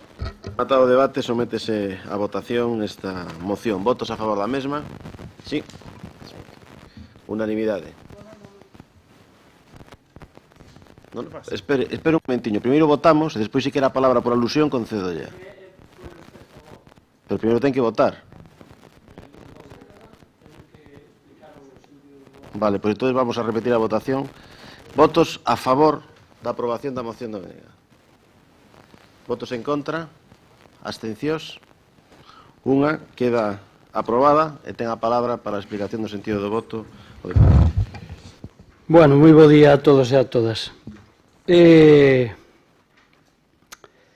Como teño que protexer o meu concello, precisamente aquí non interviñen eu, e tuvenlle que pasar o marrón a que non acostumbro a facelo nunca, porque eu son dos que, como saben vostede, dou a cara en casi todo, pero non me queda outra que volvo a decir que protexer o meu concello. Esta cuestión está paralizada porque ten paralizado o Concello de Ribadavia. O sea, que o oportunismo político aquí ningún. Se alguén utilizou isto ou intenta utilizalo en beneficio político, serán aqueles que os que intentaban era botarlle a culpa ao Concello. Non o BNG, que o BNG foi quen presentou esta iniciativa no Concello de Ribadavia. Son aqueles que lle dicen aos veciños que se esa explotación mineira se pon en marcha é culpa do alcalde. Plácido, que aquí nos coñecemos todos e sabemos todos moi ben. Digo isto porque me está sorprendendo que o Partido Popular, como ben decías ti, ali dice unha cousa e parece que aquí vimos defender unha cuestión que está mal feita. O que pasa que volvo a decir que eu teño que defender o meu concello. E digoche unha cousa, desas cuadrículas que tanto falamos, hai moitas delas que están caducadas desde o ano 2010 por parte desta mesma consellería. Por lo tanto, o curioso e o chamativo é que só queda de Ribadavia. O mellor é que en Ribadavia, como estamos desde 2003 algúns, pois curiosamente non lle interesa que esa caducidade se plantexara. Digo eu, digo así, non afirmo, digo. Porque é ben curioso que todas as demais cuadrículas sí que se decretara a caducidade, menos a que lle toca ao alcalde de Ribadavia, para variar. Pero como o alcalde de Ribadavia, aínda que ten que protexer o seu concello, é valiente, evidentemente, cos informes técnicos pertinentes, pois xa se solicitou por parte da empresa, se solicitou o que tiña que facer, que era, evidentemente, pedir o inicio da actividade de obra, o cal O Concello tiña que facer xa no seu momento e tiña que facelo por unha razón. Tiña que otorgalo, por eso preguntamos como estaba ese expediente. O que non pode ser, Plácido, e de recibo, como dixo a miña compañeira, é que non se nos conteste nin a día de hoxe. Iso é o que decimos. Por lo tanto, non hai outra cuestión. E o sentido de voto porque o cal eu me teño que abster é que eu, como alcalde de Ribadavia, que quede claro, teño que ter este sentido de voto. Pero como veciño, como deputado provincial, e evidentemente como persona afectada ali por outras cuestións que xa se plantexaron aquí, o meu sí é rotundo, pero, lóxicamente, na miña condición de alcalde, eu teño que abster, como fixen igualmente que no Concello de Ribadavia. Esa é a cuestión pola que o meu sentido de voto é diferente aos demais compañeros, nada máis. Pasamos ao punto 11 da orde do día, que é unha moción do Grupo Socialista para a posta en marcha dunha rede cultural propia da Deputación de Ourense. Ten a palabra o Grupo Socialista. Moitas gracias, presidente. Moi bons días a todos e todas. Hoxe a moción que presentamos aquí é co obxecto de garantir unha maior equidade no reparto das subvencións de fomento de artes escénicas, musicais, o Plan Talanzana, como todos coñecemos, e das subvencións para a realización de actividades e actos similares de marcado carácter senlleiro na provincia, así como as subvencións para a realización de actividades culturais e recreativas, tamén festivais e de eido audiovisual. Consideramos que é hora de agrupar todas estas liñas de axuda na posta en marcha dunha rede cultural propia desta Deputación. Un dos obxectivos desta rede cultural é, por unha banda, ampliar a oferta destinada tanto aos concellos como ás comisións de festexos e entidades sin ánimo de lucro promotoras, pero tamén garantir a calidade e variedade das compañías adheridas ao programa. Coidamos que esta Deputación, que ten como principal obxecto a cooperación cos concellos da provincia, debe facilitar económica e técnicamente o acceso á oferta cultural, musical, escénica e audiovisual das compañías ourensáns, adheridas a esta nova rede de creación. Isto permitiría ter agrupadas todas as liñas de fomento de cultura e contar cunha oferta máis variada e con maior calidade. Se introducimos criterios de selección que favorezan tanto ao demandante como ao ofertante, criterios como límite nas actuacións previstas por ano para cada participante, fomentarían unha maior diversidade ao acceso, sobre todo para compañías pequenas, con pouca capacidade, e, sin embargo, moitas veces, con moita calidade nas súas producións. Outro tipo de criterios, ademais, de fomento da lingua propia do noso país, de igualdade, de inclusión, do respeto medioambiental ou de promoción de diversidade cultural, deberían ir enfocados á calidade dos propios espectáculos, tendo en conta, por exemplo, un dos moitos exemplos que podemos poñer, a recuperación do folclore tradicional ou a innovación artística baseada no conxunto de arte tradicional e de vanguarda. Isto permitiría que as compañías, tanto alternativas como a de folk, accederan a un circuito máis tradicional de festexos e celebracións. Tamén, dentro dos posibles novos criterios de selección, deberíase ter en conta a distancia entre os concellos do solicitante do grupo, para os efectos de favorecer unha distribución equilibrada en todo o territorio da nosa provincia. Pero tamén consideramos que chegou un momento de termos en conta a distribución poboacional dos concellos da nosa provincia e aumentar as dotacións das achegas desta Deputación en base a este criterio, é dicir, incluindo criterios de poboación no financiamento das actuacións. Os acordos que hoxe propoñemos a pleno son os seguintes: que a Deputación poña en marcha a rede cultural da provincia de Ourense, que agrupa oferta cultural, musical, escénica e audiovisual, así como oferta recreativa de festivais e actividades de carácter senlleiro, con o obxecto de que os demandantes, entidades locais, entidades sin ánimo de lucro e comisión de festexos, segundo o caso, teñan unha mesma plataforma, acceso a toda oferta de fomento da cultura, cofinanciada pola institución provincial. Que a partir da creación desta rede se establezcan unha serie de criterios como sinalados nesta moción, que fomente a diversificación e aumento da calidade da oferta, así como o acceso a termos de equidade, tanto para as compañías como para as entidades promotoras das actuacións. Por horas nada máis. Moitas grazas. Intervencións dos grupos. BNG, ten a palabra. Moitas gracias, señor presidente. Ben, todos sabemos que a Diputación ten establecido un concurso de subvencións para fomento das artes escénicas e musicais, o Plan Talanzana, a través dun procedimento por concorrencia non competitiva. A súa finalidade é o financiamento de actuacións escénicas e musicais de carácter gratuito e abertas ao público, promovidas por entidades locais, entidades sen ánimo de lucro ou comisións.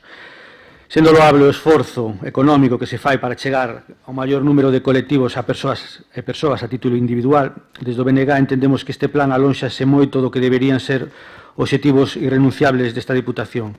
O fomento, por unha banda, do uso e normalización social da lingua galega e, por outra banda, a defensa dos valores da igualdade de xénero. Dentro dos principios xerais cos que se concretará a acción de fomento desta Diputación falase de igualdade, entendida como a non discriminación ou marxinación de cidadáns, solidaridade, fomento da iniciativa social, transparencia, cooperación entre administracións, garantía de bo funcionamento.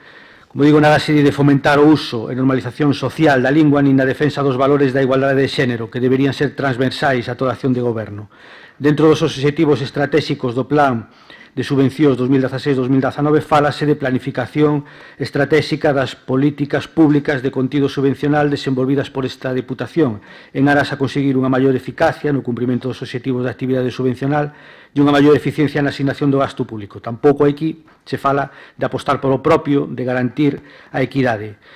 O criterio non pode ser que o que primeiro pide sea o que leve. Os recursos son limitados e teñen que chegar ao conxunto dos cidadáns da provincia. De xeito que nos parezca oportuna a proposta que fai o Grupo Socialista, en consecuencia vamos a votar a favor. Nada máis. Moitas gracias. Democracia Orensana. Sí, hola de nuevo. Simplemente recuerdo entre las palabras de Rosendo que dijo que nosotros, ocurrencias, siempre se refiere a nosotros como ocurrencias. Me hace gracia porque después resulta que viene Feijóo en campaña y nos copia lo del parque acuático. O, por ejemplo, el alcalde de Orense dice ahora que la idea de la pista de atletismo cubierta en Esporense, que es de él, ¿no? Sin embargo, nos dice de ocurrencias. Y digo esto por la anterior moción, que ustedes tienen la consigna de votar a todo que no, lo que sea democracia sana, porque de hecho, recuerdo cuando decimos aquí el debate del Estado de la provincia, que traíamos 10 mociones y las 10 que no. Entonces, hombre, estadísticamente es muy difícil estar siempre en contra, ¿no? Porque nosotros votamos muchas veces a favor de mociones que trae el PP y realmente simplemente es el rollo de decir a todo lo que venga de democracia sana que no. Y la prueba está en que ni siquiera hicieron una enmienda, en la que trajimos antes del autismo, que es realmente una necesidad. Nosotros lo que pedíamos era realmente coherente y hemos hablado además con las personas afectadas. Y lo que se pide era una demanda de las personas afectadas, del pueblo. Y ustedes podían haber hecho una enmienda, pero prefirieron simplemente votar que no y punto, ¿no? O sea, se nota ahí que no tiene ningún interés en eso. Bueno, respecto a esta moción del PSOE, nosotros creemos que es totalmente distinta a la que nosotros traíamos de hacer un bus cultural, en la que realmente era un poco de fomentar realmente lo que es la cultura en aquellos, bueno, sobre todo pueblos, donde realmente tenían un acceso mucho más limitado y donde además serviría como algo también social, algo realmente social que llegara allí el bus cultural, no solo ya por el tema de suministrar cultura, sino algo social. Y lo que aquí ahora el PSOE lo deriva en esta moción y el PP también tiene ese plan ya establecido, el Taranza o como se llama, es realmente algo que nosotros en Democracia Sana estamos totalmente en contra, que debe ser intervenido en este caso, por los organismos públicos, porque ustedes ya no estamos hablando de cultura, porque la palabra cultura engloba todo, sino están hablando ustedes del show business. Entonces, claro, en el momento que nos metemos en el tema del show business, creemos que una persona como José Manuel Baltar, como Rosendo, como Pumar, o en este caso como Doval, pues son los menos indicados para incidir realmente en el show business, donde además ponen aquí que tienen ustedes que hacer fomento de las actividades escénicas y musicales. Hablan de que se tienen que meter en la creatividad, innovación, fomento de las artes tradicionales. Claro, me pregunto yo una cosa, ¿qué creatividad y qué innovación, quiénes van a ser los jueces para realmente fomentar esto? Les recuerdo aquí, este es un fans, que me corrija si me equivoco, el señor J.M. Baltar, el heredero, el tema de los Beatles, los expertos iniciales pues no apostaban nada por ellos, no apostaban un duro, una libra por ellos. Es decir, salieron adelante gracias al mercado, no a lo que decían los expertos. ¿Usted imagina si lo llega a coger los Beatles aquí, un organismo público? Pues obviamente hubieran dicho esto no vale para nada. Sin embargo, fue el mercado el que dijo que sí. Por eso creemos que es una aberración que haya injerencias de las instituciones públicas en el mercado de la forma que ustedes quieren regularlo. Además, es increíble cómo quieren regular cualquier parámetro que se ponen aquí, ¿no? Llegan a un rollo enfermizo con la burocracia, porque hablan aquí, y esto es también una forma de fomentar la burocracia, qué aberración, concellos de menos de 5.000 habitantes, el 75% de la Diputación de subvención y 25 concellos. Luego cambia de los 5.000 a 10.000. Luego de los 10.000 a 20.000 cambia a 50-50. Y luego de los 20.000 a 50.000 cambia de 40-60. O sea, hacen un rollo burocrático en algo que no vale para nada. O sea, vamos a ver, ¿para qué? Después, aún encima, hay que ser un experto en conocer estas normativas que hacen en algo que sea una merda. Y esto me recuerda una vez un profesor de instituto, que había siempre recuerdo de las lagunas, que estaba dando las notas y decía, ese suspendió 5, ese ninguna, ese 6, ese ninguna, ese 1. Y se levanta el uno y dice, oiga, perdona, a mí, ¿yo cuántas notas me dijo que había suspendido? 6, ¿cuántas asignaturas suspendí? 6 o 7. Dice el tutor, pero ¿qué me da suspender 6 que 7, no? Pues esto es un poco la historia. O sea, encima de hacer algo que es un error, porque realmente esto tiene que ser el mercado el que se abra paso. Aparte de ser un error, lo burocratizan todo de forma perfecta, que esto requiere a técnicos hacer un trabajo tremendo y duplicar los gastos, bueno, aumentarlos, ¿no? Entonces estamos totalmente en contra de esto y esto recuerda que es uno de los motivos también por los que realmente se empecé en política, y recuerdo que teníamos un grupo de unos amigos que era Arco da Vella, y Arco da Vella en los años 90 el folk estaba tremendamente de moda, y entonces me decían alguna vez, oye, ven que vamos a tocar a tal pueblo, a Castro Caldelas, o a donde era un pueblo. Y llegamos allí a un pueblo, y llegamos a un pueblo allí de cerca, y íbamos a un pueblo y había 10 personas escuchando, y la actuación costaba 500.000 pesetas. Y decía, pero esto es una aberración, 500.000 pesetas, 10 personas. Si sale más barato coger estos tíos y llevarlos al teatro a Madrid o un vuelo charter a Londres, sale más barato. Hostia, 10 personas escuchando y 500.000 pesetas. Entonces, ¿qué ocurre? Cuando no hay una relación entre lo que realmente la voluntad del pueblo, que lo demuestra pagando, y realmente la actuación musical, que es la forma de aprobación, se producen auténticas aberraciones. Y lo vemos, por ejemplo, ahora con el Partido Popular. El Partido Popular nos había vendido la moto de que tenía 800.000 afiliados y al final lo que tenía eran 70.000, que son los que pagan. Todo lo más es de boquilla. Pues esto de cultura es igual. La actuación del otro día que hubo aquí de Rosendo, creo que fue ayer o antes de la actuación de Rosendo en las fiestas de Orense. Bueno, pues es una actuación donde creo que el caché era de 30.000 euros y se pagaba 7 euros, que con ese dinero no se recaudó el caché. Bueno, pues al final, ¿qué ocurrió? Que van 2.000 personas, creo que fueron 2.000 personas, no se cubrió el caché. ¿Realmente merecía Rosendo cobrar esos 30.000 euros del caché? Merecía cobrarlo, porque el mercado dice que no, porque si la entrada lo hubieran cobrado 15 euros, hubiera ido menos gente todavía. Es como las termas en Orense. Las termas en Orense son gratuitas aquí, las de las Burgas. Si cobran 2 euros no va nadie. Entonces, ¿cuánto valen las termas de las Burgas? No valen nada, porque si hay que pagar 2 euros la gente no va. Entonces, lo que ustedes van a hacer aquí es mantener con cuidados paliativos a cantidad de actuaciones culturales que deberían ser para cumpleaños. Es decir, debería hacer a la gente de puertas para adentro. Pero, desde luego, actuaciones profesionales tiene que decir el mercado lo que valen y lo que no. Y entonces, yo creo que aquí están totalmente equivocados porque ustedes le dan dando un caché a quien realmente no tiene este caché. Y luego otra cosa que voy a decir.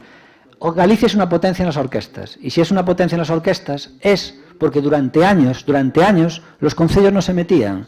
Eran las comisiones de fiestas que tenían que convencer a los habitantes del pueblo, a los nativos del pueblo, para que apoquinaran para las fiestas. Se pagaba y ahí se decía, oye, mira, no me gustó la orquesta que trajiste, pues hay que cambiar tal. Es decir, era totalmente algo del mercado. Y eso hizo de Galicia una potencia en las fiestas. Ahora, en el momento que se metan los organismos públicos, pues irá todo, como he dicho antes, como el rey Midas, pero al revés.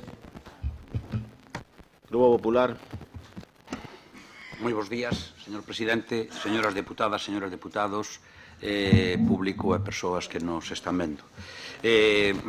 Ao respecto da moción que presenta o Partido Socialista, baixo o noso punto de vista, na moción que presentan abordan unha parte da realidade, ou mellor, un xeito de vela. A solución non é tan simple como vostedes plantexan. Pretenden meter no mesmo saco concellos, comisións de festas, entidades sin ánimo de lucro, etc. No referente á financiación, fan referencia aos concellos en función do número de habitantes. Ademais, as demais entidades, como se aborda a financiación? Non falan nada deso, pero, bueno, como nós temos clara a nosa postura, pois seguro que... Sorprende tamén que figuren concellos entre 20.000 e 50.000 habitantes.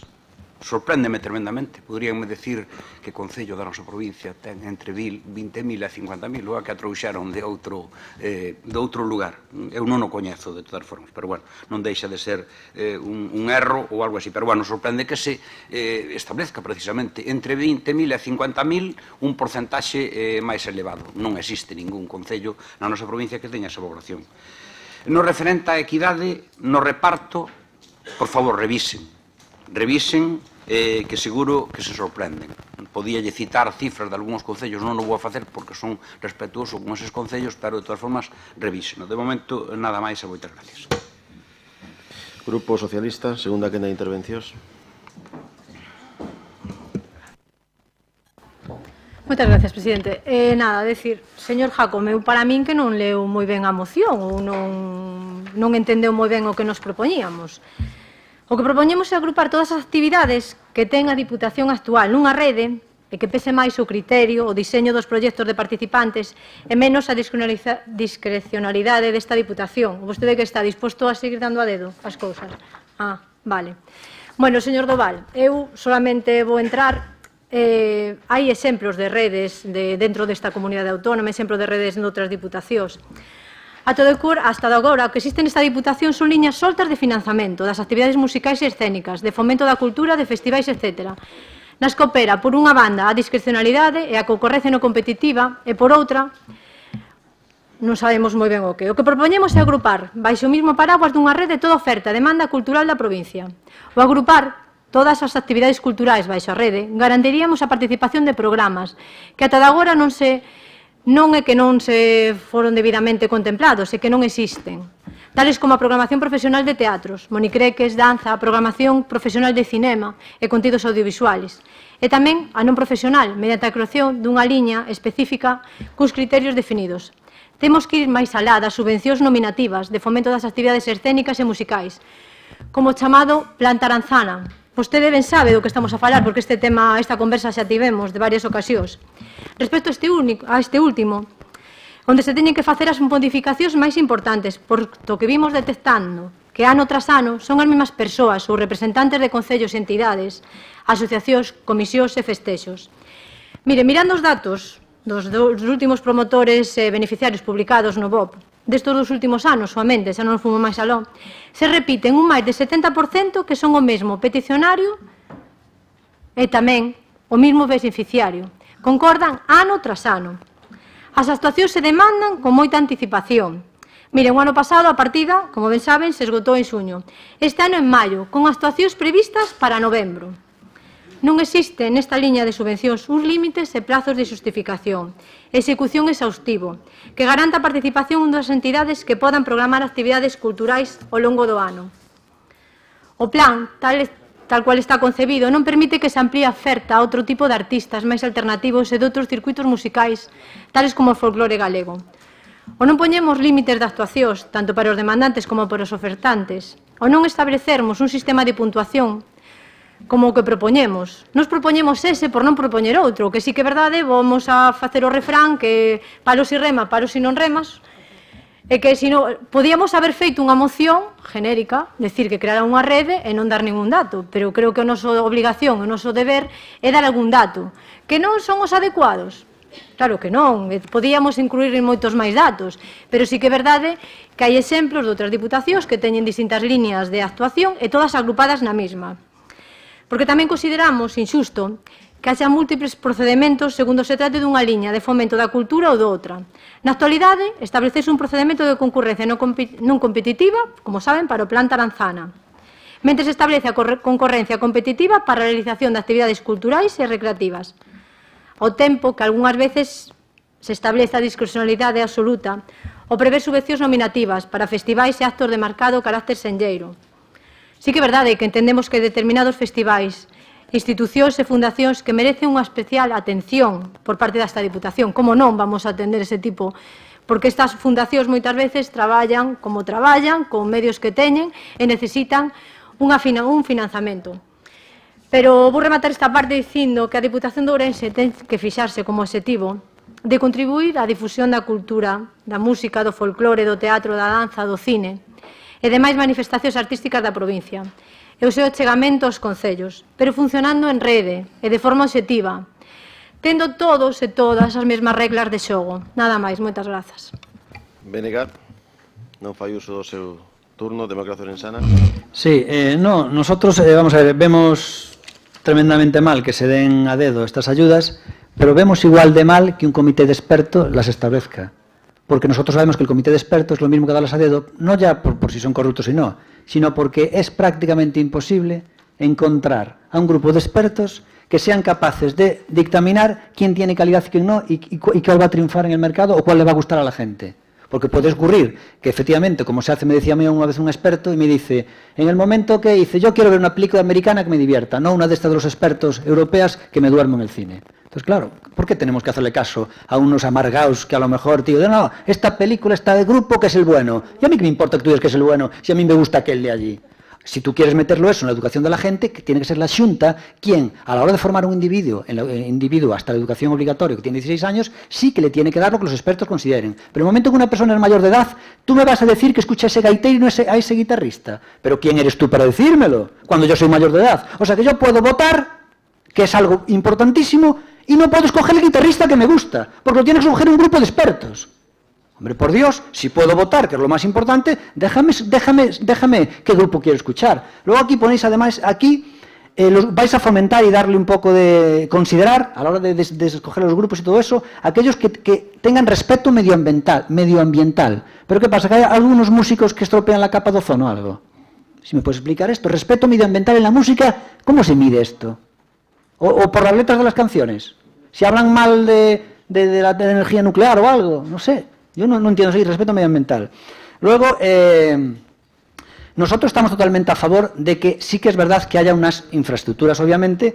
Primero, que la gente tiene que estar formada y para eso la educación, las competencias de educación están en la Xunta de Galicia. Y luego sí que tiene que haber, estamos a favor de las infraestructuras. Es decir, estamos en contra de las subvenciones para cualquier actividad musical, pero sí que estamos a favor de que existan recintos. Eso sí que estamos a favor de que existan ciertos recintos. No, por supuesto, tampoco la proliferación de tantos auditorios como ha habido, por ejemplo, últimamente, pero estamos a favor de que haya ciertas infraestructuras. No estamos a favor de subvencionar a los atletas, pero estamos a favor de subvencionar una pista de atletismo donde puedan correr. Entonces estamos totalmente en contra de llevar una moción de este tipo y máxime donde un comité de expertos va a decir quiénes son buenos y malos. Pero si el ejemplo más bonito está en Google, el buscador Google. Google, que es una historia fascinante, ellos, los que lo inventaron, querían venderlo por $1 millón, pero los de Ranseros lo ofrecieron solamente 800.000. Y dijo el tío de Google, no, yo quiero 1 millón, y solo dieron 800.000 porque realmente eso no iba a ningún lado. Al final no lo vendieron por un rollo de cabezonería, y sabemos lo que acabó con Google. Es decir, los expertos, ninguno fue capaz de ver lo que valía Google. Y ahora me vienen aquí con unos expertos que me van a decir qué grupo es el bueno y qué grupo es el malo. Hombre, por Dios. Grupo Popular. Moi ben. Eu quero pensar que agora xa me dou conta por que puxeron o número de habitantes, porque parece que o copiaron de algunha outra deputación. Eu sei que vostedes ten capacidade, vostede concretamente ten capacidade para ter unha moción aquí sin copiala de ningún lado, por lo tanto lamento ese erro na cousa. Ben, evidentemente son consciente de que a picaresca está presente a veces aí. Prométolle que trataremos por todos os medios de, se existe, detectamos que posiblemente usted teña razón, eu tamén o vin observando, pois trataremos de erradicala porque así non pode ser. O sea, o compadreo non é culpa das persoas ou das entidades que non son responsables, pero eso aí creo que vivimos nunha sociedade democrática e en liberdade, por lo tanto, eso non conduce a nada. Por suposto, tomo nota da parte crítica constructiva que vostedes todos fan, do outro, o que non comparto, pois lamentalo nada máis. Pero, de algún xeito, vexome na obriga de, porque non somente esa deputación é eso que esas actividades que organiza, vou dar así de pasada un pouco por onde vai a cultura desta institución. Vexome na obriga é solamente unhas pinceladas. Por suposto, a política cultural da deputación, como non pode ser de outro xeito, vai máis aló do que traen a debate. Tenta por dar resposta a unha realidade complexa dende un punto de vista global. As axudas que concede a Deputación de Ourense para actividades culturais, deportivas e de ocio a concellos, mancomunidades, comisións de festas, asociacións de veciños e outras entidades sin ánimo de lucro, faise con obxectividade. Non se pretende facer hacia ningún lado concreto. E con total transparencia desde o que é a institución, mediante concursos públicos específicos aos cuales poden concurrir calquera. Concédense subvencións para actividades singulares que trascenden máis aló do ámbito territorial concreto. Vostede xa falaba exemplos, a Mostra Internacional de Teatro, a Festa da Historia, Fetega, tal. Existe un gran número de actividades que organiza directamente a Deputación que, dende logo, son un referente cultural e de ocio, que tentan chegar a todos os veciños con independencia do lugar no que residan. Citarei algunhas para non estenderme moito. Pazolandia, da que disfrutan moitos nenos da provincia, e eu estou contento con eso, ainda que a veces alguén pode ter unha visión distinta. Manzaneda esquiou, tan importante para que os nenos, porque antes parece que a neve só podían acceder os ricos, pois fagamos que os nenos e as nenas da nosa provincia pois podan achegarse a esa realidade que creo que merecen disfrutar dela. O ICCWI, actividades do teatro principal, onde hai, evidentemente, multitud de actividades que podese compartir ou non, pero creo que merece a pena e que, desde logo... A Romería Raigame, que, desde logo, é un referente, creo que a nivel de todo o Estado. Ora, Encanto, que é algo que se ven facendo nos 2 últimos anos en colaboración co Concello de Ourense, e a verdade é que participan nenos e nenas de toda a provincia, sobre todo cativos, e que utilizan o máis importante que temos as persoas, que non é nin máis nin menos isto que nos permite dirixirnos uns a outros, salvo aqueles que teñen a desgracia de non facelo, que é a voz. A Festa da Palabra na Iso dos Poetas, a que tamén concurren moitísimos nenos e nenas que son o presente e o futuro do noso país.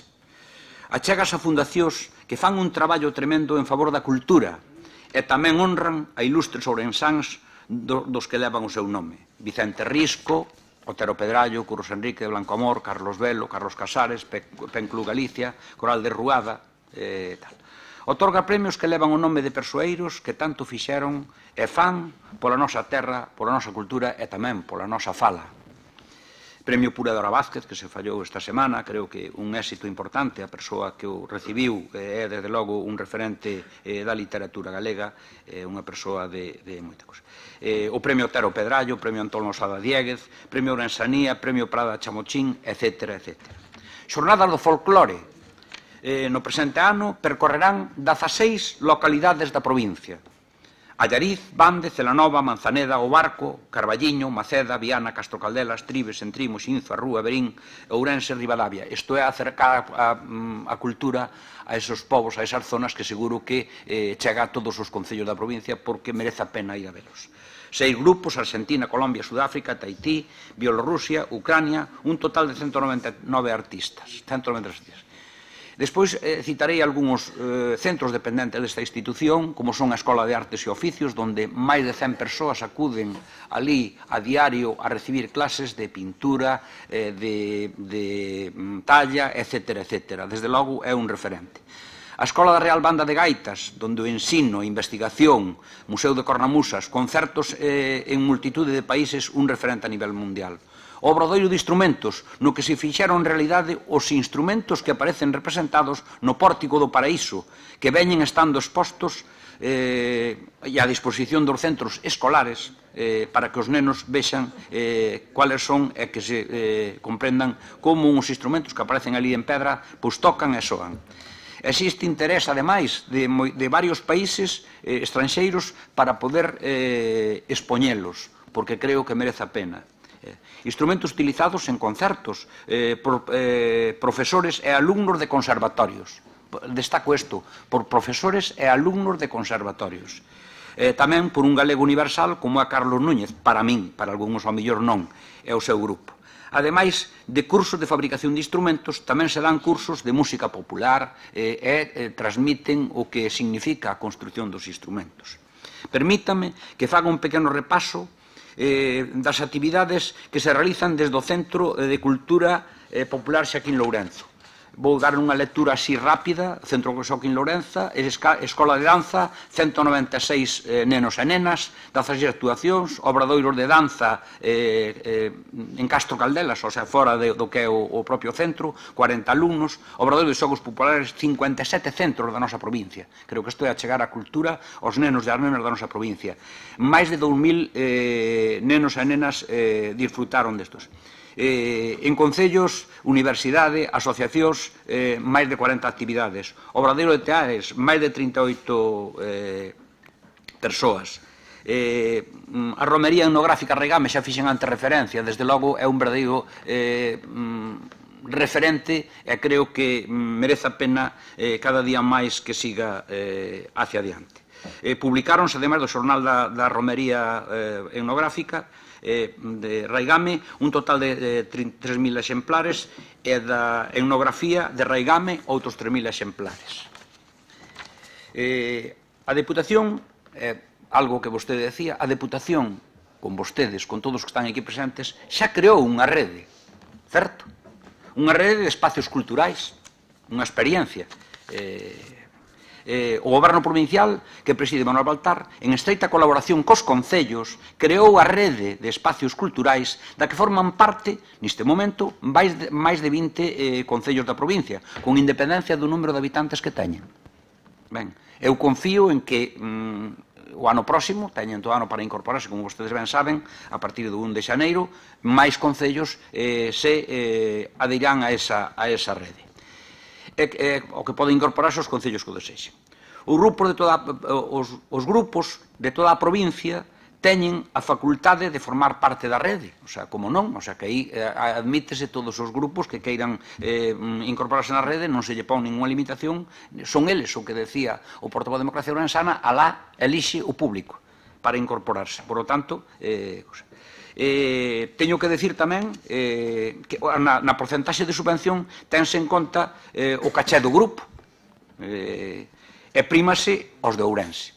Tamén o saben ustedes, e creo que ademais estuvemos todos de acordo neso. O orzamento do presente exercicio duplicouse respecto do ano anterior, por lo tanto, esa mingua que vostedes citan, eu non a vexo.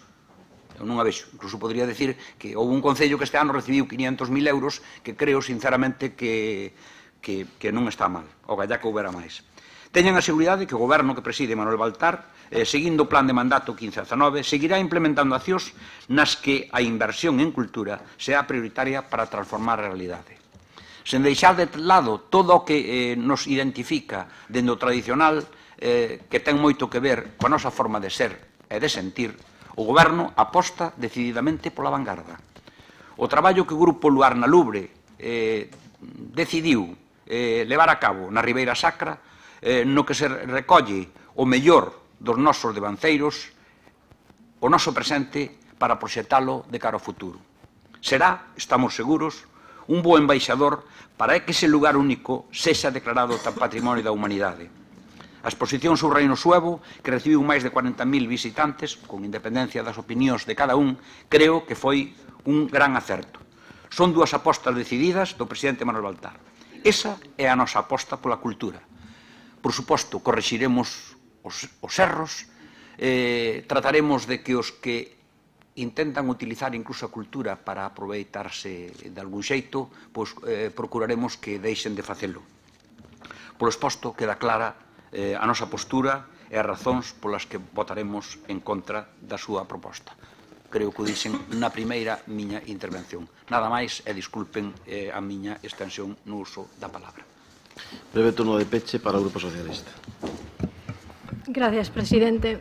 Moitas gracias, señor Doval, por todo ese relatorio de todas as actividades que participa a Diputación, que colabora a Diputación. Pero nós o que propoñemos era moi sinxelo, para nada vamos a intervir nese tipo de cousas. Nos non propoñemos intervir en Reigame, non propoñemos intervir. Propoñemos un sistema sinxelo, participativo e, como non, transparente, porque queremos un sistema transparente. É moi sinxelo. O que queremos é poñer en marcha unha rede cultural que englobe os distintos programas que ten esta casa. Englobe os distintos programas en liñas de financiación de actividades culturais, escénicas e fomento da cultura, de festivais.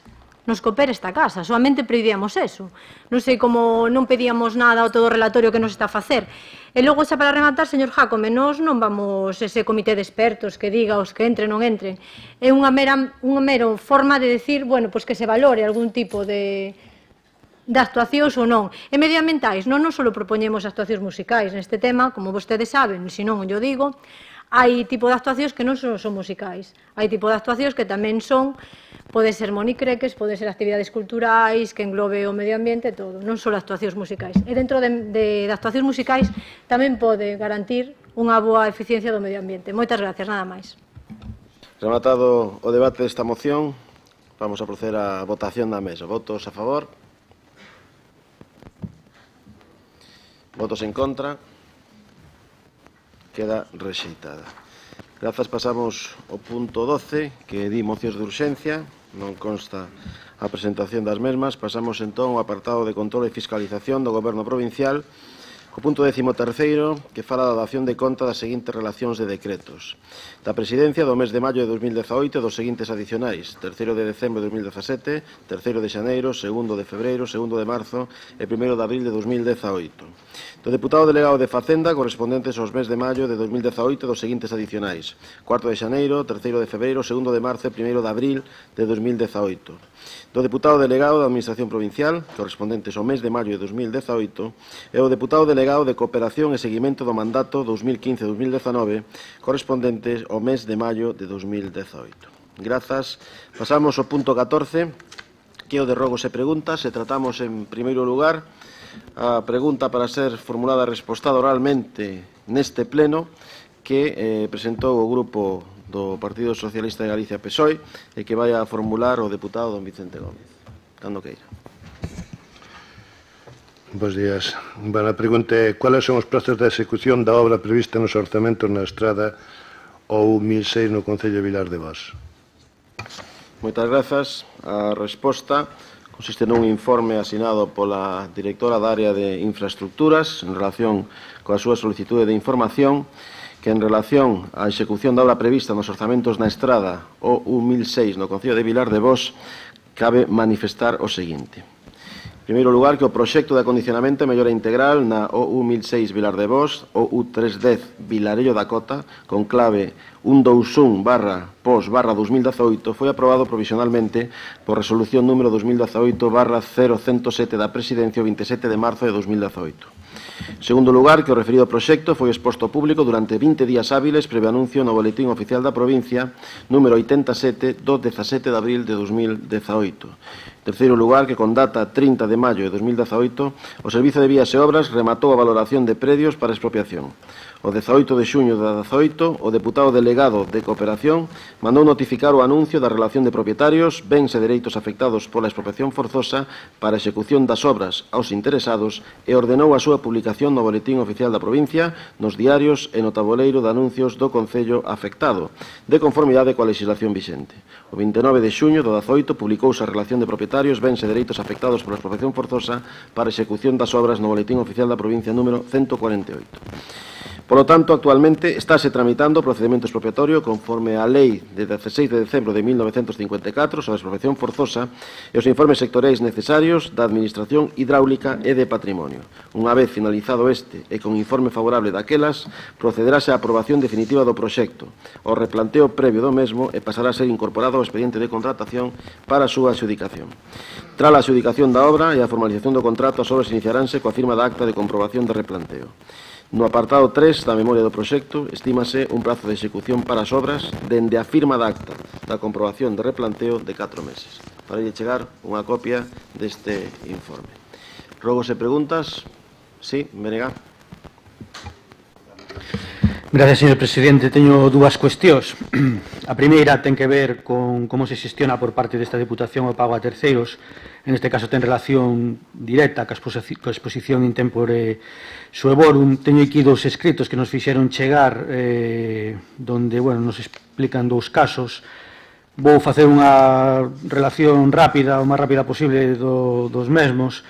Hola, Ramiro, puxeme en contacto con vos de cara a dar solución ao tema do pago aos investigadores que traballaron no catálogo da exposición temporal organizada pola Deputación de Ourense, que levou por título In Tempore Sueborum. O meu caso persoal é fácil de resumir. A organización en nome dos seus comisarios solicita o día 30 de 7 de 2017 que elabore 4 fichas para o catálogo da mostra, por o que me proporcionan 3 arquivos xuntos donde figura, entre outros, o importe de cada unha das fichas, o modelo de ficha, a folla de liquidación de terceiros. O día 18 do 9 enviei a López Quiroga a editar fichas, o día 19 do 9 enviei a folla de liquidación. 4 días despois da inauguración enviei un novo correo dito enderezo informando de tanto de erro nos carteles e solicitando o pago das devanditas fichas. Deixado pasar o tempo, agardando algún tipo de contestación, agardei ata o 15 do 2, no que reenvío o correo do 18 do 12, ao enderezo privado do comisario e mesmo polo que se me solicitara a elaboración dos textos sen obter resposta de ningún tipo. O día 22 chamo o teléfono da coordinadora que me informa que deixa de selo e envío o correo enderezo referido da exposición reafirmando as antiguas solicitudes e solicitando a corrección de erros do catálogo. xa que eu como investigadora independente teño que subir anualmente o meu currículo investigador, e por ele non era posible, sen resposta, o día 16 do 4 de 2018 escribo o novo enderezo da organización. Esta vez, ademais das antigas reclamacións, solicito un documento acreditativo da miña autoría co fin de poder presentar a efectos oportunos esta parte do currículo investigador do 2017. Este correo foi contestado o mesmo día por Isabel Rodríguez, a persoa que sustituía na coordinación a Mercedes Rozas, e nel indica que, en resposta ao seu mail, no referido catálogo, debo dicirlle que tendose detectado varios erros e omisións na primeira edición do mesmo, entre eles a non inclusión do seu nome. Dende a organización da exposición decidise enviar tanto os autores como os museos a segunda edición do antidito catálogo cando estén listos os novos exemplares. Neste momento estás elaborando a segunda edición das correccións oportunas. Respecto ao pago dos autores, paso a súa reclamación ao coordinador xeral da exposición, señor Gómez Villar, pois este departamento non levamos a tramitación dos pagos. De novo escribo o correo da coordinación o día 2 do 5 do 2018 informando que tivera na miña man a segunda versión do catálogo que se viña corrixido e seguía a reclamar o pago dos textos. Non é un caso único. Hai outro rapaz que se puxo en contacto con nós. Nesta mensaxe achego o documento de aceptación do orzamento que se enviou ao Museo Provincial de Lugo en xuño de 2017. No verao executouse o servicio en Lugo, a peza permaneceu no museo durante o outono ata o envío a Ourense.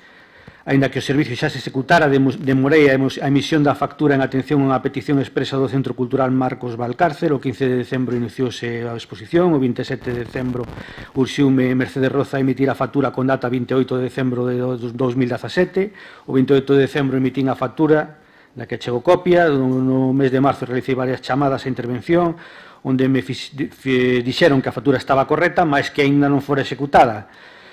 A pesar de ter finalizado o prazo legal, remitironme a Aurelio Gómez Villar, que non atendeu ninguna das miñas chamadas. O 3 de abril do 2018, transcurrido xa 96 días, desde a emisión da factura, registrei un novo escrito reclamando pagamento. Posteriormente, tentei contactar novamente co señor Gómez Villar sen éxito, e hoxe, 28 de xuño, onte, 28 de xuño, cumpríanse 183 días da emisión da factura a 9 meses da execución de servicio. Sigue sin cobrar.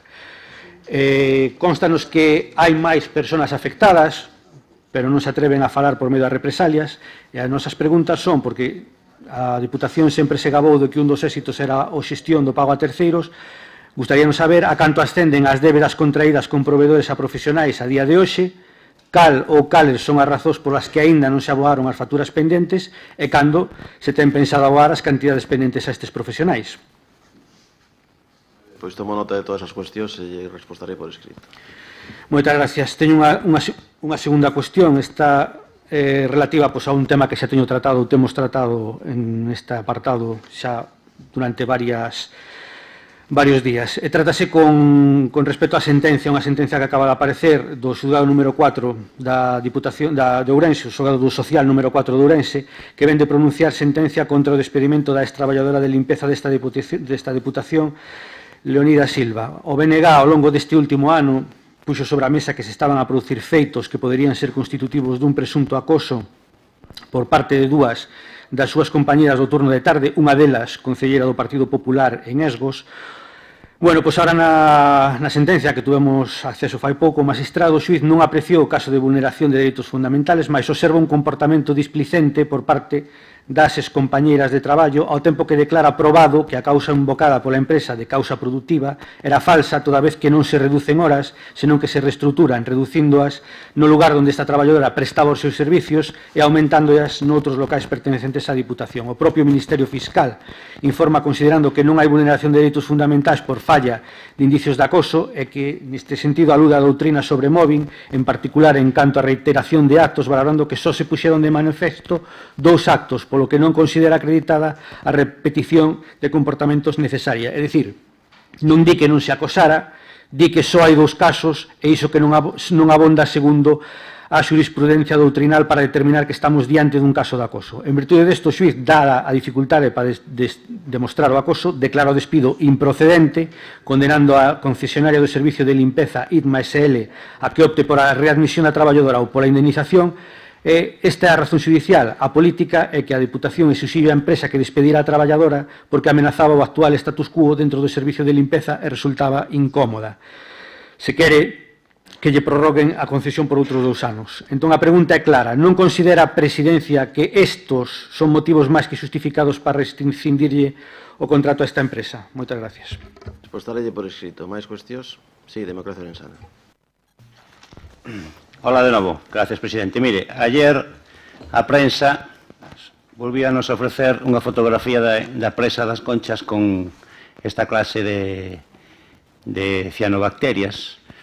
Pois a pregunta, queremos facer unha pregunta, e é se, tendo en conta a influencia que pode ter isto na saúde pública e nos recursos turísticos, económicos da zona, e tendo en conta que a Confederación Hidrográfica se encontra nunha situación de especie de vacío de poder, xa saben por qué, ainda que hoxe por hoxe, pois, nominalmente hai unha persoa ao cargo, o feito de que cambiase o goberno en Madrid, pois fará en breve pois que se cambie a esa persoa por outra, posto que é un puesto político, e iso fai-nos pensar pois que a Confederación Hidrográfica non tomará medidas en algún tempo, pois por razóns máis que obvias, non? Entón, a pregunta é se a Deputación ten pensado tomar algunha medida, dar algún tipo de axuda, de algún tipo de apoio ou algunha medida que podia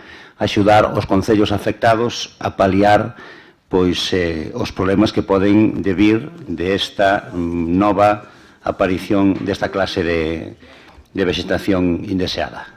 Recabarei un informe, vou recabar un informe da área de medio ambiente, do que lle darei traslado que contemple esa posibilidade. Alguna cuestión máis? Sí. Un rogo así a modo de brincadeira. Non tedes moitas máis ideas, non lle demos máis ao Plácido do que xa recibe habitualmente desta Diputación, que sexa a Confederación ou quen sexa, pero bueno, da Diputación xa leva dabondo. Hai outros que lle tocará tamén repartir algo. Isto decía xa a modo de brincadeira. Fago un rogo, porque non sei exactamente cal é a denominación, creo que é Directora Xeral de Recursos Humanos, creo que temos ahora, non sei, pregunto, non sei se esa é a denominación, pero creo que era así, non? Eu rogaría, antes o BNG facía alusión a unha cuestión, que eu, dende logo, nin entro nin saio, porque descoñezo, pero se falamos, por exemplo, na comisión informativa, levamos unha RPT, a mí me gustaría, como deputado, e como creo que é de recibo, como facemos ca señora interventora, como facemos co secretario, pois eu creo que nun documento dese tipo ou de outro tipo que afecte ao personal desta casa, eu creo que non estaría mal que, cando menos, estuvera presente esta directora xeral de Recursos Humanos, que nos explicase moitas veces cuestións técnicas. Eu creo que é unha cuestión que se pode facer e creo que é de recibo, ademais. Creo que é un rogo totalmente normal para esta e para outras cuestións. Moitas gracias. Tómase nota do rogo, algunha cuestión máis? Pois, se non hai, levantas a sesión.